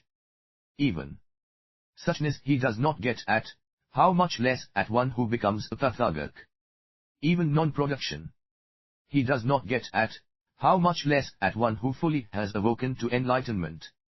Even the powers Subhuti does not get at, how much less at one who possesses the powers. Even the grounds of self-confidence he does not review, how much less at one who is self-confident. Even the them he does not get at, how much less at one who demonstrates them. For Subhuti the elder dwells in this dwelling of the isolatedness of all the mass, in this dwelling of the baselessness of all the mass. And this is quite certain, this dwelling in isolatedness and baselessness of all the mass, on the part of Subhuti the elder, is of infinitesimal value compared with the dwelling of a bodhisattva, coursing in perfect wisdom, perfecting herein and dwelling in this. You see Kaushika, except for the dwelling of Tathagata, this dwelling of a bodhisattva coursing in perfect wisdom, which dwells in it, surpasses all other dwellings. 456, this dwelling is described as the foremost of all dwellings, as the best, the choicest, the most excellent, the most sublime, the highest, the supreme, the unequaled, the incomparable. It surpasses the dwellings of all Sravakas, disciples, and Pratyeka Buddha. So here now, Kaushika, a son or daughter of a good family who have this aspiration to arrive at the highest possible degree of perfection of all beings, to arrive at the best state, the choicest state, the most excellent state, the most sublime state, the incomparable state, these do with diligence aspire to dwell in this dwelling of Bodhisattva which course in perfect wisdom, which dwell in this. Chapter Sri, Avakirna Kusuma, Reba. The prediction of Avakirna Kusuma. So, at this time, one of the gods of the 33 seized Mandarava flowers, magnificent Mandarava flowers, and comes here to the Lord. And just at this time, 6,000 monks are assembled and seated in this assembly. They rise from their seats, put their upper robes over one shoulder, place their PDF provided by Metripa College in Portland, Oregon, for the 8,000 verse Prajnaparamita Sutra, Bhujyat Imthong. Pa. Transmission and Teaching Fr. Om Kyabje Lama Zopa Rinpoche, August 12 to 13, 2018. www.metripa.org. Right knees on the earth, and salute the Lord with their hands together. Through the Buddha's might. Their hands are now filled Mandarava flowers, with magnificent Mandarava flowers. They scatter these flowers over the Lord, and speak, we, O Lord, course in this perfection of wisdom. Here and now, as this occasion progresses, the Lord is smiling. Such is the nature of the Buddha and Lords that, when a smile is made to manifest, in an assembly of Bodhisattva, multiple colors of rays issue from the Lord's mouth, rays of blue, yellow, red, white, crimson, crystal, silverfish and golden. These rays illuminate endless and boundless world systems with their luster, rising right up even to this world of Brahma. Again returning from this world to the Lord, circulate thrice round the Lord, and now vanish again into the head of the Lord.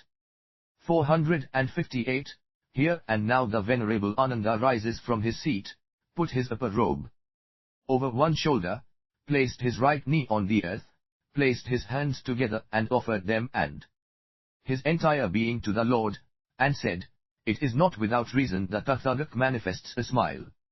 What is the reason for your smile, O Lord? The Lord now speaks and says, these 6,000 monks, Ananda, in a future period, in the star-like aeon, do finally come to know full enlightenment, and within this demonstrate them to beings.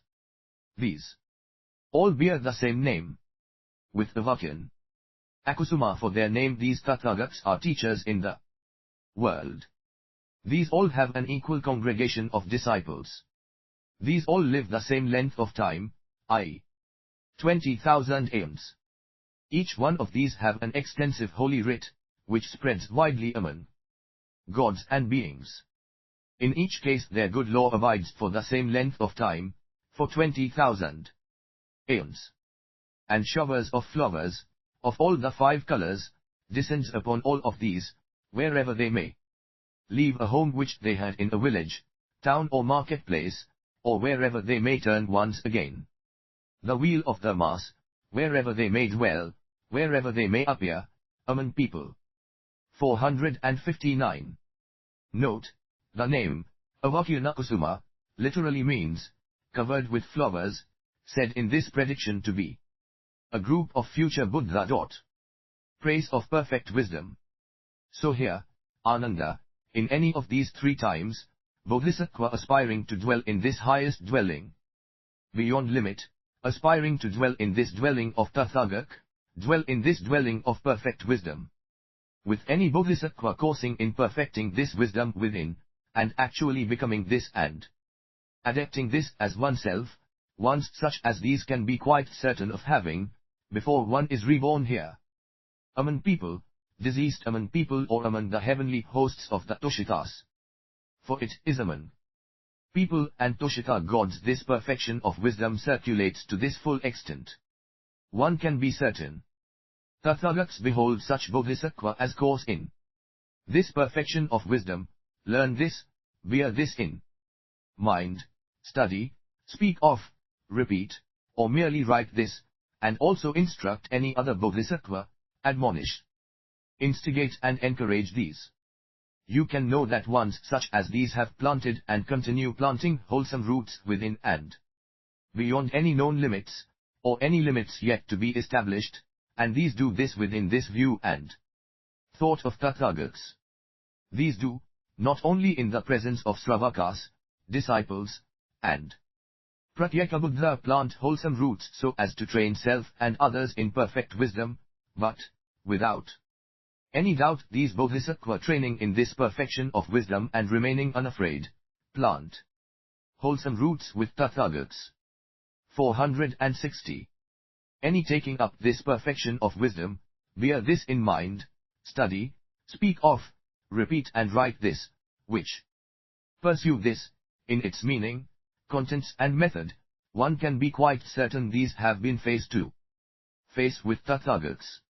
As Bodhisattva do not revile this perfection of wisdom, neither oppose, deny nor reject this, one can know these fulfilled their inclinations indicated under jhanas, these Buddha of this past.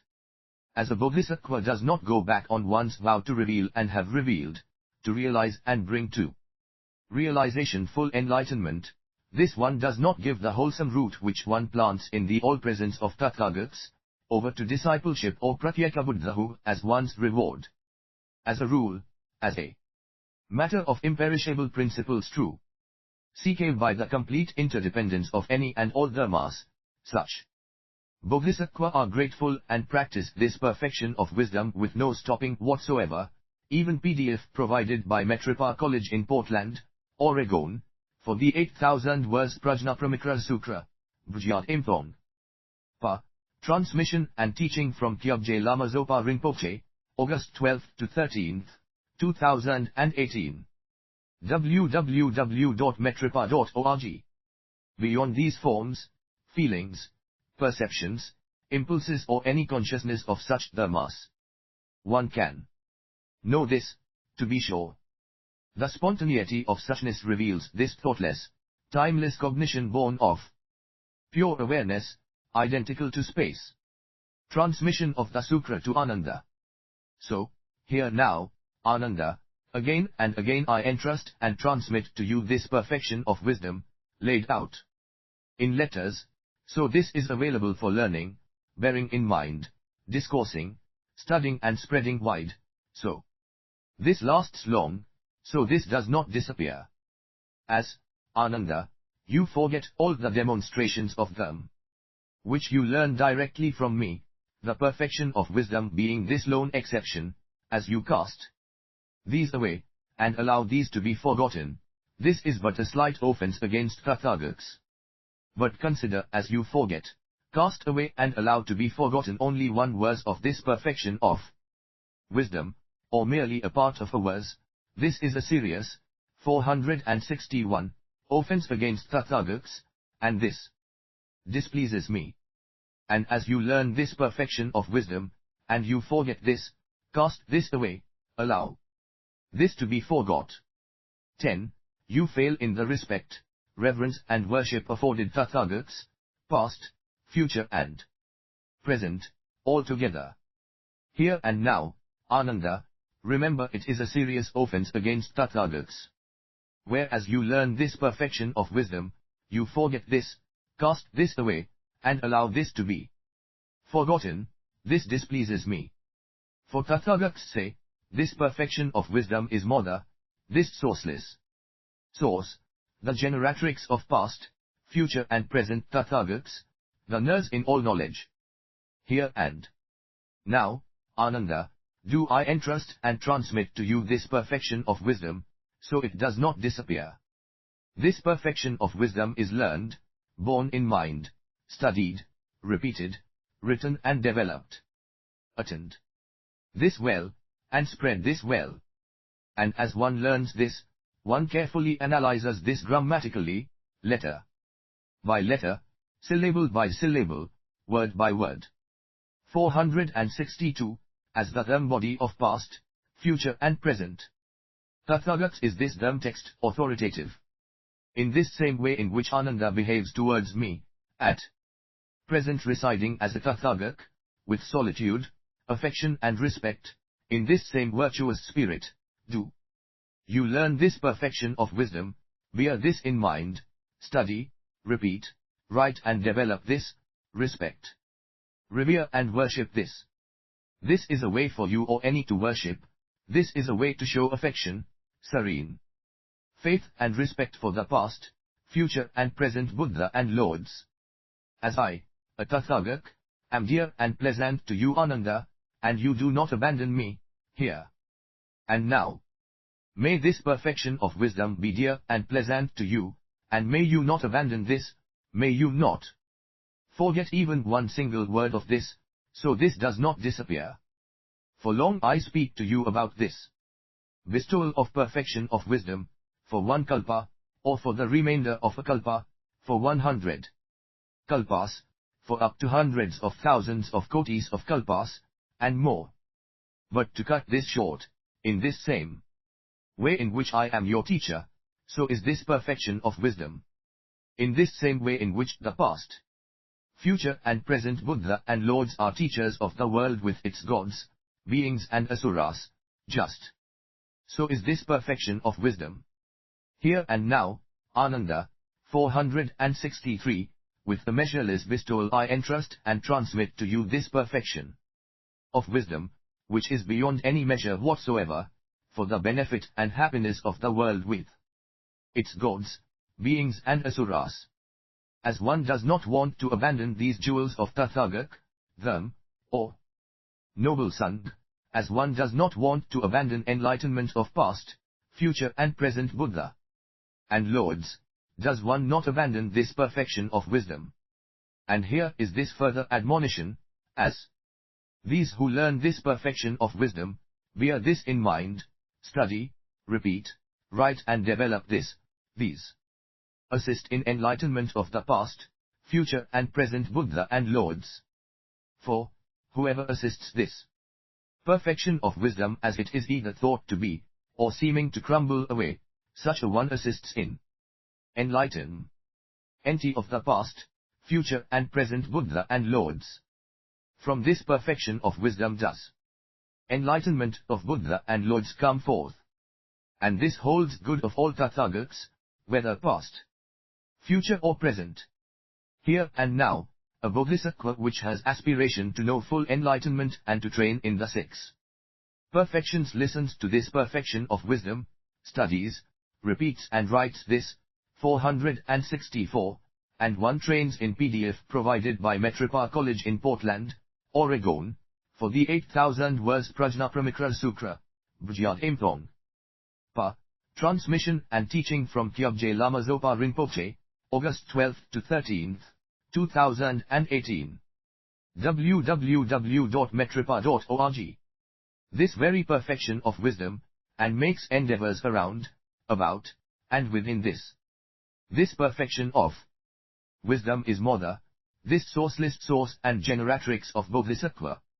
It is due to this perfection of wisdom any Bodhisattva ever train in the six perfections, and at any time progress to full enlightenment. It is due to just this perfection of wisdom Bodhisattva progress in the six perfections, as all these perfections come to nourish this which provides dissolution of defilements and revelations toward supreme enlightenment as these are indicated and revealed from this perfection of wisdom. Here and now, Ananda, again and again, for a second time, for a third time, do I entrust and transmit this perfection of wisdom to you, so it does not disappear.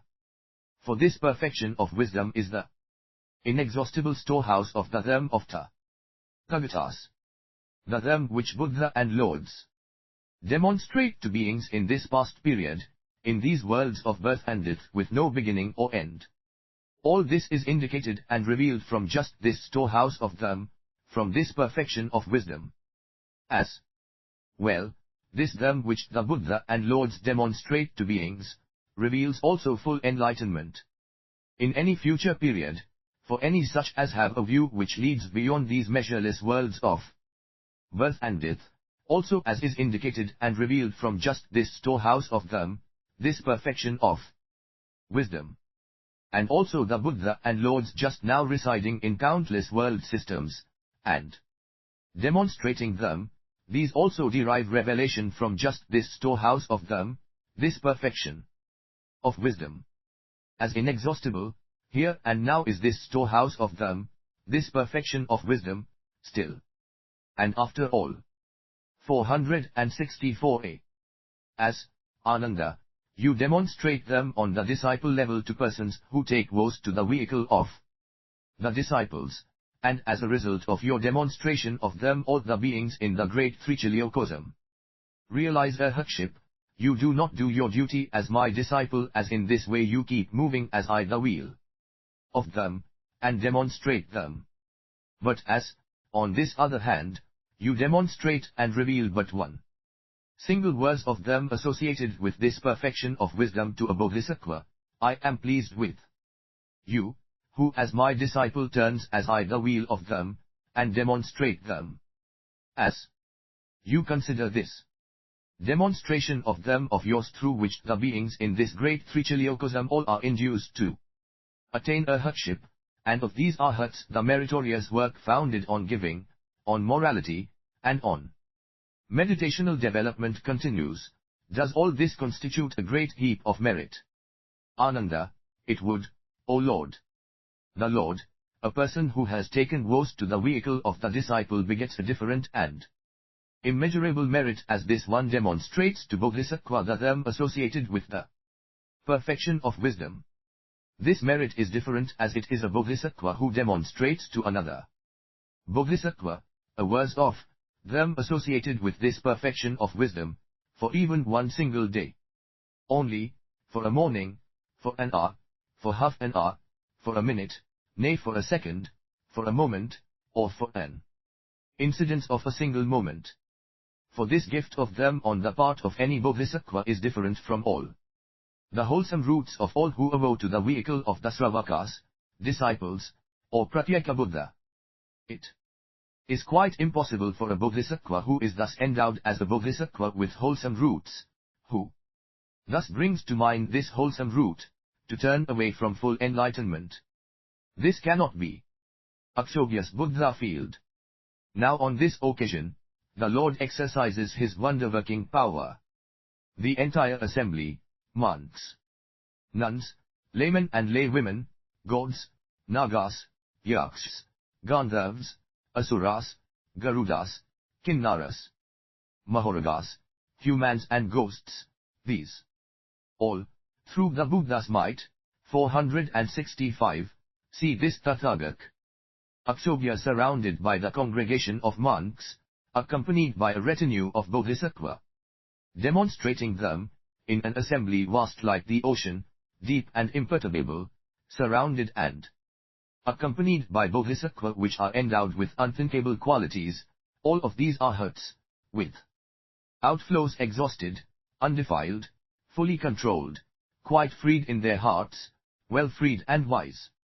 Thoroughbreds, great serpents, their work done, their task accomplished, their burden laid down, their own wheel accomplished, with the fetters which bound these to become extinguished, their hearts well freed by right understanding, in perfect control of their entire hearts. PDF provided by Metripa College in Portland, Oregon, for the 8,000 verse Prajnaparamita Sutra, Bhajyat Imthong. Pa. Transmission and teaching from Kyabje Lama Zopa Rinpoche, August 12 to 13, 2018. www.metripa.org. Here and now the Lord again withdrew his wonder-working power. The Lord Akshobhya, a Tathagak, no longer appeared, and all the Bodhisattva and great disciples, and the Buddha field no longer comes within the range of vision of the members of the Lord's assembly. For the Tathagak drew in his wonder-working power. The Lord said to Ananda, in this same way, Ananda, all dharmas do not come within the range of vision. Dharmas do not come within the range of vision of dharmas. Dharmas do not see dharmas. Dharmas do not know dharmas. All dharmas are of such a nature as these can be neither known nor seen, and are incapable of doing anything.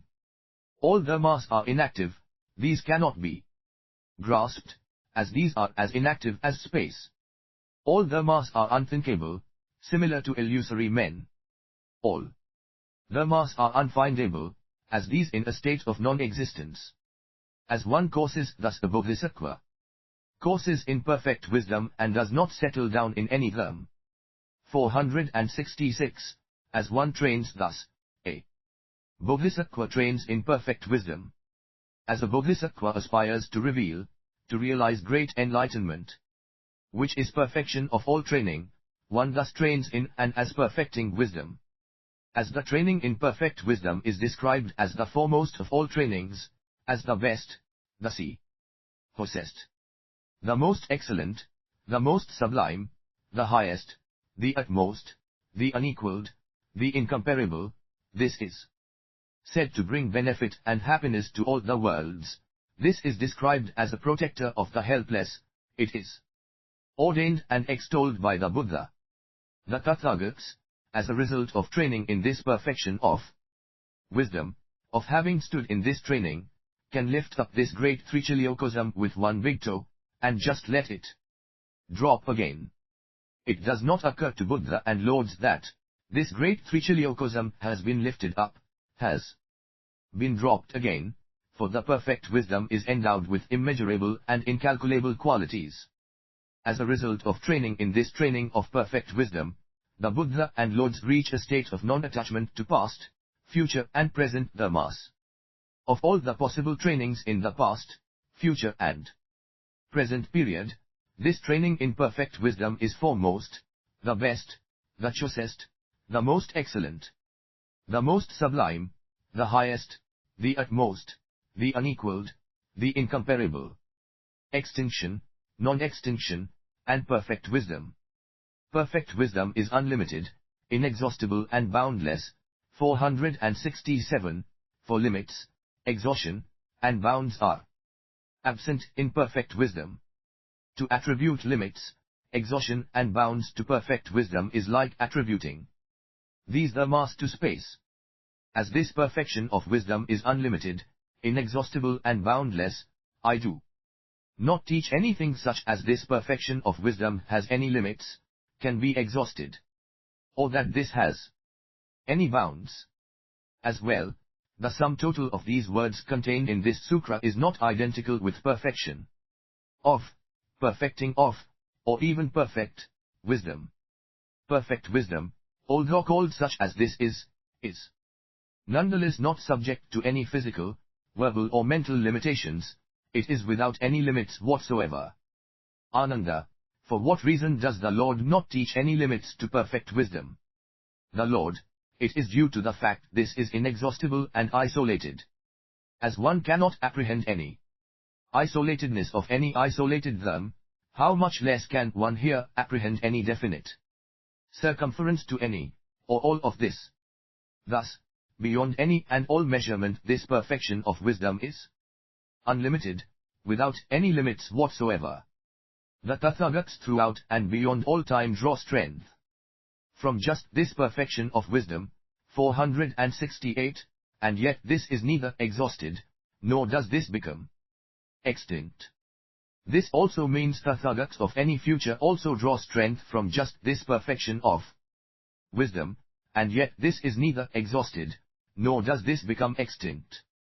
These Tathagats also just now residing in countless world systems, these also draw strength from just this perfection of wisdom, and yet it neither becomes exhausted nor extinct.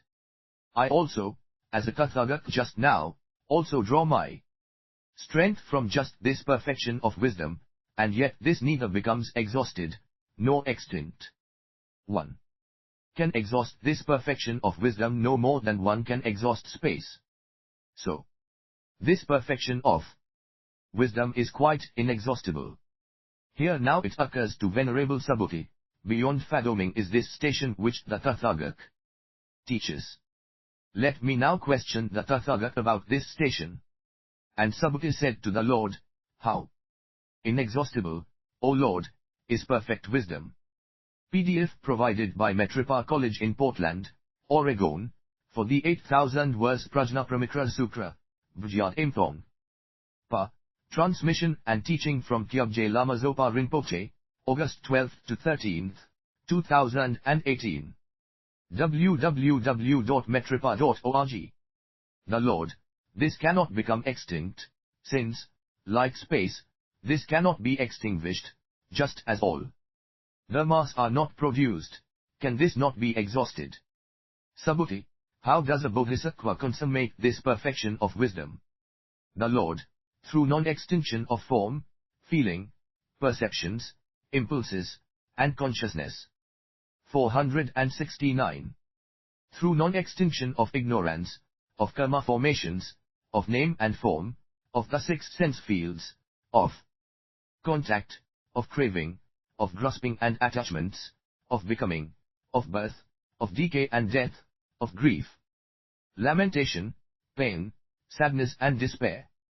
In this manner the bodhisattva surveys conditioned co-production in such a way as one avoids any duality of the extremes. One surveys it without seeing any beginning, end or middle. To survey conditioned co-production, one acquires cognition of all-knowing. Here is non-acceptance and so, non-rejection, non-attachment and so, non-detachment.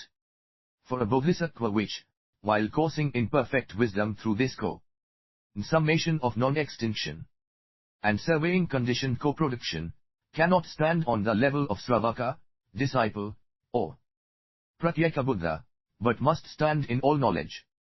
Some bodhisattva turn away from supreme enlightenment, as, due to not having resorted to these mental activities, which aspire to and result in consummation of non-extinction, and to skill in means, these do not know how a bodhisattva coursing in perfect wisdom consummates perfect wisdom through the consummation of non-extinction. 470, nor how conditioned co-production is surveyed in this perfection of wisdom through consummation of non-extinction.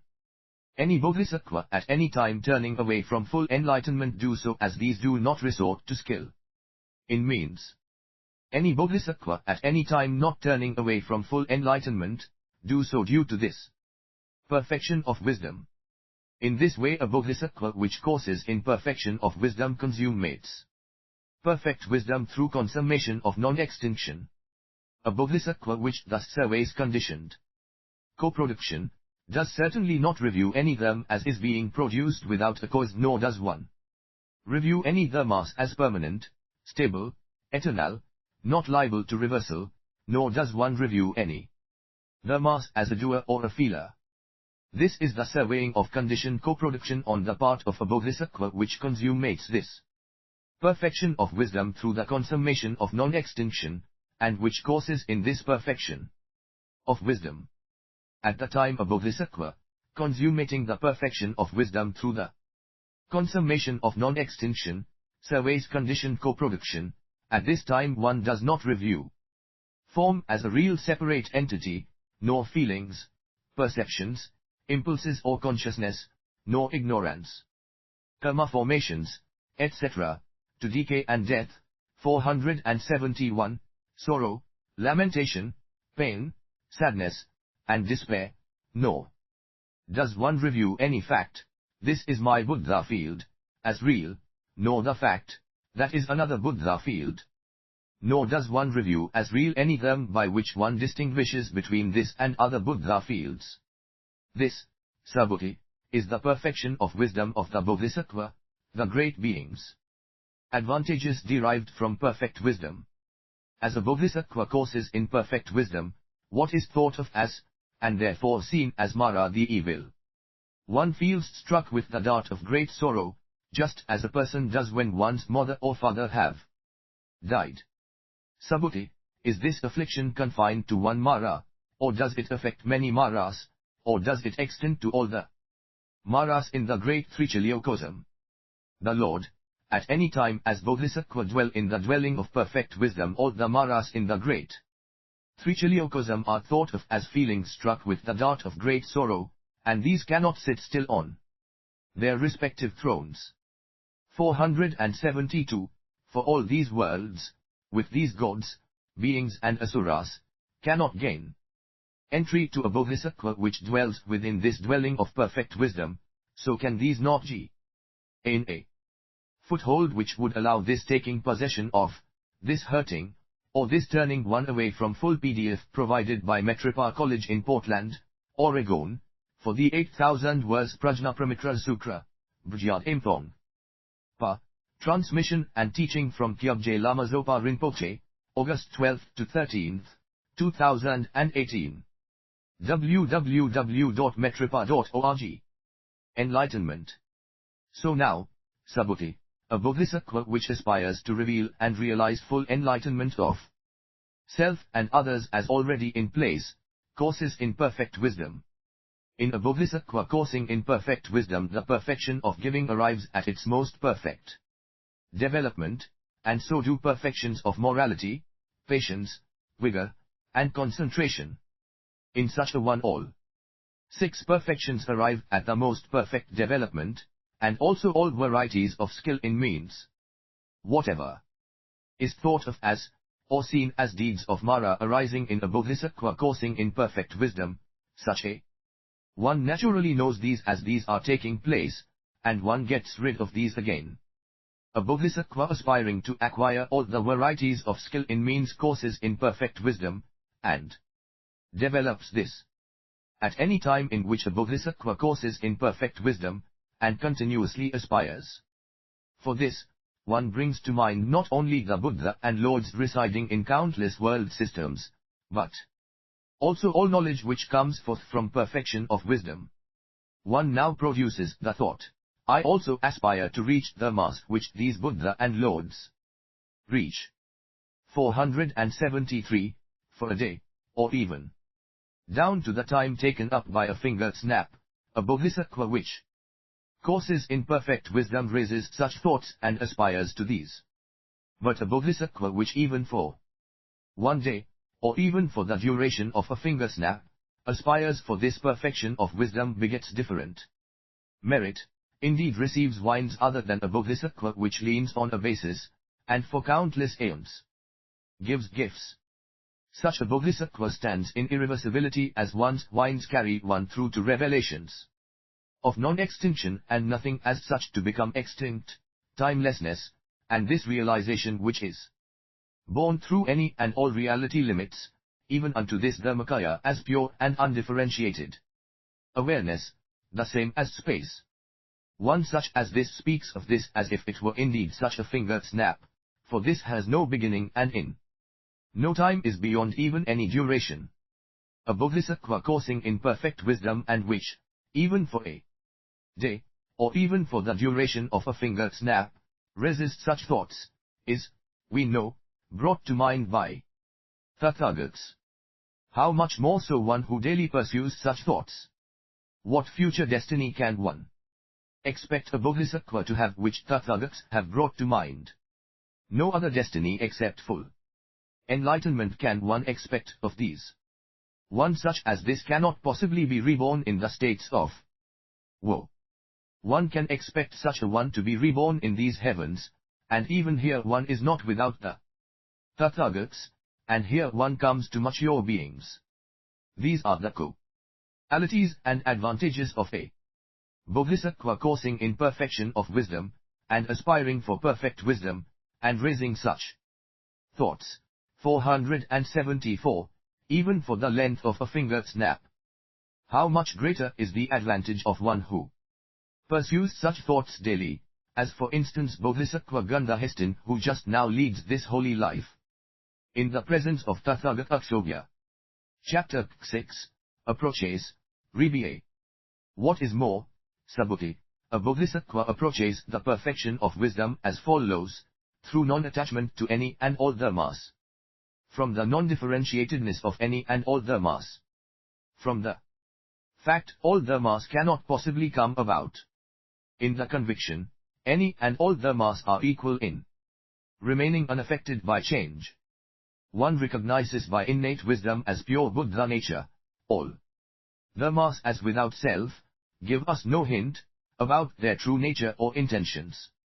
In the conviction, any and all talk about dharmas is extraneous to them, consists in mere words, mere conventional expressions, but these conventional expressions do not refer to anything real, are not derived from anything real, nor are these conventional expressions anything real. In this conviction, any and all dharmas lie outside conventional expression and discourse, and it is not these which are conventionally expressed or uttered.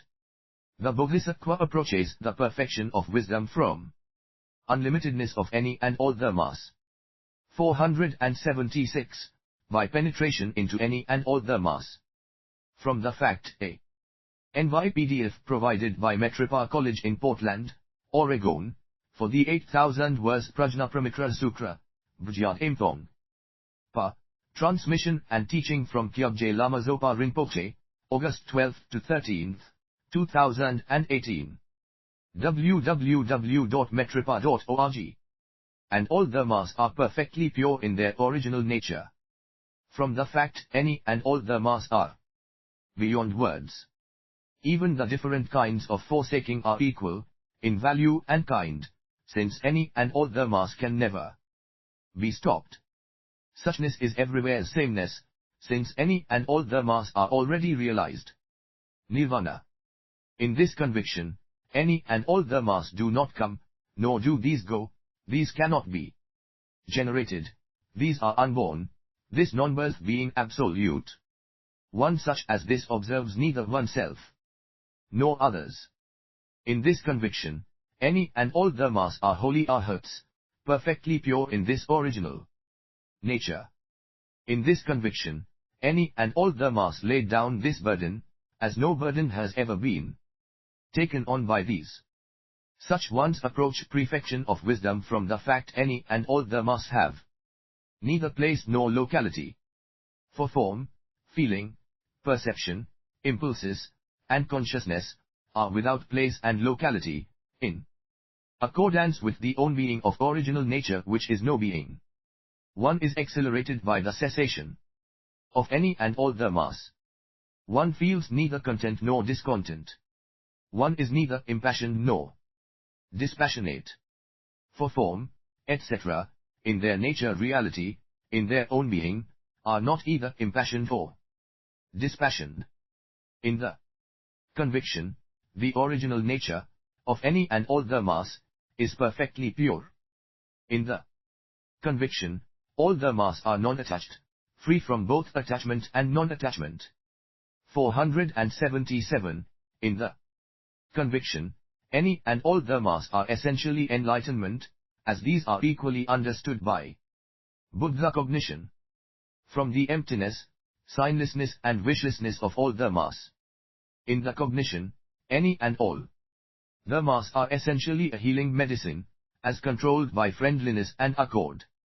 In the conviction, all dharmas are dwellers in friendliness, dwellers in compassion, dwellers in sympathetic joy, dwellers in impartiality. In the conviction, all dharmas are identified as this supreme universal spirit, as in simply being no faults can arise, as in essential being all faults remain unproduced. In the conviction, all dharmas are equally neither hopeful nor hostile.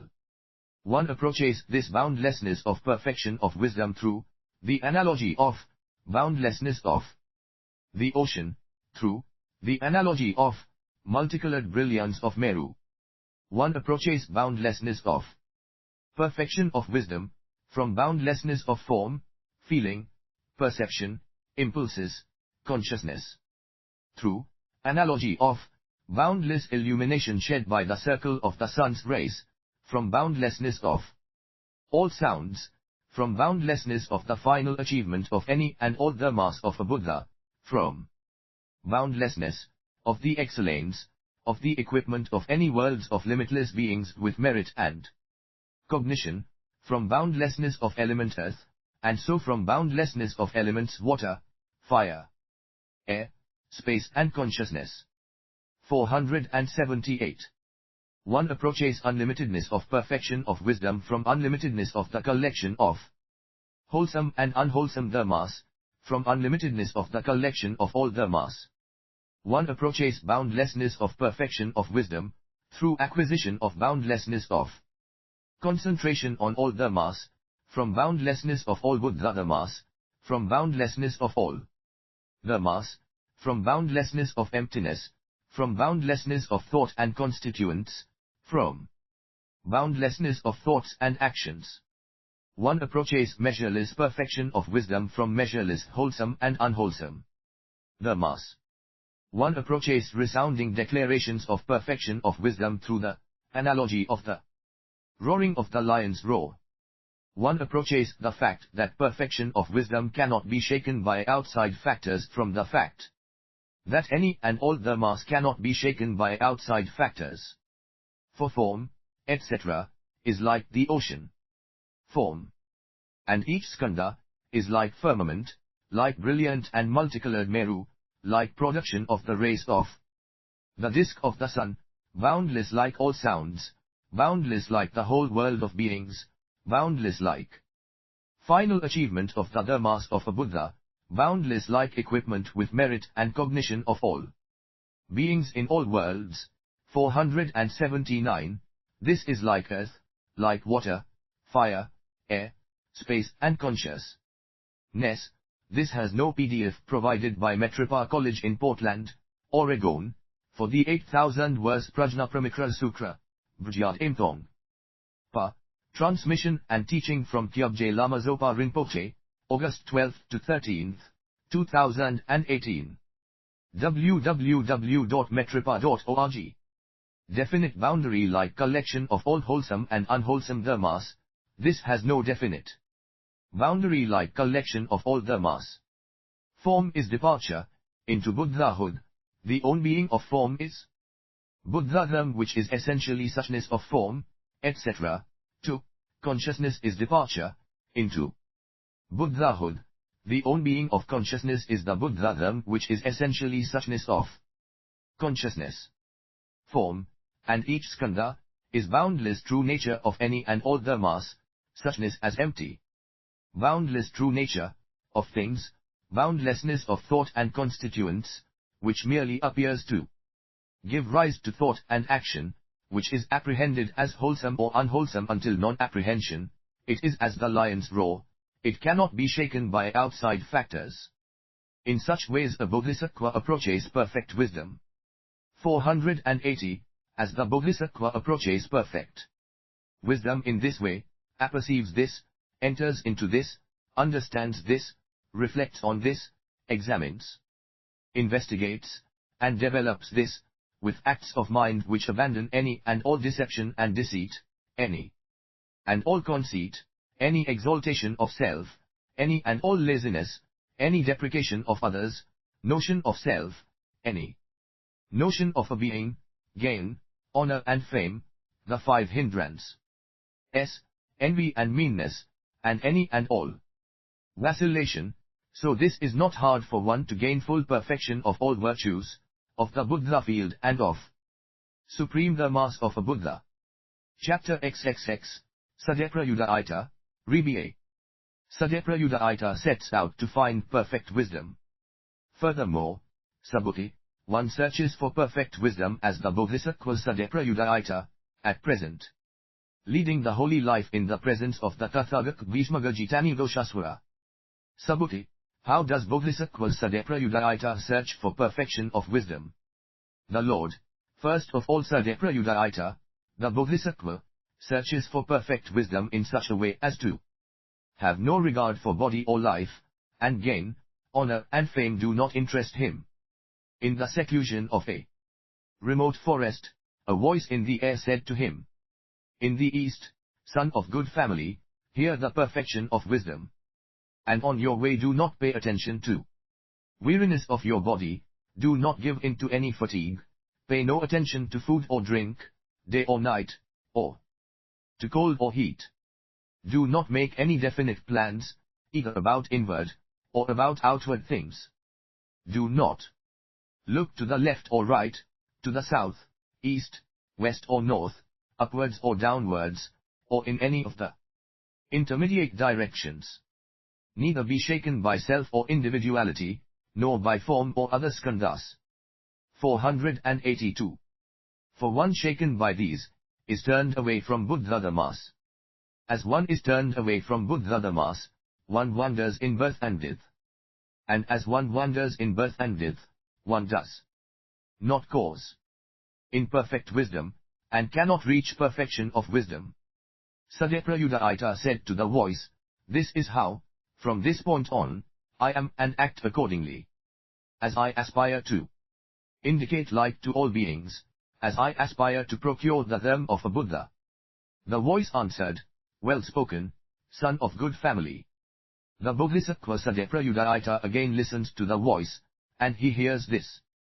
"Son of good family, this search for perfect wisdom takes place as you produce the firm conviction all dhammas are void, signless and wishless. Be not affected by signs, existence, and false views. Anywhere, or at any time here appears being, or are beings appearing. Be not affected by thoughts of bad friends. Good thoughts of friends, however, tend, love and honor. These demonstrate them, and teach, all dhammas are void, signless and wishless, not produced, not stocked and non-existent." PDF provided by Metripa College in Portland, Oregon, for the 8,000 verse Prajnaparamita Sutra, Vijayat Imthong. Pa. Transmission and teaching from Kyabje Lama Zopa Rinpoche, August 12 to 13, 2018. www.metripa.org. As you progress like this, you are studying or applying this perfection of wisdom either from a book, direct experience, or from the mouth of a monk speaking them. Treat as the teacher any person from whom you come to hear perfection of wisdom, be grateful and thankful, and think, 483, this is my good friend. As I hear this perfection of wisdom from this one, I gradually come to realize irreversibility. From full enlightenment, I draw nearer to Tathagats, and come to be reborn in Buddha fields in which Tathagats are not lacking, and, avoiding unfortunate rebirths, I accomplish auspicious rebirth. As you weigh up such advantages, you are bound to treat the monk speaking them as the teacher. Do not follow this one with motives of worldly gain, but for love of them, out of respect for them, and the benefit of any and all beings. Also, see through things which are thought of or seen as Mara's deeds, for here always is appearing Mara, the evil one, who may seem to suggest your teacher tends, enjoys and honors things which are seen, heard, smelled, tasted or touched, while in actual fact the teacher does so from skill in means, and has really risen above these. Here now, do not lose confidence in the teacher, but say to yourself, I do not yet know skill in means as the teacher naturally does. The teacher tends, enjoys and honors such dharmas in order to indicate proper discipline to beings, in order to bring to realization wholesome roots for them. For no attachment to such objective supports exist in or for Bodhisattva. At this, contemplate this true reality of dharmas, which is to say, as all dharmas are without defilement or purification. As all dharmas are empty of own being, 484, such can have no properties as appear to be these attributes of a living being, such can have no life, no individuality, no person, ality, such are as illusion, a dream, an echo, a reflected image. As you thus contemplate this true reality of all dharmas, and follow what is spoken of them, you go forth in, and as, perfection of wisdom. But watch out for seeing yet another deed of Mara. As you may be disheartened at what the preacher of them has said, let this not make you averse to perfection of wisdom, but with the mind which desires only them, which respects only them, may you, unwearied, follow any monk which preaches them. After receiving this admonition from this voice, the Bodhisattva Sadaprayudayita now journeys east. Before long it occurs to him that he had not asked the voice how far he ought to go. He stands still just at this, crying, sorrowful and lamenting. For 7 days he stays in this very spot waiting to be told how far to go to hear this perfection of wisdom, and all this time he pays no attention to anything else, and takes no food, but simply pays homage to perfect wisdom, waiting to be told how far he needs to go, and how to do this. Any person, Subhuti, who loses their only child are very sad and unhappy, 485, and can think of one thing only, the child, and the sorrow felt due to this. Even so this Bodhisattva Prajnaparamita can at this time think of nothing else, except, when then shall I hear this perfection of wisdom? Description of Gandhavati, and of the Modgata's life. As Prajnaparamita thus sorrows and pines away, a Tathagat frame, suddenly stands here before him, gives his approval and says, well spoken, son of good family. The Tathagats of these 3 times, while these are still Bodhisattva as you are now, also search for perfect wisdom in the same spirit in which you just now search for this. In this same spirit of vigor and determination, of zeal and zest, do you go east. 500 leagues away from here is a town called Gandhavati. It is built of 7 precious things. It is 12 leagues long and 12 leagues broad, and enclosed by 7 walls, 7 moats and 7 rows of palm trees. It is prosperous and flourishing, secure from attack, contains abundant provisions and is full of beasts and beings. 500 rows of shops run through the town from one end to the other, beautiful to behold like a well-colored painting, arranged one by one in regular succession, and in between them well-constructed sites and passages are erected, respectively for vehicles drawn by animals, for palanquins, and for pedestrians, so that there is plenty of room for all. PDF provided by Metropa College in Portland, Oregon, for the 8,000 verse Prajnaparamita Sutra, Bhajyat Imthong. Pa. Transmission and teaching from Kyabje Lama Zopa Rinpoche, August 12 to 13, 2018. www.metropa.org. The walls all round this town are made of the 7 precious substances. 486. They're well founded. Copings slope into the Golden River Jumbo. And on each coping grows a tree, made of the 7 precious things, laid and with various fruits, also made of precious things. A network of small bells is fastened on strings, and thus surrounds the entire city. When stirred by the wind, the small bells give out a sweet, charming and delightful sound, just like the sound from 5 musical instruments when they are played in harmony by the Gandharvas, skilled in songs. And this sound causes beings to divert, enjoy and amuse themselves. The moats all around the city are full of water which flows gently along, neither too cold nor too hot. The boats on this river are brilliant with the 7 precious things, beautiful to behold, and existence is a reward of past deeds of inhabitants who, aboard these, divert, enjoy and amuse themselves. The water is everywhere covered with blossoms of the blue lotus, of the pink lotus, of the white lotus and with other most beautiful and fragrant flowers. Here is not any species of flowers in the great Trichiliocosm which is not found. All around this city are 500 parks, beautiful to behold, brilliant with the 7 precious things. 487. Each park has 5 times 500 large lotus ponds, covered with beautiful blossoms, each of the size of a cartwheel, fragrant, blue, yellow, red and white. The sounds of geese, cranes, ducks, curlews and other birds fill the air over the ponds. And the existence of these parks which none regard as their own private property is a reward for past deeds of these beings, for these have caused for a long time in perfection of wisdom, their minds faithfully devoted to this guide of the Buddha and bent on listening to her and understanding her, and for a long time these remain intent on deep and even truly fathomless dharmas. And here, in this city of Gandhavati, at a place 4 roads meet, is the house of the Bodhisattva.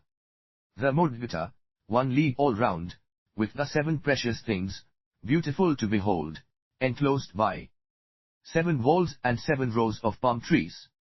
Here are 4 parks near the house, for the enjoyment of these who live in it. These are called Nitya Pramodita, Asoka, Sokavigata, and Pushpasitra.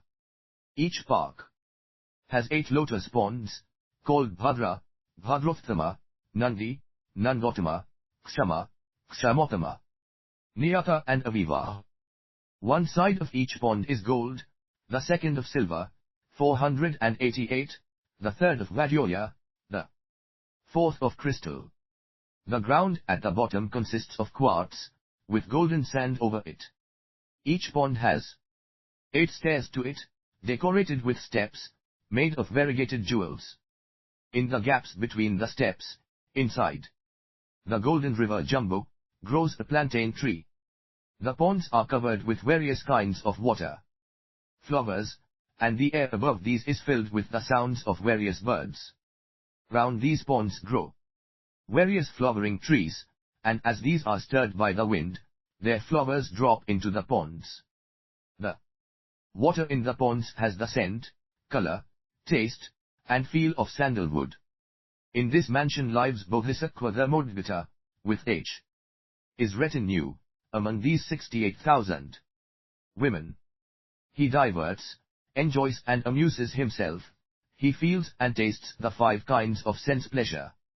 All the inhabitants of this city, both women and men, divert, enjoy and amuse themselves. These have constant joy in the parks and on the ponds and feel and taste the 5 kinds of sense pleasure. The Bodhisattva Dharmodgata, however, with his retinue, diverts, enjoys and amuses himself only for a certain time, and so now also he always demonstrates perfection of wisdom. And the citizens of this town built a pulpit for the Bodhisattva Dharmodgata in the central square of the town. It has a golden vase, a cotton mattress is spread on this, and a woolen cover, a cushion and a silken cloth are put on top of this. High up in the air, half a course high, here an awning, shining with pearls, even and firm. All 489, round this pulpit flowers of the 5 colors are strewed and scattered, and the pulpit itself is scented with various perfumes. So pure is the heart of Dharmodgata, so great the respect of his hearers for them. Seated on the pulpit, the Bodhisattva Dharmodgata demonstrates perfection of wisdom. The citizens of this town listen to his teaching with great respect for them, with trust in them, with faith in what is worthy of faith, with minds that are lifted up in faith. In addition, many hundreds, many thousands, many PDF provided by Metropa College in Portland, Oregon, for the 8,000 words Prajnaparamita Sutra, Bhajyad Impong. Pa. Transmission and teaching from Kyabje Lama Zopa Rinpoche, August 12 to 13, 2018. www.metropa.org. Hundreds of thousands of living beings, gods and people, assemble here to listen. Some of these explain perfection of wisdom, some repeat it, some copy it, some follow it with wise attention. All these beings are no longer doomed to fall into states of woe, and are irreversible from full enlightenment. Son of good family, go to Bodhisattva Dharmodgata. From him you hear perfection of wisdom. For he is for a long time your good friend, he summons you, and even now instigates and encourages you to realize full enlightenment. He also, in these 3 times, searches for perfection of wisdom in this same way in which you search even now. Go forth, son of good family, go on day and night, giving your undivided attention to this unending task, this never-ending blessing which we learn quite naturally to neither accept as a basis, nor develop aversion to as a means to some end. Before long you hear perfection of wisdom. As the Bodhisattva Sadeprayudayita hears this, he is contented, elated, joyful, overjoyed and jubilant. 490, a man, hit with a poisoned arrow, cannot think of anything else except, where do I find a surgeon, a skilled physician, who can pull out this arrow, and free me from this suffering? Just so. Bodhisattva Prajnaparamita at this time pays no attention to any dharma except, as I see this son of good family from whom I hear perfection of wisdom, as I hear this dharma, I forsake all attentions to any basis. Without leaving the place he is Prajnaparamita now hears. Bodhisattva Dharmodgata demonstrating perfection of wisdom. The list and significance of the concentrations. As a result he produces perception which does not lean on any dharma, nay, not even perception itself. And he is face to face with many doors to concentration. The names of the concentrations are as follows. This surveys own being of any and all dharmas, the non-apprehension of own being of any and all dharmas, non-difference of any and all dharmas, spectator of unchangeability of any and all dharmas, illuminator of any and all dharmas, from any and all dharmas darkness vanished, this shatters cognition of any and all dharmas, this tosses any and all dharmas about, the non-apprehension of any and all dharmas, bedecked with flowers, within this body this consummates any and all dharmas, having abandoned illusion, calling forth images reflected in a mirror, calling forth sounds of all beings, without any doubt, gladdening all beings, a follower of vocal sounds of all beings, from skill in means, 491, consummation of the whole variety of letters, words and vocal sounds, this state which comes from feeling no rigidity, inexpressible in essential nature. Realization of unobstructed emancipation, visit from the king, grammatical analysis of speech into words and letters, insight into any and all dharmas, this leaves the sphere of any and all dharmas. Beyond, unobstructed limit of any and all dharmas, fashioned as a firmament, as a thunderbolt. The king is near, the unrivaled king, victorious, one cannot avert this eye, fixed on this element of dharma, come out of this element of dharma, granter of consolation, this roars like a lion, no world for beings to be reborn in, free from dirt, undefiled, lotus array, annihilation of hesitation, follower of any and all substantial excellence, situated beyond any and all dharmas.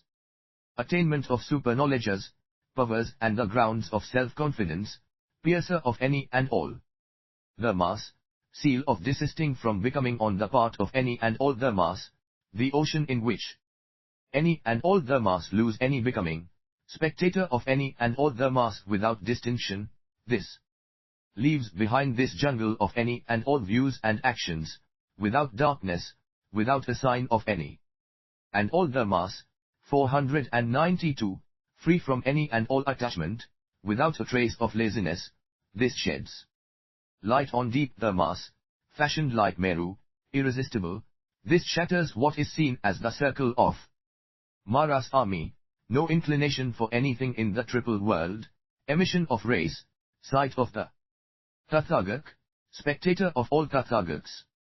PDF provided by Metripa College in Portland, Oregon, for the 8,000 verse Prajnaparamita Sutra. Bjyat Imthong. Pa. Transmission and teaching from Kyabje Lama Zopa Rinpoche, August 12 to 13, 2018. www.metripa.org. Established in these concentrations, he now sees Buddha and Lords in the countless world systems in the 10 directions, as these reveal this very perfection of wisdom to Bodhisattva. And these Tathagats applaud and comfort him, and these say to him, we also in these 3 times as Bodhisattva, search for perfection of wisdom in just this same way. We also as we search, come to acquire by revelation, these concentrations which you acquire just now. Even after we acquire these we go on our route, established in and transmitting perfection of wisdom and irreversible dharmas of a Buddha. But as we peruse original essential nature and search for any true own being of these concentrations, we do not see any real dharma enter into these, or emerge from these, course toward enlightenment, or no full enlightenment. This absence of imaginings about any them whatsoever, this is perfection of wisdom. As we stand in firm absence of any and all self-conceited imaginings, we naturally reveal our bodies of golden color, these 32 marks of Tathagats, these 80 accessory marks, and these splendid halos around us, and reveal of us this unthinkable and yet supreme cognition of Buddha, this wisdom of Buddha, this supreme concentration of Buddha, and this perfection of all these dharmas and qualities of Buddha, and quite simply as all in all, this nature of Buddha. 493. Even Tathagats cannot grasp any measure, nor define any boundary, of this perfection of qualities, how much less Sravakas, disciples and Pratyeka Buddha. Here and now fill your mind with respect for these dharmas of Buddha, so you increasingly aspire toward these, so you become more and more zealous for these. The supreme enlightenment is not hard to realize for one aspiring towards this, who is zealous for this. For the good friend also arouses intense respect and affection, and to be sure, serenely keep your confidence in such. For it is as we are taken hold of by these good friends Bodhisattva quickly come to realize, and know full enlightenment. Sadeprayudayita asked the Tathagats, who is our good friend?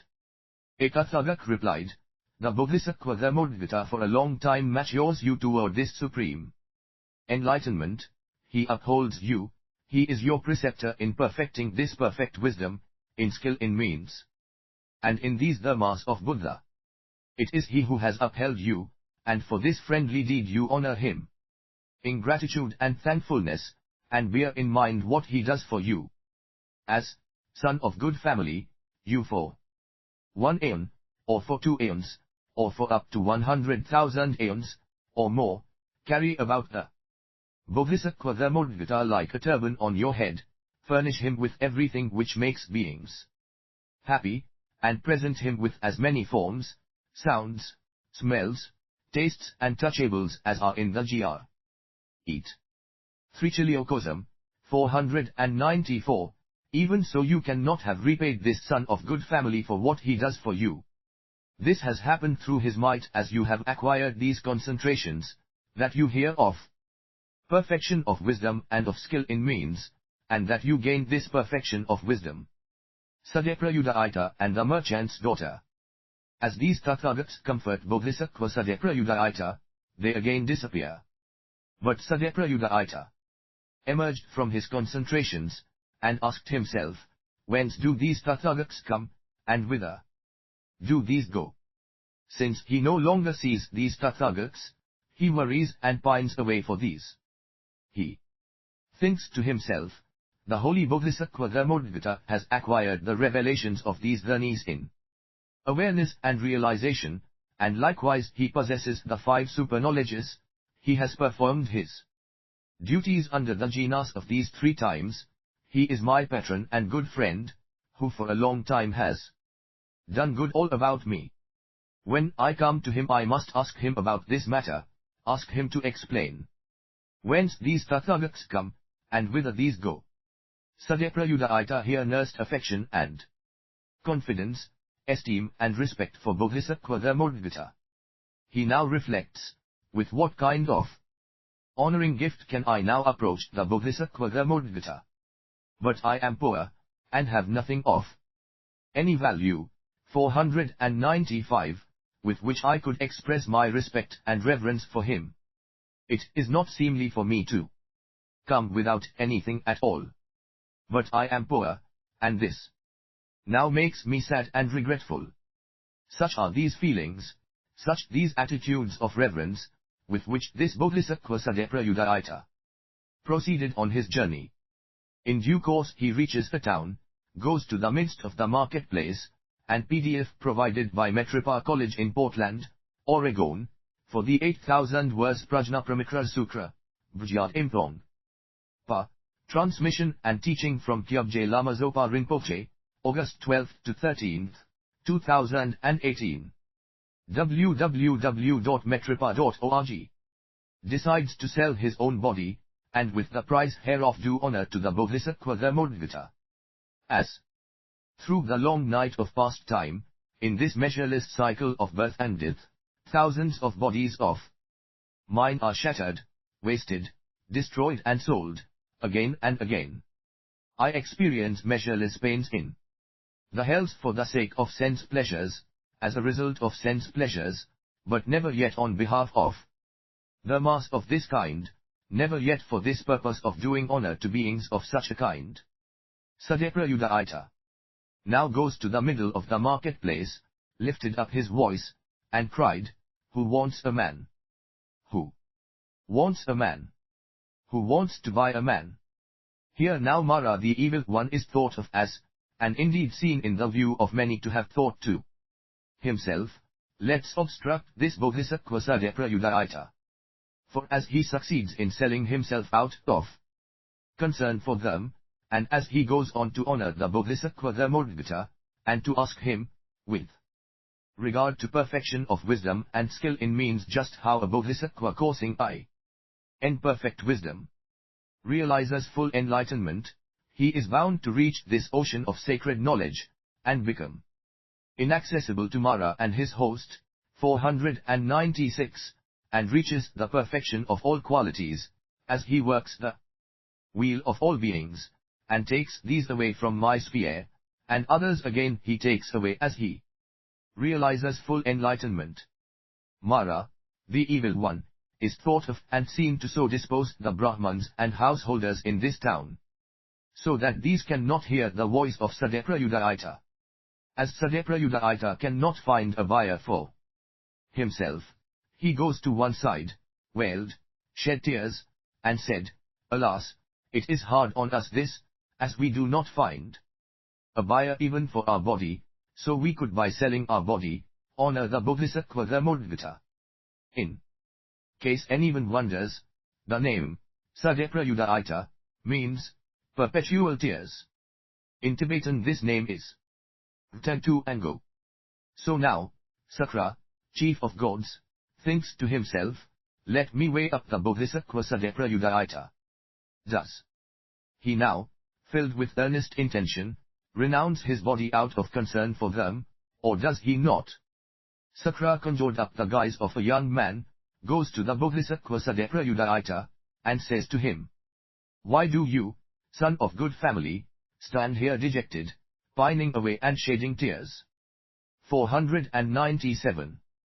Sadeprayudaita replied, I want to sell myself, but I cannot find anyone to buy my body.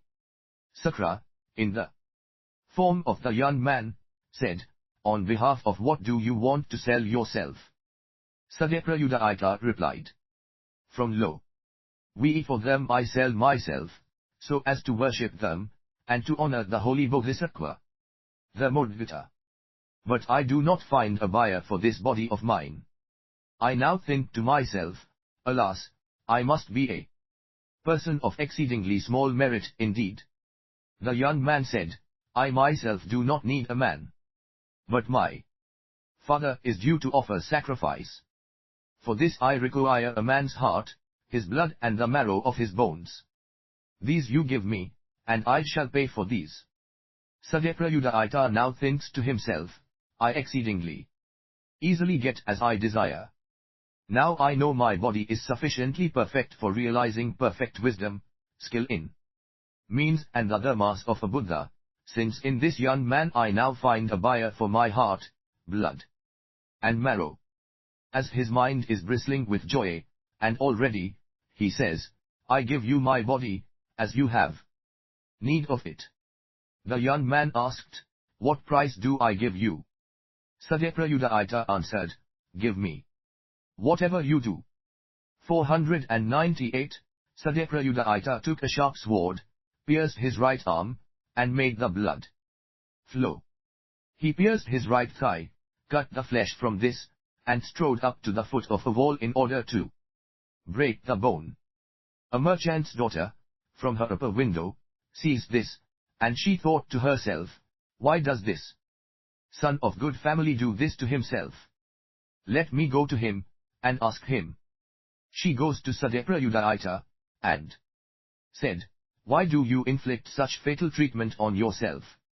What do you do with this blood, and with this marrow of your bones?" Prajnaparamita said, "Id, as I have sold them to this young man, I go to worship perfection of wisdom, and to do honor to the holy Bodhisattva Dharmodvita." The merchant's daughters said, "What is the kind of quality, what is the excellence of the qualities, which you create in yourself by your wish to honor the Bodhisattva Dharmodvita as you sell your own heart, blood and marrow?" PDF provided by Metripa College in Portland, Oregon, for the 8000 verse Prajnaparamita Sutra, Vijayad Imthong. Pa. Transmission and teaching from Kyabje Lama Zopa Rinpoche, August 12 to 13, 2018. www.metripa.org. Prajnaparamita replied, "Dharmodvita now explains to me perfection of wisdom and the skill in means. 499, in these I train myself, and, as a result, I become a refuge to all beings, and, as I at this point realize full enlightenment, I acquire a body of golden color, 32 marks of the Tathagak, 80 accessory marks, the splendor of a halo the rays of which extend throughout infinitude, great friendliness, great compassion, great sympathetic joy, great impartiality, 4 grounds of self-confidence, 4 analytical knowledges, 18 special dharmas of a Buddha, and I acquire 5 super knowledges, an unthinkable purity of conduct, an unthinkable purity of concentration, an unthinkable purity of wisdom, and 10 powers of a Tathagak. I fully awake to the supreme cognition of a Buddha, and acquire the supremely precious jewel of them, which I share with all beings." The merchant's daughter replied, "It is wonderful, son of good family, how exalted and sublime are these dharmas which you proclaim. For the sake of even one of these dharmas should one be willing to renounce one's bodies even for countless aeons, how much more so for the sake of many of these. These dharmas which you proclaim please me also, and seem good to me. But see, son of good family, I give you whatever you require, and with this you may, 500, honor the Bodhisattva Dharmodvita. But do not inflict such treatment on yourself. I also go with you to the Bodhisattva Dharmodvita. I also, together with you, plant wholesome roots, which help to realize such dharmas." Sakra, chief of gods, now throws off his disguise as a young man, and in his own proper body he stood before the Bodhisattva Prajnaparamita, and says to him, "I applaud your firm sense of obligation. In these 3 times Tathagats have so great an aspiration for them, and it is this which helps these to full enlightenment and to gain the precious jewel of them, as these first course in the vehicle of a Bodhisattva, and ask questions about perfection of wisdom and skill in means. I have no need for your heart, blood or marrow. I only come here to test you. Now choose a boon. I give you any boon whatsoever." Prajnaparamita answered, "Give me supreme dharmas of a Buddha." Sakra, chief of gods, replied, "This lies not within my province. This lies within the province of Buddha, the Lord's.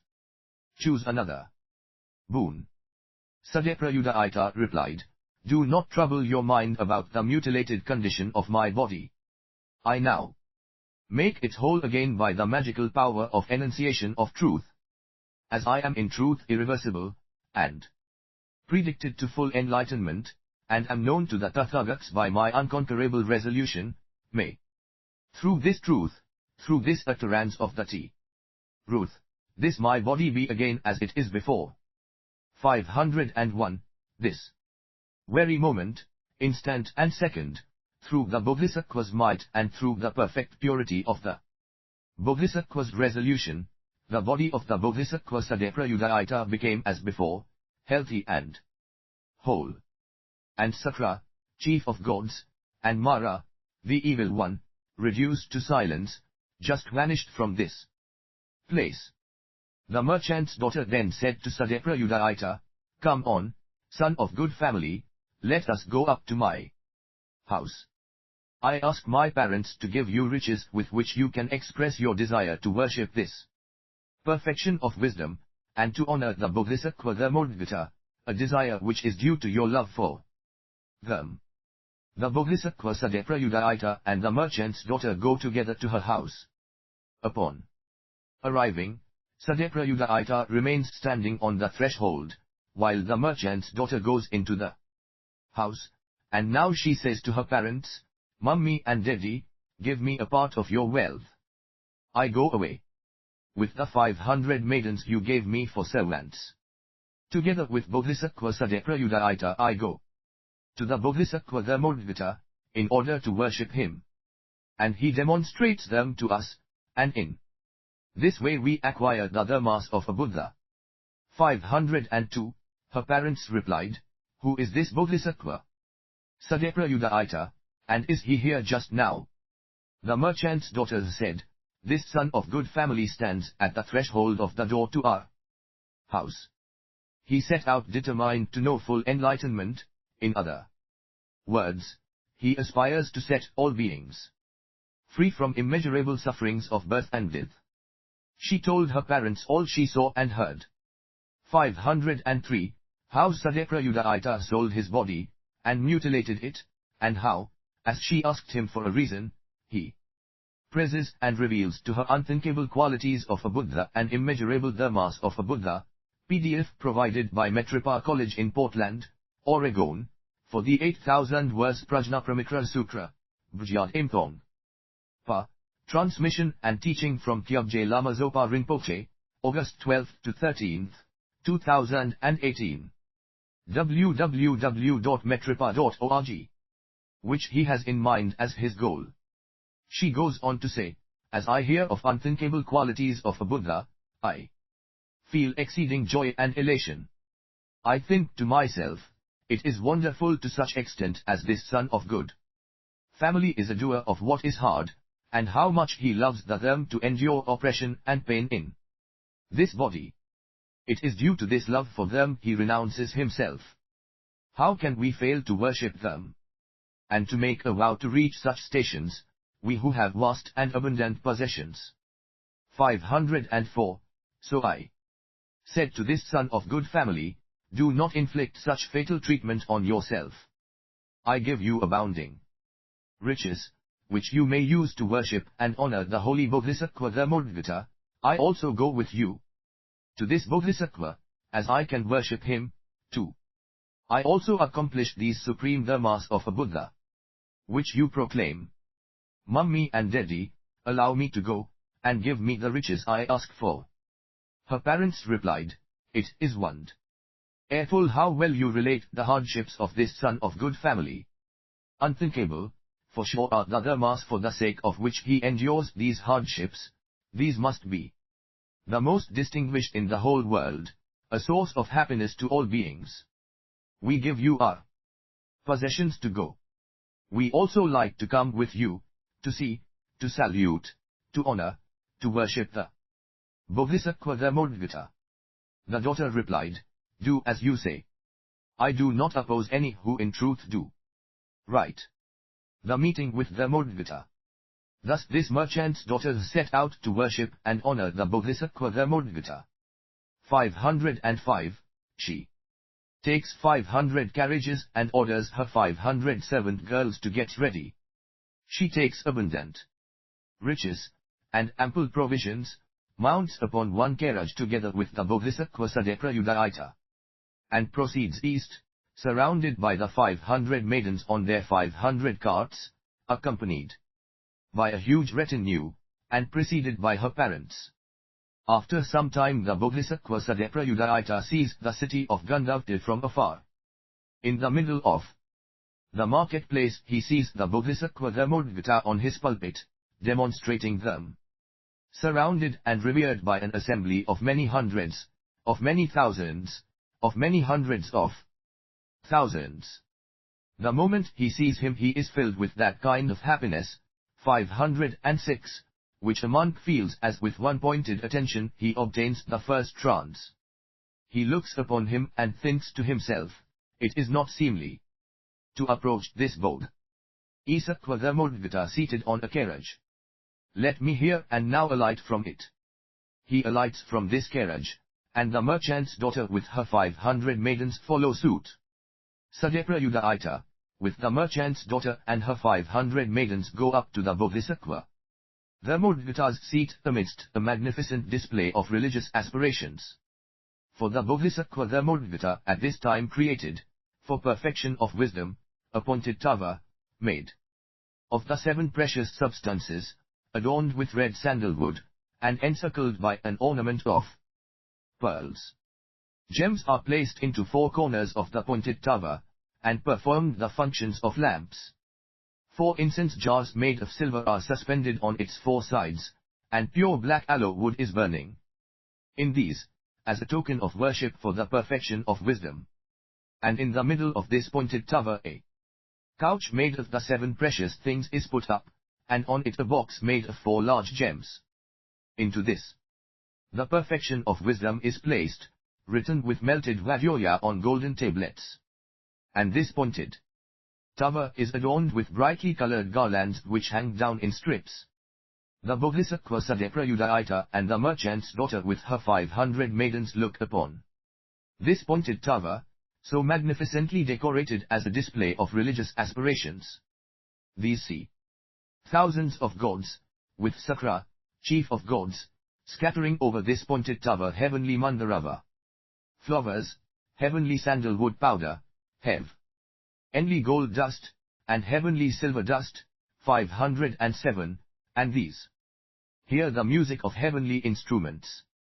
Sadeprayudaita now asks Sakra, chief of gods, for what purpose do you, together with many thousands of gods, scatter over this pointed tava, which consists of precious substances, heavenly mandarava flowers, etc., and why do the devas up in space play heavenly music on their instruments? PDF provided by Metripa College in Portland, Oregon, for the 8,000 verse Prajnaparamita Sutra, Vijayad Impong. Pa. Transmission and teaching from Kyabje Lama Zopa Rinpoche, August 12 to 13, 2018. www.metripa.org. Sakra answered, do you not know the reason, son of good family? This is perfection of wisdom, the mother and guide of the Bodhisattva. As Bodhisattva train in this, these soon reach perfection of wisdom of all qualities, and, consequent on this, all the mass of a Buddha and knowledge of all modes. Sadeprayudaita replied, where is this perfection of wisdom, the mother of Buddha and guide of Bodhisattva?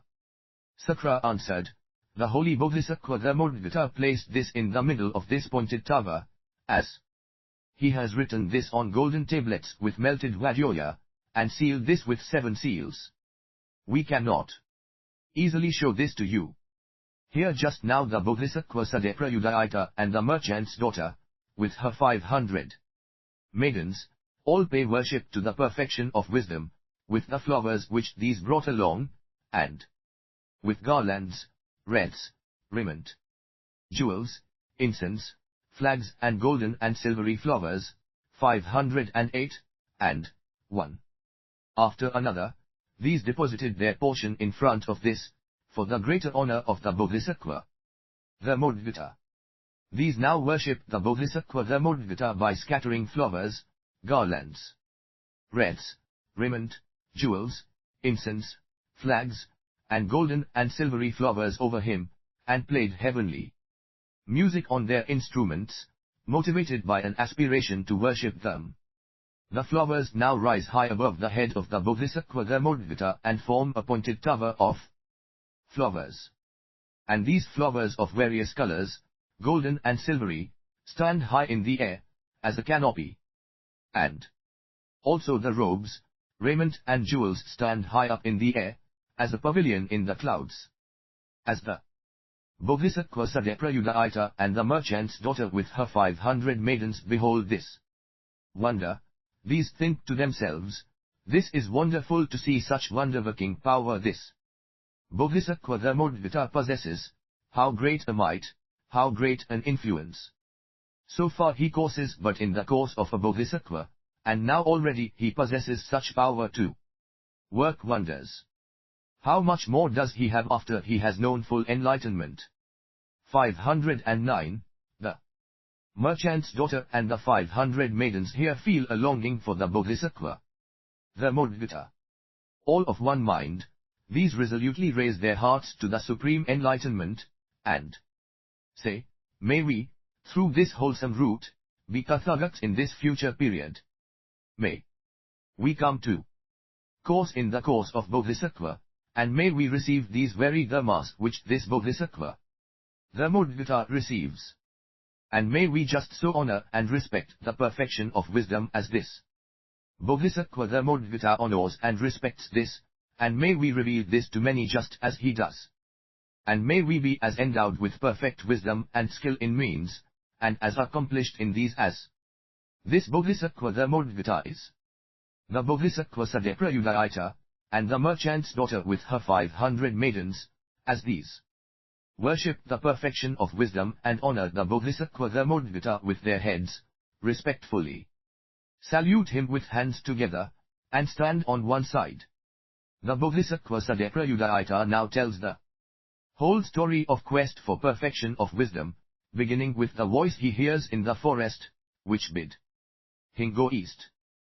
510, he told Dharmodvita how he stands in many concentrations, and how the Buddha and lords of the 10 directions comforted and applauded him, and had said, well done, son of good family. These concentrations issue from perfection of wisdom. By firmly standing in the perfection of wisdom we achieve all the dharmas of a Buddha. He goes on to relate. The Tathagats now vanished, and I emerged from this state of concentration. I asked myself, whence now these Tathagats come, and whither these go? I think to myself, the holy Bodhisattva Dharmodvita receives the dharnis. 511, he possesses 5 supernold Yes, he does his duties. Under the genus of these 3 times, he plants wholesome roots, and is trained well in the perfect wisdom and skill in means. He can explain to me this matter as it really is, and tell me whence these Tathagats come and whither these go. Now I am come to you, and I ask you, son of good family, whence these Tathagats come, and whither these go. Demonstrate to me, son of good family, this PDF provided by Metropa College in Portland, Oregon, for the 8,000 verse Prajnaparamita Sutra, Bujyad Imthong. Pa. Transmission and teaching from Kyabje Lama Zopa Rinpoche, August 12 to 13, 2018. www.metropa.org. Coming and going of these Tathagats, so we may cognize this, and so we may be not lacking in vision of the Tathagats. Chapter XXXI, Dharmodvita, Rebia. The coming and the going of Tathagats. Dharmodvita, Tathagats certainly do not come from anywhere, nor do these go anywhere. Suchness does not move, and Tathagat is suchness. Non-production neither comes nor goes, and Tathagat is non-production. One can conceive of neither coming nor going of reality limit, and Tathagat is reality limit. This same can be said of emptiness, of anything which exists in according to facts, or of dispassion, of stopping, of element, of space. Tathagat is not outside these dharmas. Suchness as these dharmas is suchness as any and all dharmas, and suchness as Tathagat is simply suchness as any and all Tathagats. Here is no division within suchness. Simply before even one, throughout, and after all is suchness. Such is neither 2, nor 3, nor 1 divided into many. Suchness does not even pass beyond counting, as it cannot be counted to begin with, and thus certainly is here nothing to end with. Neither is suchness 1, nor other than 1 by which to determine any singularity, nor 2, nor 3 nor apart from these. Nothing of or by any concept whatsoever can suchness relate to or be. related to, yet suchness is greatest of anything conceivable and infinitely beyond, even, this. A man, scorched by the heat of summer, during the last month of summer, 513, at noon might see a mirage floating along, and might run towards it, and think, here I shall find some water, here I shall find something to drink. What do you think, you children of good family, does this water come from? Anywhere, or does this water go anywhere, to or from the eastern great ocean, or the southern, northern or western? Prajnaparamita, no water exists in this mirage. How can its coming or going be conceived? This man, again, is foolish and uninformed as, on seeing the mirage, he forms the idea of water, as here is no water.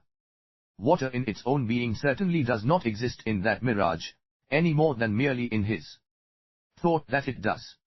The Mudgata, equally foolish are any and all these who adhere to Tathagats through form and sound, and who in consequence imagine coming or going of any or all Tathagats. A Tathagat can neither be seen nor determined from any formed body.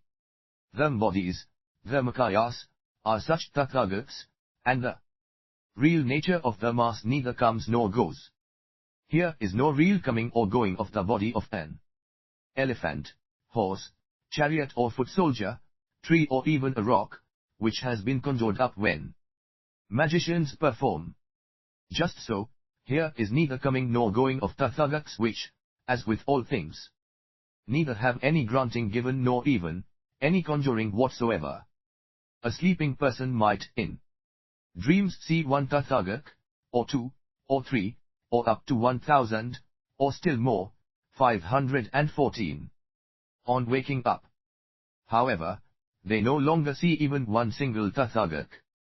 What do you think, dear children of good family, have these Tathagats come from anywhere, or gone to anywhere? As Tathagat means, one. Thus gone, in this relative sense, in so doing one cannot thus come. But, what's not too frequently understood, is that Tathagat also means, one thus come, and likewise in so doing can one not be thus gone. Yet, such is this fact in principle and truth, that in, or as suchness Tathagats neither come nor go, at once within and throughout these three times, and at once here stand on not but pure, undifferentiated awareness as space outside of and through any and all the mass. Such is this difference of purely equanimous stance the same as this fathomless station of all them. Prajnaparamita, one cannot conceive as in any dream any them whatsoever as having the status of a full and perfect reality, for any dream is deceptive. The Mudgata, just so Tathagats teach all the mass are as a dream. These who do not come to naturally and wisely know all the mass as these really are, which is to say, as a dream, as Tathagat PDF provided by Metropa College in Portland, Oregon, for the 8,000 verse Prajnaparamita Sutra, Bhjat Impong. Transmission and teaching from Kyabje Lama Zopa Rinpoche, August 12 to 13, 2018. www.metropa.org. Points out, these adhere to Tathagats through their name body and form body, and in consequence, these imagined Tathagats come and go. These who in ignorance of true nature of the mass imagine a coming or going of Tathagats, these are just foolish common people, not as yet diligent to truth, and presently as is as good as any and all times these belong to birth and death with 6 places of rebirth. And these are far from these revelations of perfection of wisdom, far away from the mass of a Buddha. Yet experience these the mass within each and every breath, as close as pure life itself. On the contrary, however, these who know all the mass as a dream, i.e., as they really are in agreement with the teaching of Tathagat, these do not imagine the coming or going of any them, nor its production or stopping. These naturally know Tathagat's true nature, and do not imagine coming or going of Tathagats. And these who naturally know true nature of Tathagat, these cause near to full enlightenment and These course in this perfection of wisdom. These disciples of Lords do not consume alms fruitlessly. 515, and these are worthy of the world's results and dedications. The gems which are in the great ocean do not come from any place in the east, or west, or any other of the 10 directions, but these owe existence to wholesome roots of beings. These are not produced without cause, or are not without cause to be produced. Such simply manifest due to these causes and conditions. Yet still, as dependent on cause, condition and reason, these gems are co-produced and stopped by conditions. These do not pass on to any place anywhere in the world in any of the 10 directions. And nevertheless, as these conditions exist, the gems are augmented. As these conditions are absent, no augmentation takes place.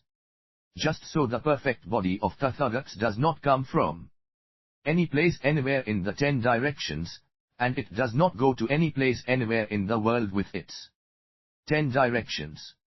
But the body of Buddha and Lords is not without cause. It is brought to perfection by conduct and action in time, and it is produced dependent on causes and conditions, co-produced by subsidiaries, produced as result of karma done in this past. It is, however, not in any place anywhere in the world with its 10 directions. But when these conditions exist, the accomplishment of the body takes place. When these conditions are absent, the accomplishment of the body is inconceivable. As the sound of a Buddha is being produced, it does not come from anywhere. As it is stopped, it does not go anywhere, nor does it pass on to anywhere. But it is produced conditioned by this totality of causes and conditions for it to occur, namely the boat-shaped hollow body of the harp, the parchment sounding board, the strings, the hollow arm of the bugab, the bindings, the plectrum, the person who plays it, and this person's exertions and coming to knowledge of the music to be played thereon. 516. In this way this sound comes forth from the bugab, dependent on causes, dependent on conditions. And yet that sound does not come forth from that hollow body of the harp, nor from the parchment sounding board, nor from the strings, nor from the hollow arm, nor from the bindings, nor from the plectrum, nor from the person who plays it, nor from this person's exertions or knowledge. It is just the combination of all of these which makes the sound conceivable.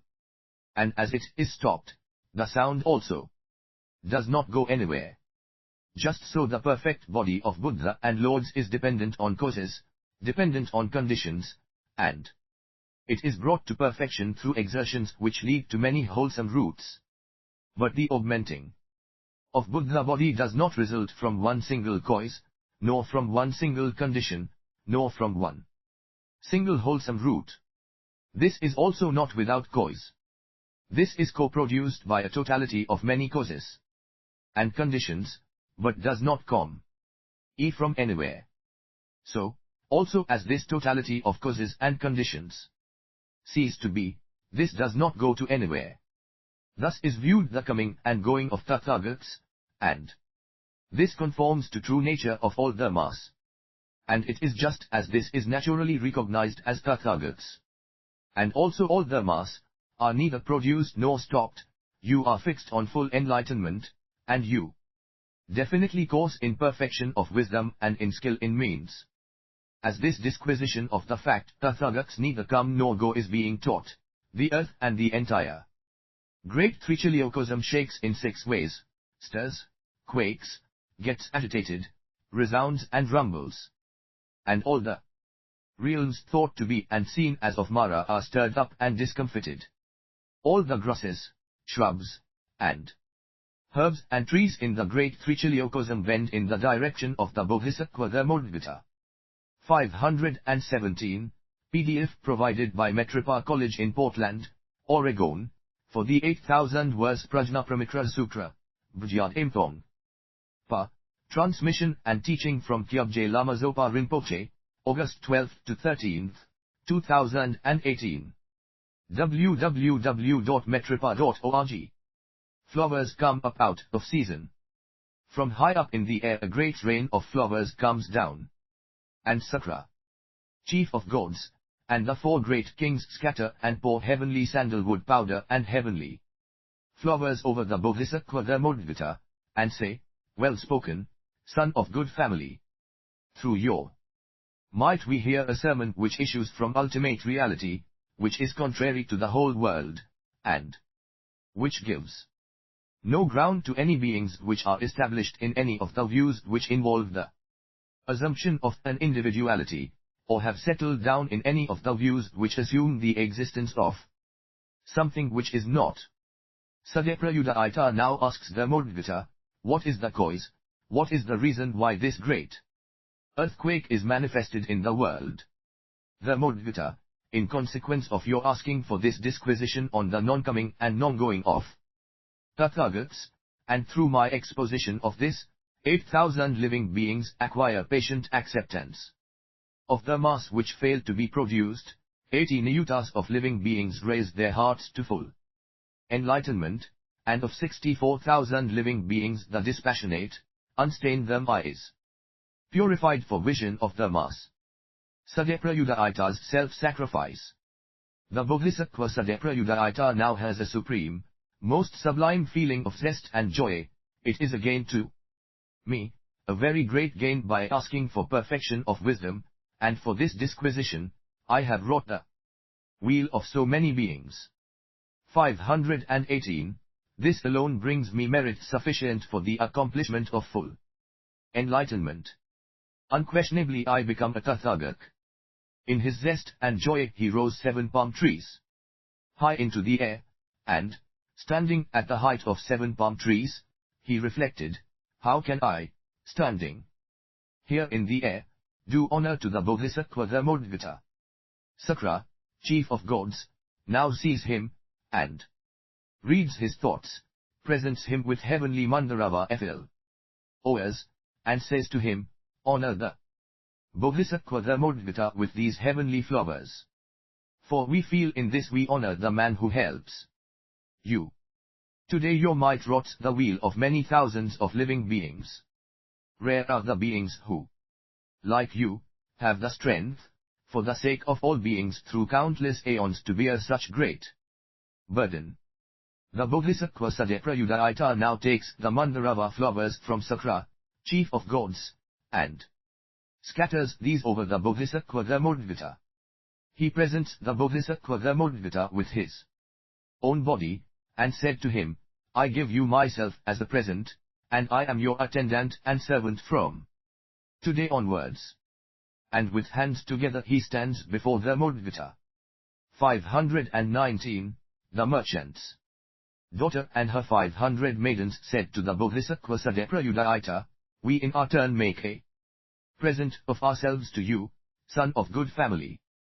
Through this wholesome route we also become recipients of just these dharmas, and together with you we again and again honor and revere the Buddha and Lords, and the Bodhisattva, and we remain near to you. Sadeprayudayita replied, as you, maidens, in accordance with my own earnest intention, give yourselves with earnest intention to me, I accept you. The maidens replied, we are in accord with you, and with earnest resolution we give ourselves as presents to you, to do with us as you may. Here and now the Bodhisattva Sadeprayudayita presented the merchant's daughter and her 500 maidens, embellished and adorned, together with their 500 well-decorated carriages, to the Bodhisattva Dharmodvita, and said, all these I present to you as attendants and servants, and also the carriages for your own use. Sakra, chief of gods, applauded him and said, well done, son of good family. A Bodhisattva renounces any and all property. Through this thought of renunciation one soon realizes full enlightenment, and the worship one pays thus to exponents and preachers of them enables one to hear about perfection of wisdom and skill in means. 520. Also in these 3 times Tathagats, as these still are Bodhisattva, do By this fact these renounce everything, procure a claim to realization of full enlightenment, and these also ask questions about perfect wisdom and about skill in means. The Bodhisattva Dharmodgata accepted Sadeprayudayata's gift, so his wholesome route might reach fulfillment. Immediately afterwards he returned PDF provided by Metropa College in Portland, Oregon, for the 8,000 verse Prajnaparamita Sutra, Bhajyat Impong. Pa. Transmission and teaching from Kyabje Lama Zopa Rinpoche, August 12 to 13, 2018. www.metropa.org. This to Sadeprayudayata. After this all, now the Bodhisattva Dharmodgata goes into his house. The sun is about to set. The Bodhisattva Sadeprayudayata thinks to himself, it does not indeed appear seemly for me, who comes here out of love for them, to sit or to lie down. I remain either standing or walking. G. Until the Bodhisattva Dharmodgata again comes out of his house, in order to reveal them to us. The Bodhisattva Dharmodgata remains for 7 years immersed in one uninterrupted state of trance. And he dwelt in countless thousands of concentrations, peculiar to Bodhisattva, which issue from perfection of wisdom and skill in means. For 7 years Sadeprayudayata adopted any other posture than sitting or lying down, and he did not fall into sloth and torpor. For 7 years he never feels any preoccupation with sense desires, or with ill will, or with harming others. He never feels any eagerness for tastes, or any self-satisfaction. But he thinks, when does the Bodhisattva Dharmodgata emerge from his trance? 521, so we may spread out a seat for him, and hereon he may demonstrate them. And so we may sprinkle well the place he reveals perfection of wisdom and skill in means, anoint this well and bedeck it with manifold flowers.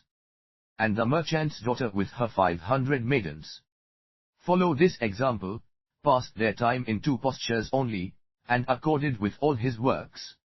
One day Bodhisattva Sadeprayudayata heard a heavenly voice which said, on the 7th day from today the Bodhisattva Dharmodgata emerges from his trance, and he at this time, seated in the center of the town, demonstrates them. As Sadeprayudayata hears the heavenly voice, he is contented, elated, joyous, overjoyed and jubilant. Together with the merchant's daughter and he are 500 maidens. He cleans the ground, spreads out the seat made of the 7 precious things, takes off his upper garment, and spreads it on top of the seat. The maidens also took off their upper garments, spread their 500 upper garments on this seat, and thought, seated on this seat the Bodhisattva Dharmodgata demonstrates them. 522, and these also are contented, elated, joyous, overjoyed and jubilant. As the Bodhisattva Sadeprayudayata wanted to sprinkle the ground, he cannot find any water, though he searched all round. For Mara, the evil one, was thought to and therefore seen to have hidden all the water. And he did this, so Sadeprayudayata, as he cannot find any water, becomes depressed and sad, or change his mind, with the result his wholesome root may vanish, or the fervor of this worship be dimmed. The Bodhisattva Sadeprayudayata now thinks to himself, let me pierce my own body, and sprinkle the ground with my blood. The ground is full of rising dust, and I fear some of it may fall on the body of the Bodhisattva Dharmodgata. What else can I do with this body which is of necessity doomed to break up? Better surely this my body be destroyed by such an action rather than by an ineffectual one. For the sake of sense pleasures, as a result of sense pleasures many thousands frames of mine, again and again, while I wandered in birth and death, break up, but never in conditions as favorable as these, never for the sake of gaining the good law. As these once more be broken up, let these in any case be broken up in a holy cause. He, 523, took a sharp sword, pierced his body on every side, and everywhere sprinkled any piece of ground with his own blood.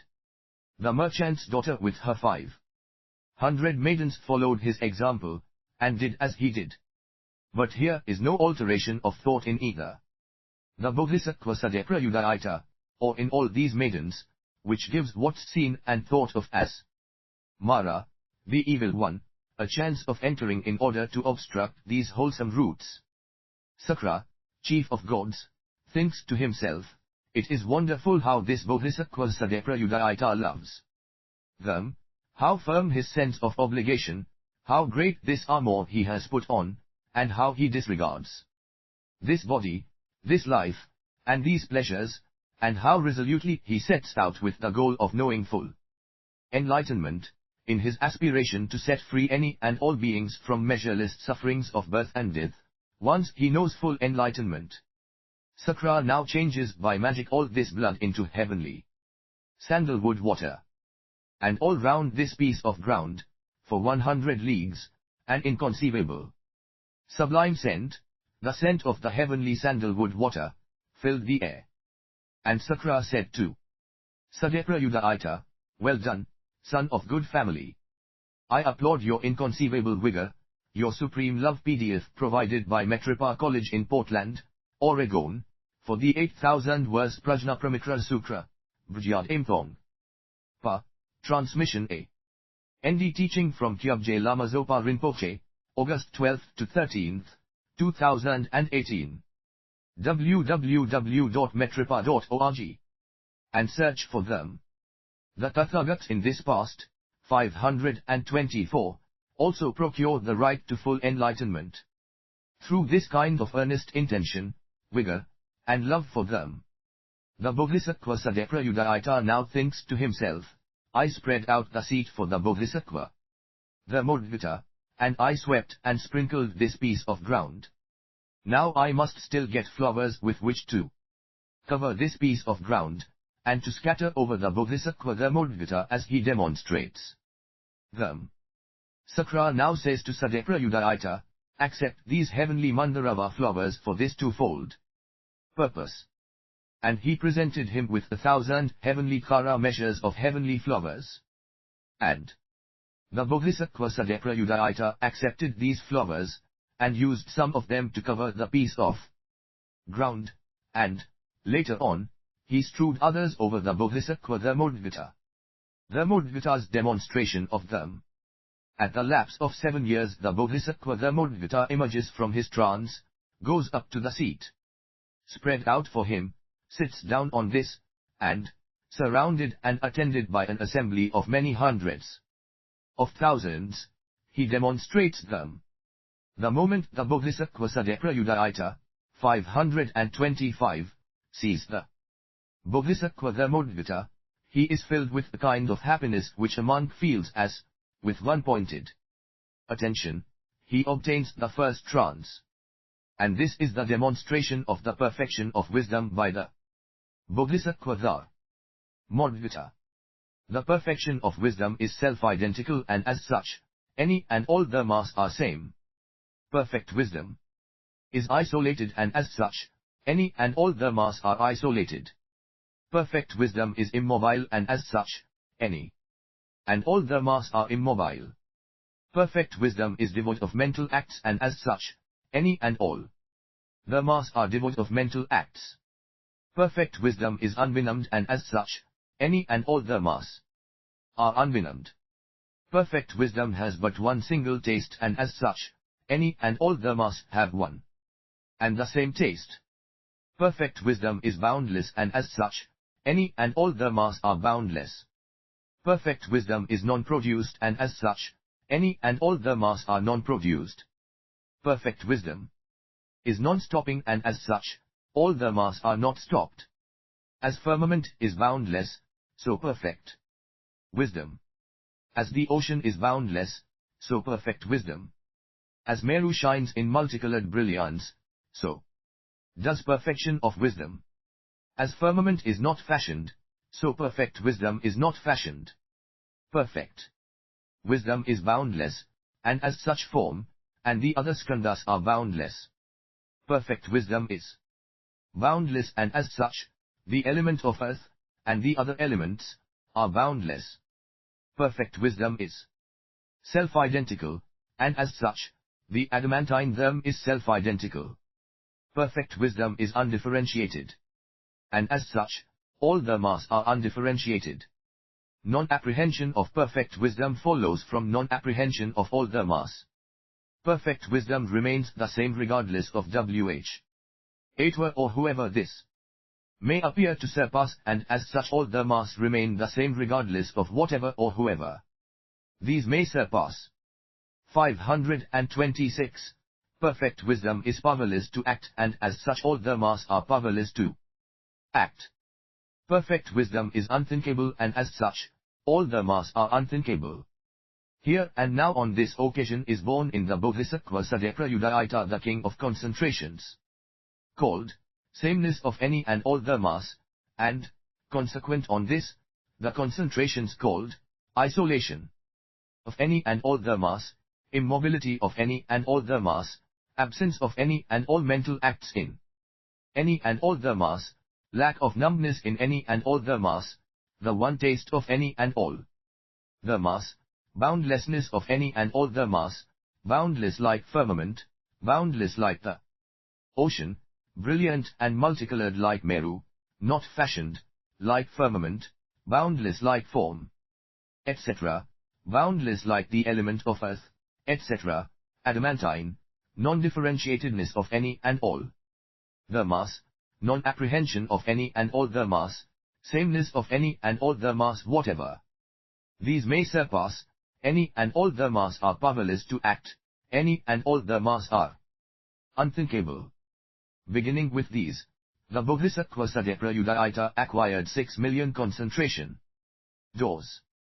Chapter Kshri, interesting, RBA, PDF provided by Metripa College in Portland, Oregon, for the 8,000 verse Prajnaparamita Sutra, Bhujyat Imthong. Pa, transmission and teaching Fr. Om Kyabje Lama Zopa Rinpoche, August 12 to 13, 2018. www.metripa.org. End of the story of Sadeprayudayita. In conjunction with acquisition of these 6 million concentration doors, the Bodhisattva Sadeprayudayita sees the Buddha and Lords, in all 10 directions in countless trichiliocosms, surrounded by congregations of monks, accompanied by multitudes of Bodhisattva, teaching just this perfection of wisdom, through just these methods, in just these words, in just these letters, even as I just now in this great trichiliocosm demonstrate them, surrounded by this congregation of monks, accompanied by multitudes of Bodhisattva, and teaching just this perfection of wisdom, through just these methods, in just these words, in just these letters. He is endowed with inconceivable learning and a sacred knowledge vast as the ocean. In all his births he never again is deprived of the Buddha. He is reborn only in such places as he is face to face with Buddha, the Lords. All unfortunate rebirths he abandoned, and he secured circumstances which allowed him to accomplish one auspicious rebirth after another. The perfection of wisdom entrusted to Ananda. The Lord hereby says to the Venerable Ananda, in this manner also do you know this perfection of wisdom as the one who nurses the cognition of the all-knowing in the Bodhisattva. Hear now, Ananda. A Bodhisattva who aspires to acquire cognition of the all-knowing courses in this perfection of wisdom. 528, here. This, takes this up, studies, spreads, repeats and writes this.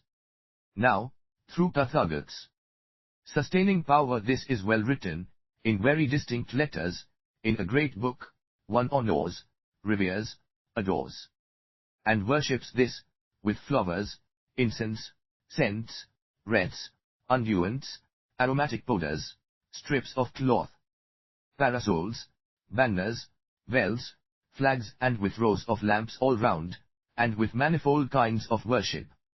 This is our admonition to you, Ananda. For in this perfection of wisdom the cognition of all-knowing is brought to perfection. What do you think, Ananda, Is Tathagat your teacher? Ananda, he is, O Lord. The Lord, the Tathagat is your teacher, Ananda. You minister to me, Ananda, with friendly acts of body, acts of speech, acts of mind. Here now, Ananda, just as you give affection, faith and respect to me as I am at present in this incarnation, just so, Ananda, act after my decease towards this perfection of wisdom. For the second time, for the third time, I entrust and transmit to you this perfection of wisdom, so this does not disappear. No man is as suitable as you are. As long as this perfection of wisdom is observed in the world, one can be sure for so long does Tathagat abide in this, also for so long does Tathagat demonstrate them, and the beings in it are not lacking in vision of the Buddha, hearing of them, attendance of the Sangha. One knows these beings are living in presence of Tathagat who hear this perfection of wisdom, take this up, study, spread, repeat and write this, and who honor, revere, adore and worship this. Thus spoke the Lord. Enraptured, the Bodhisattva, headed by Maitreya, and the Venerable Subhuti, and the Venerable Ananda, and Sakra, chief of gods, and the entire world with its gods, men, asuras, Garudas and Gandharvas delighted in the Lord's teaching. Fyag, Chal Lo, Serve Mandalam. May all beings benefit. On this 11th day of this Earth Tiger month, in this year of the woodbird was this menial task of setting this holy perfection of wisdom to this sight by the lowly servant, Jamdyan's charing, completed.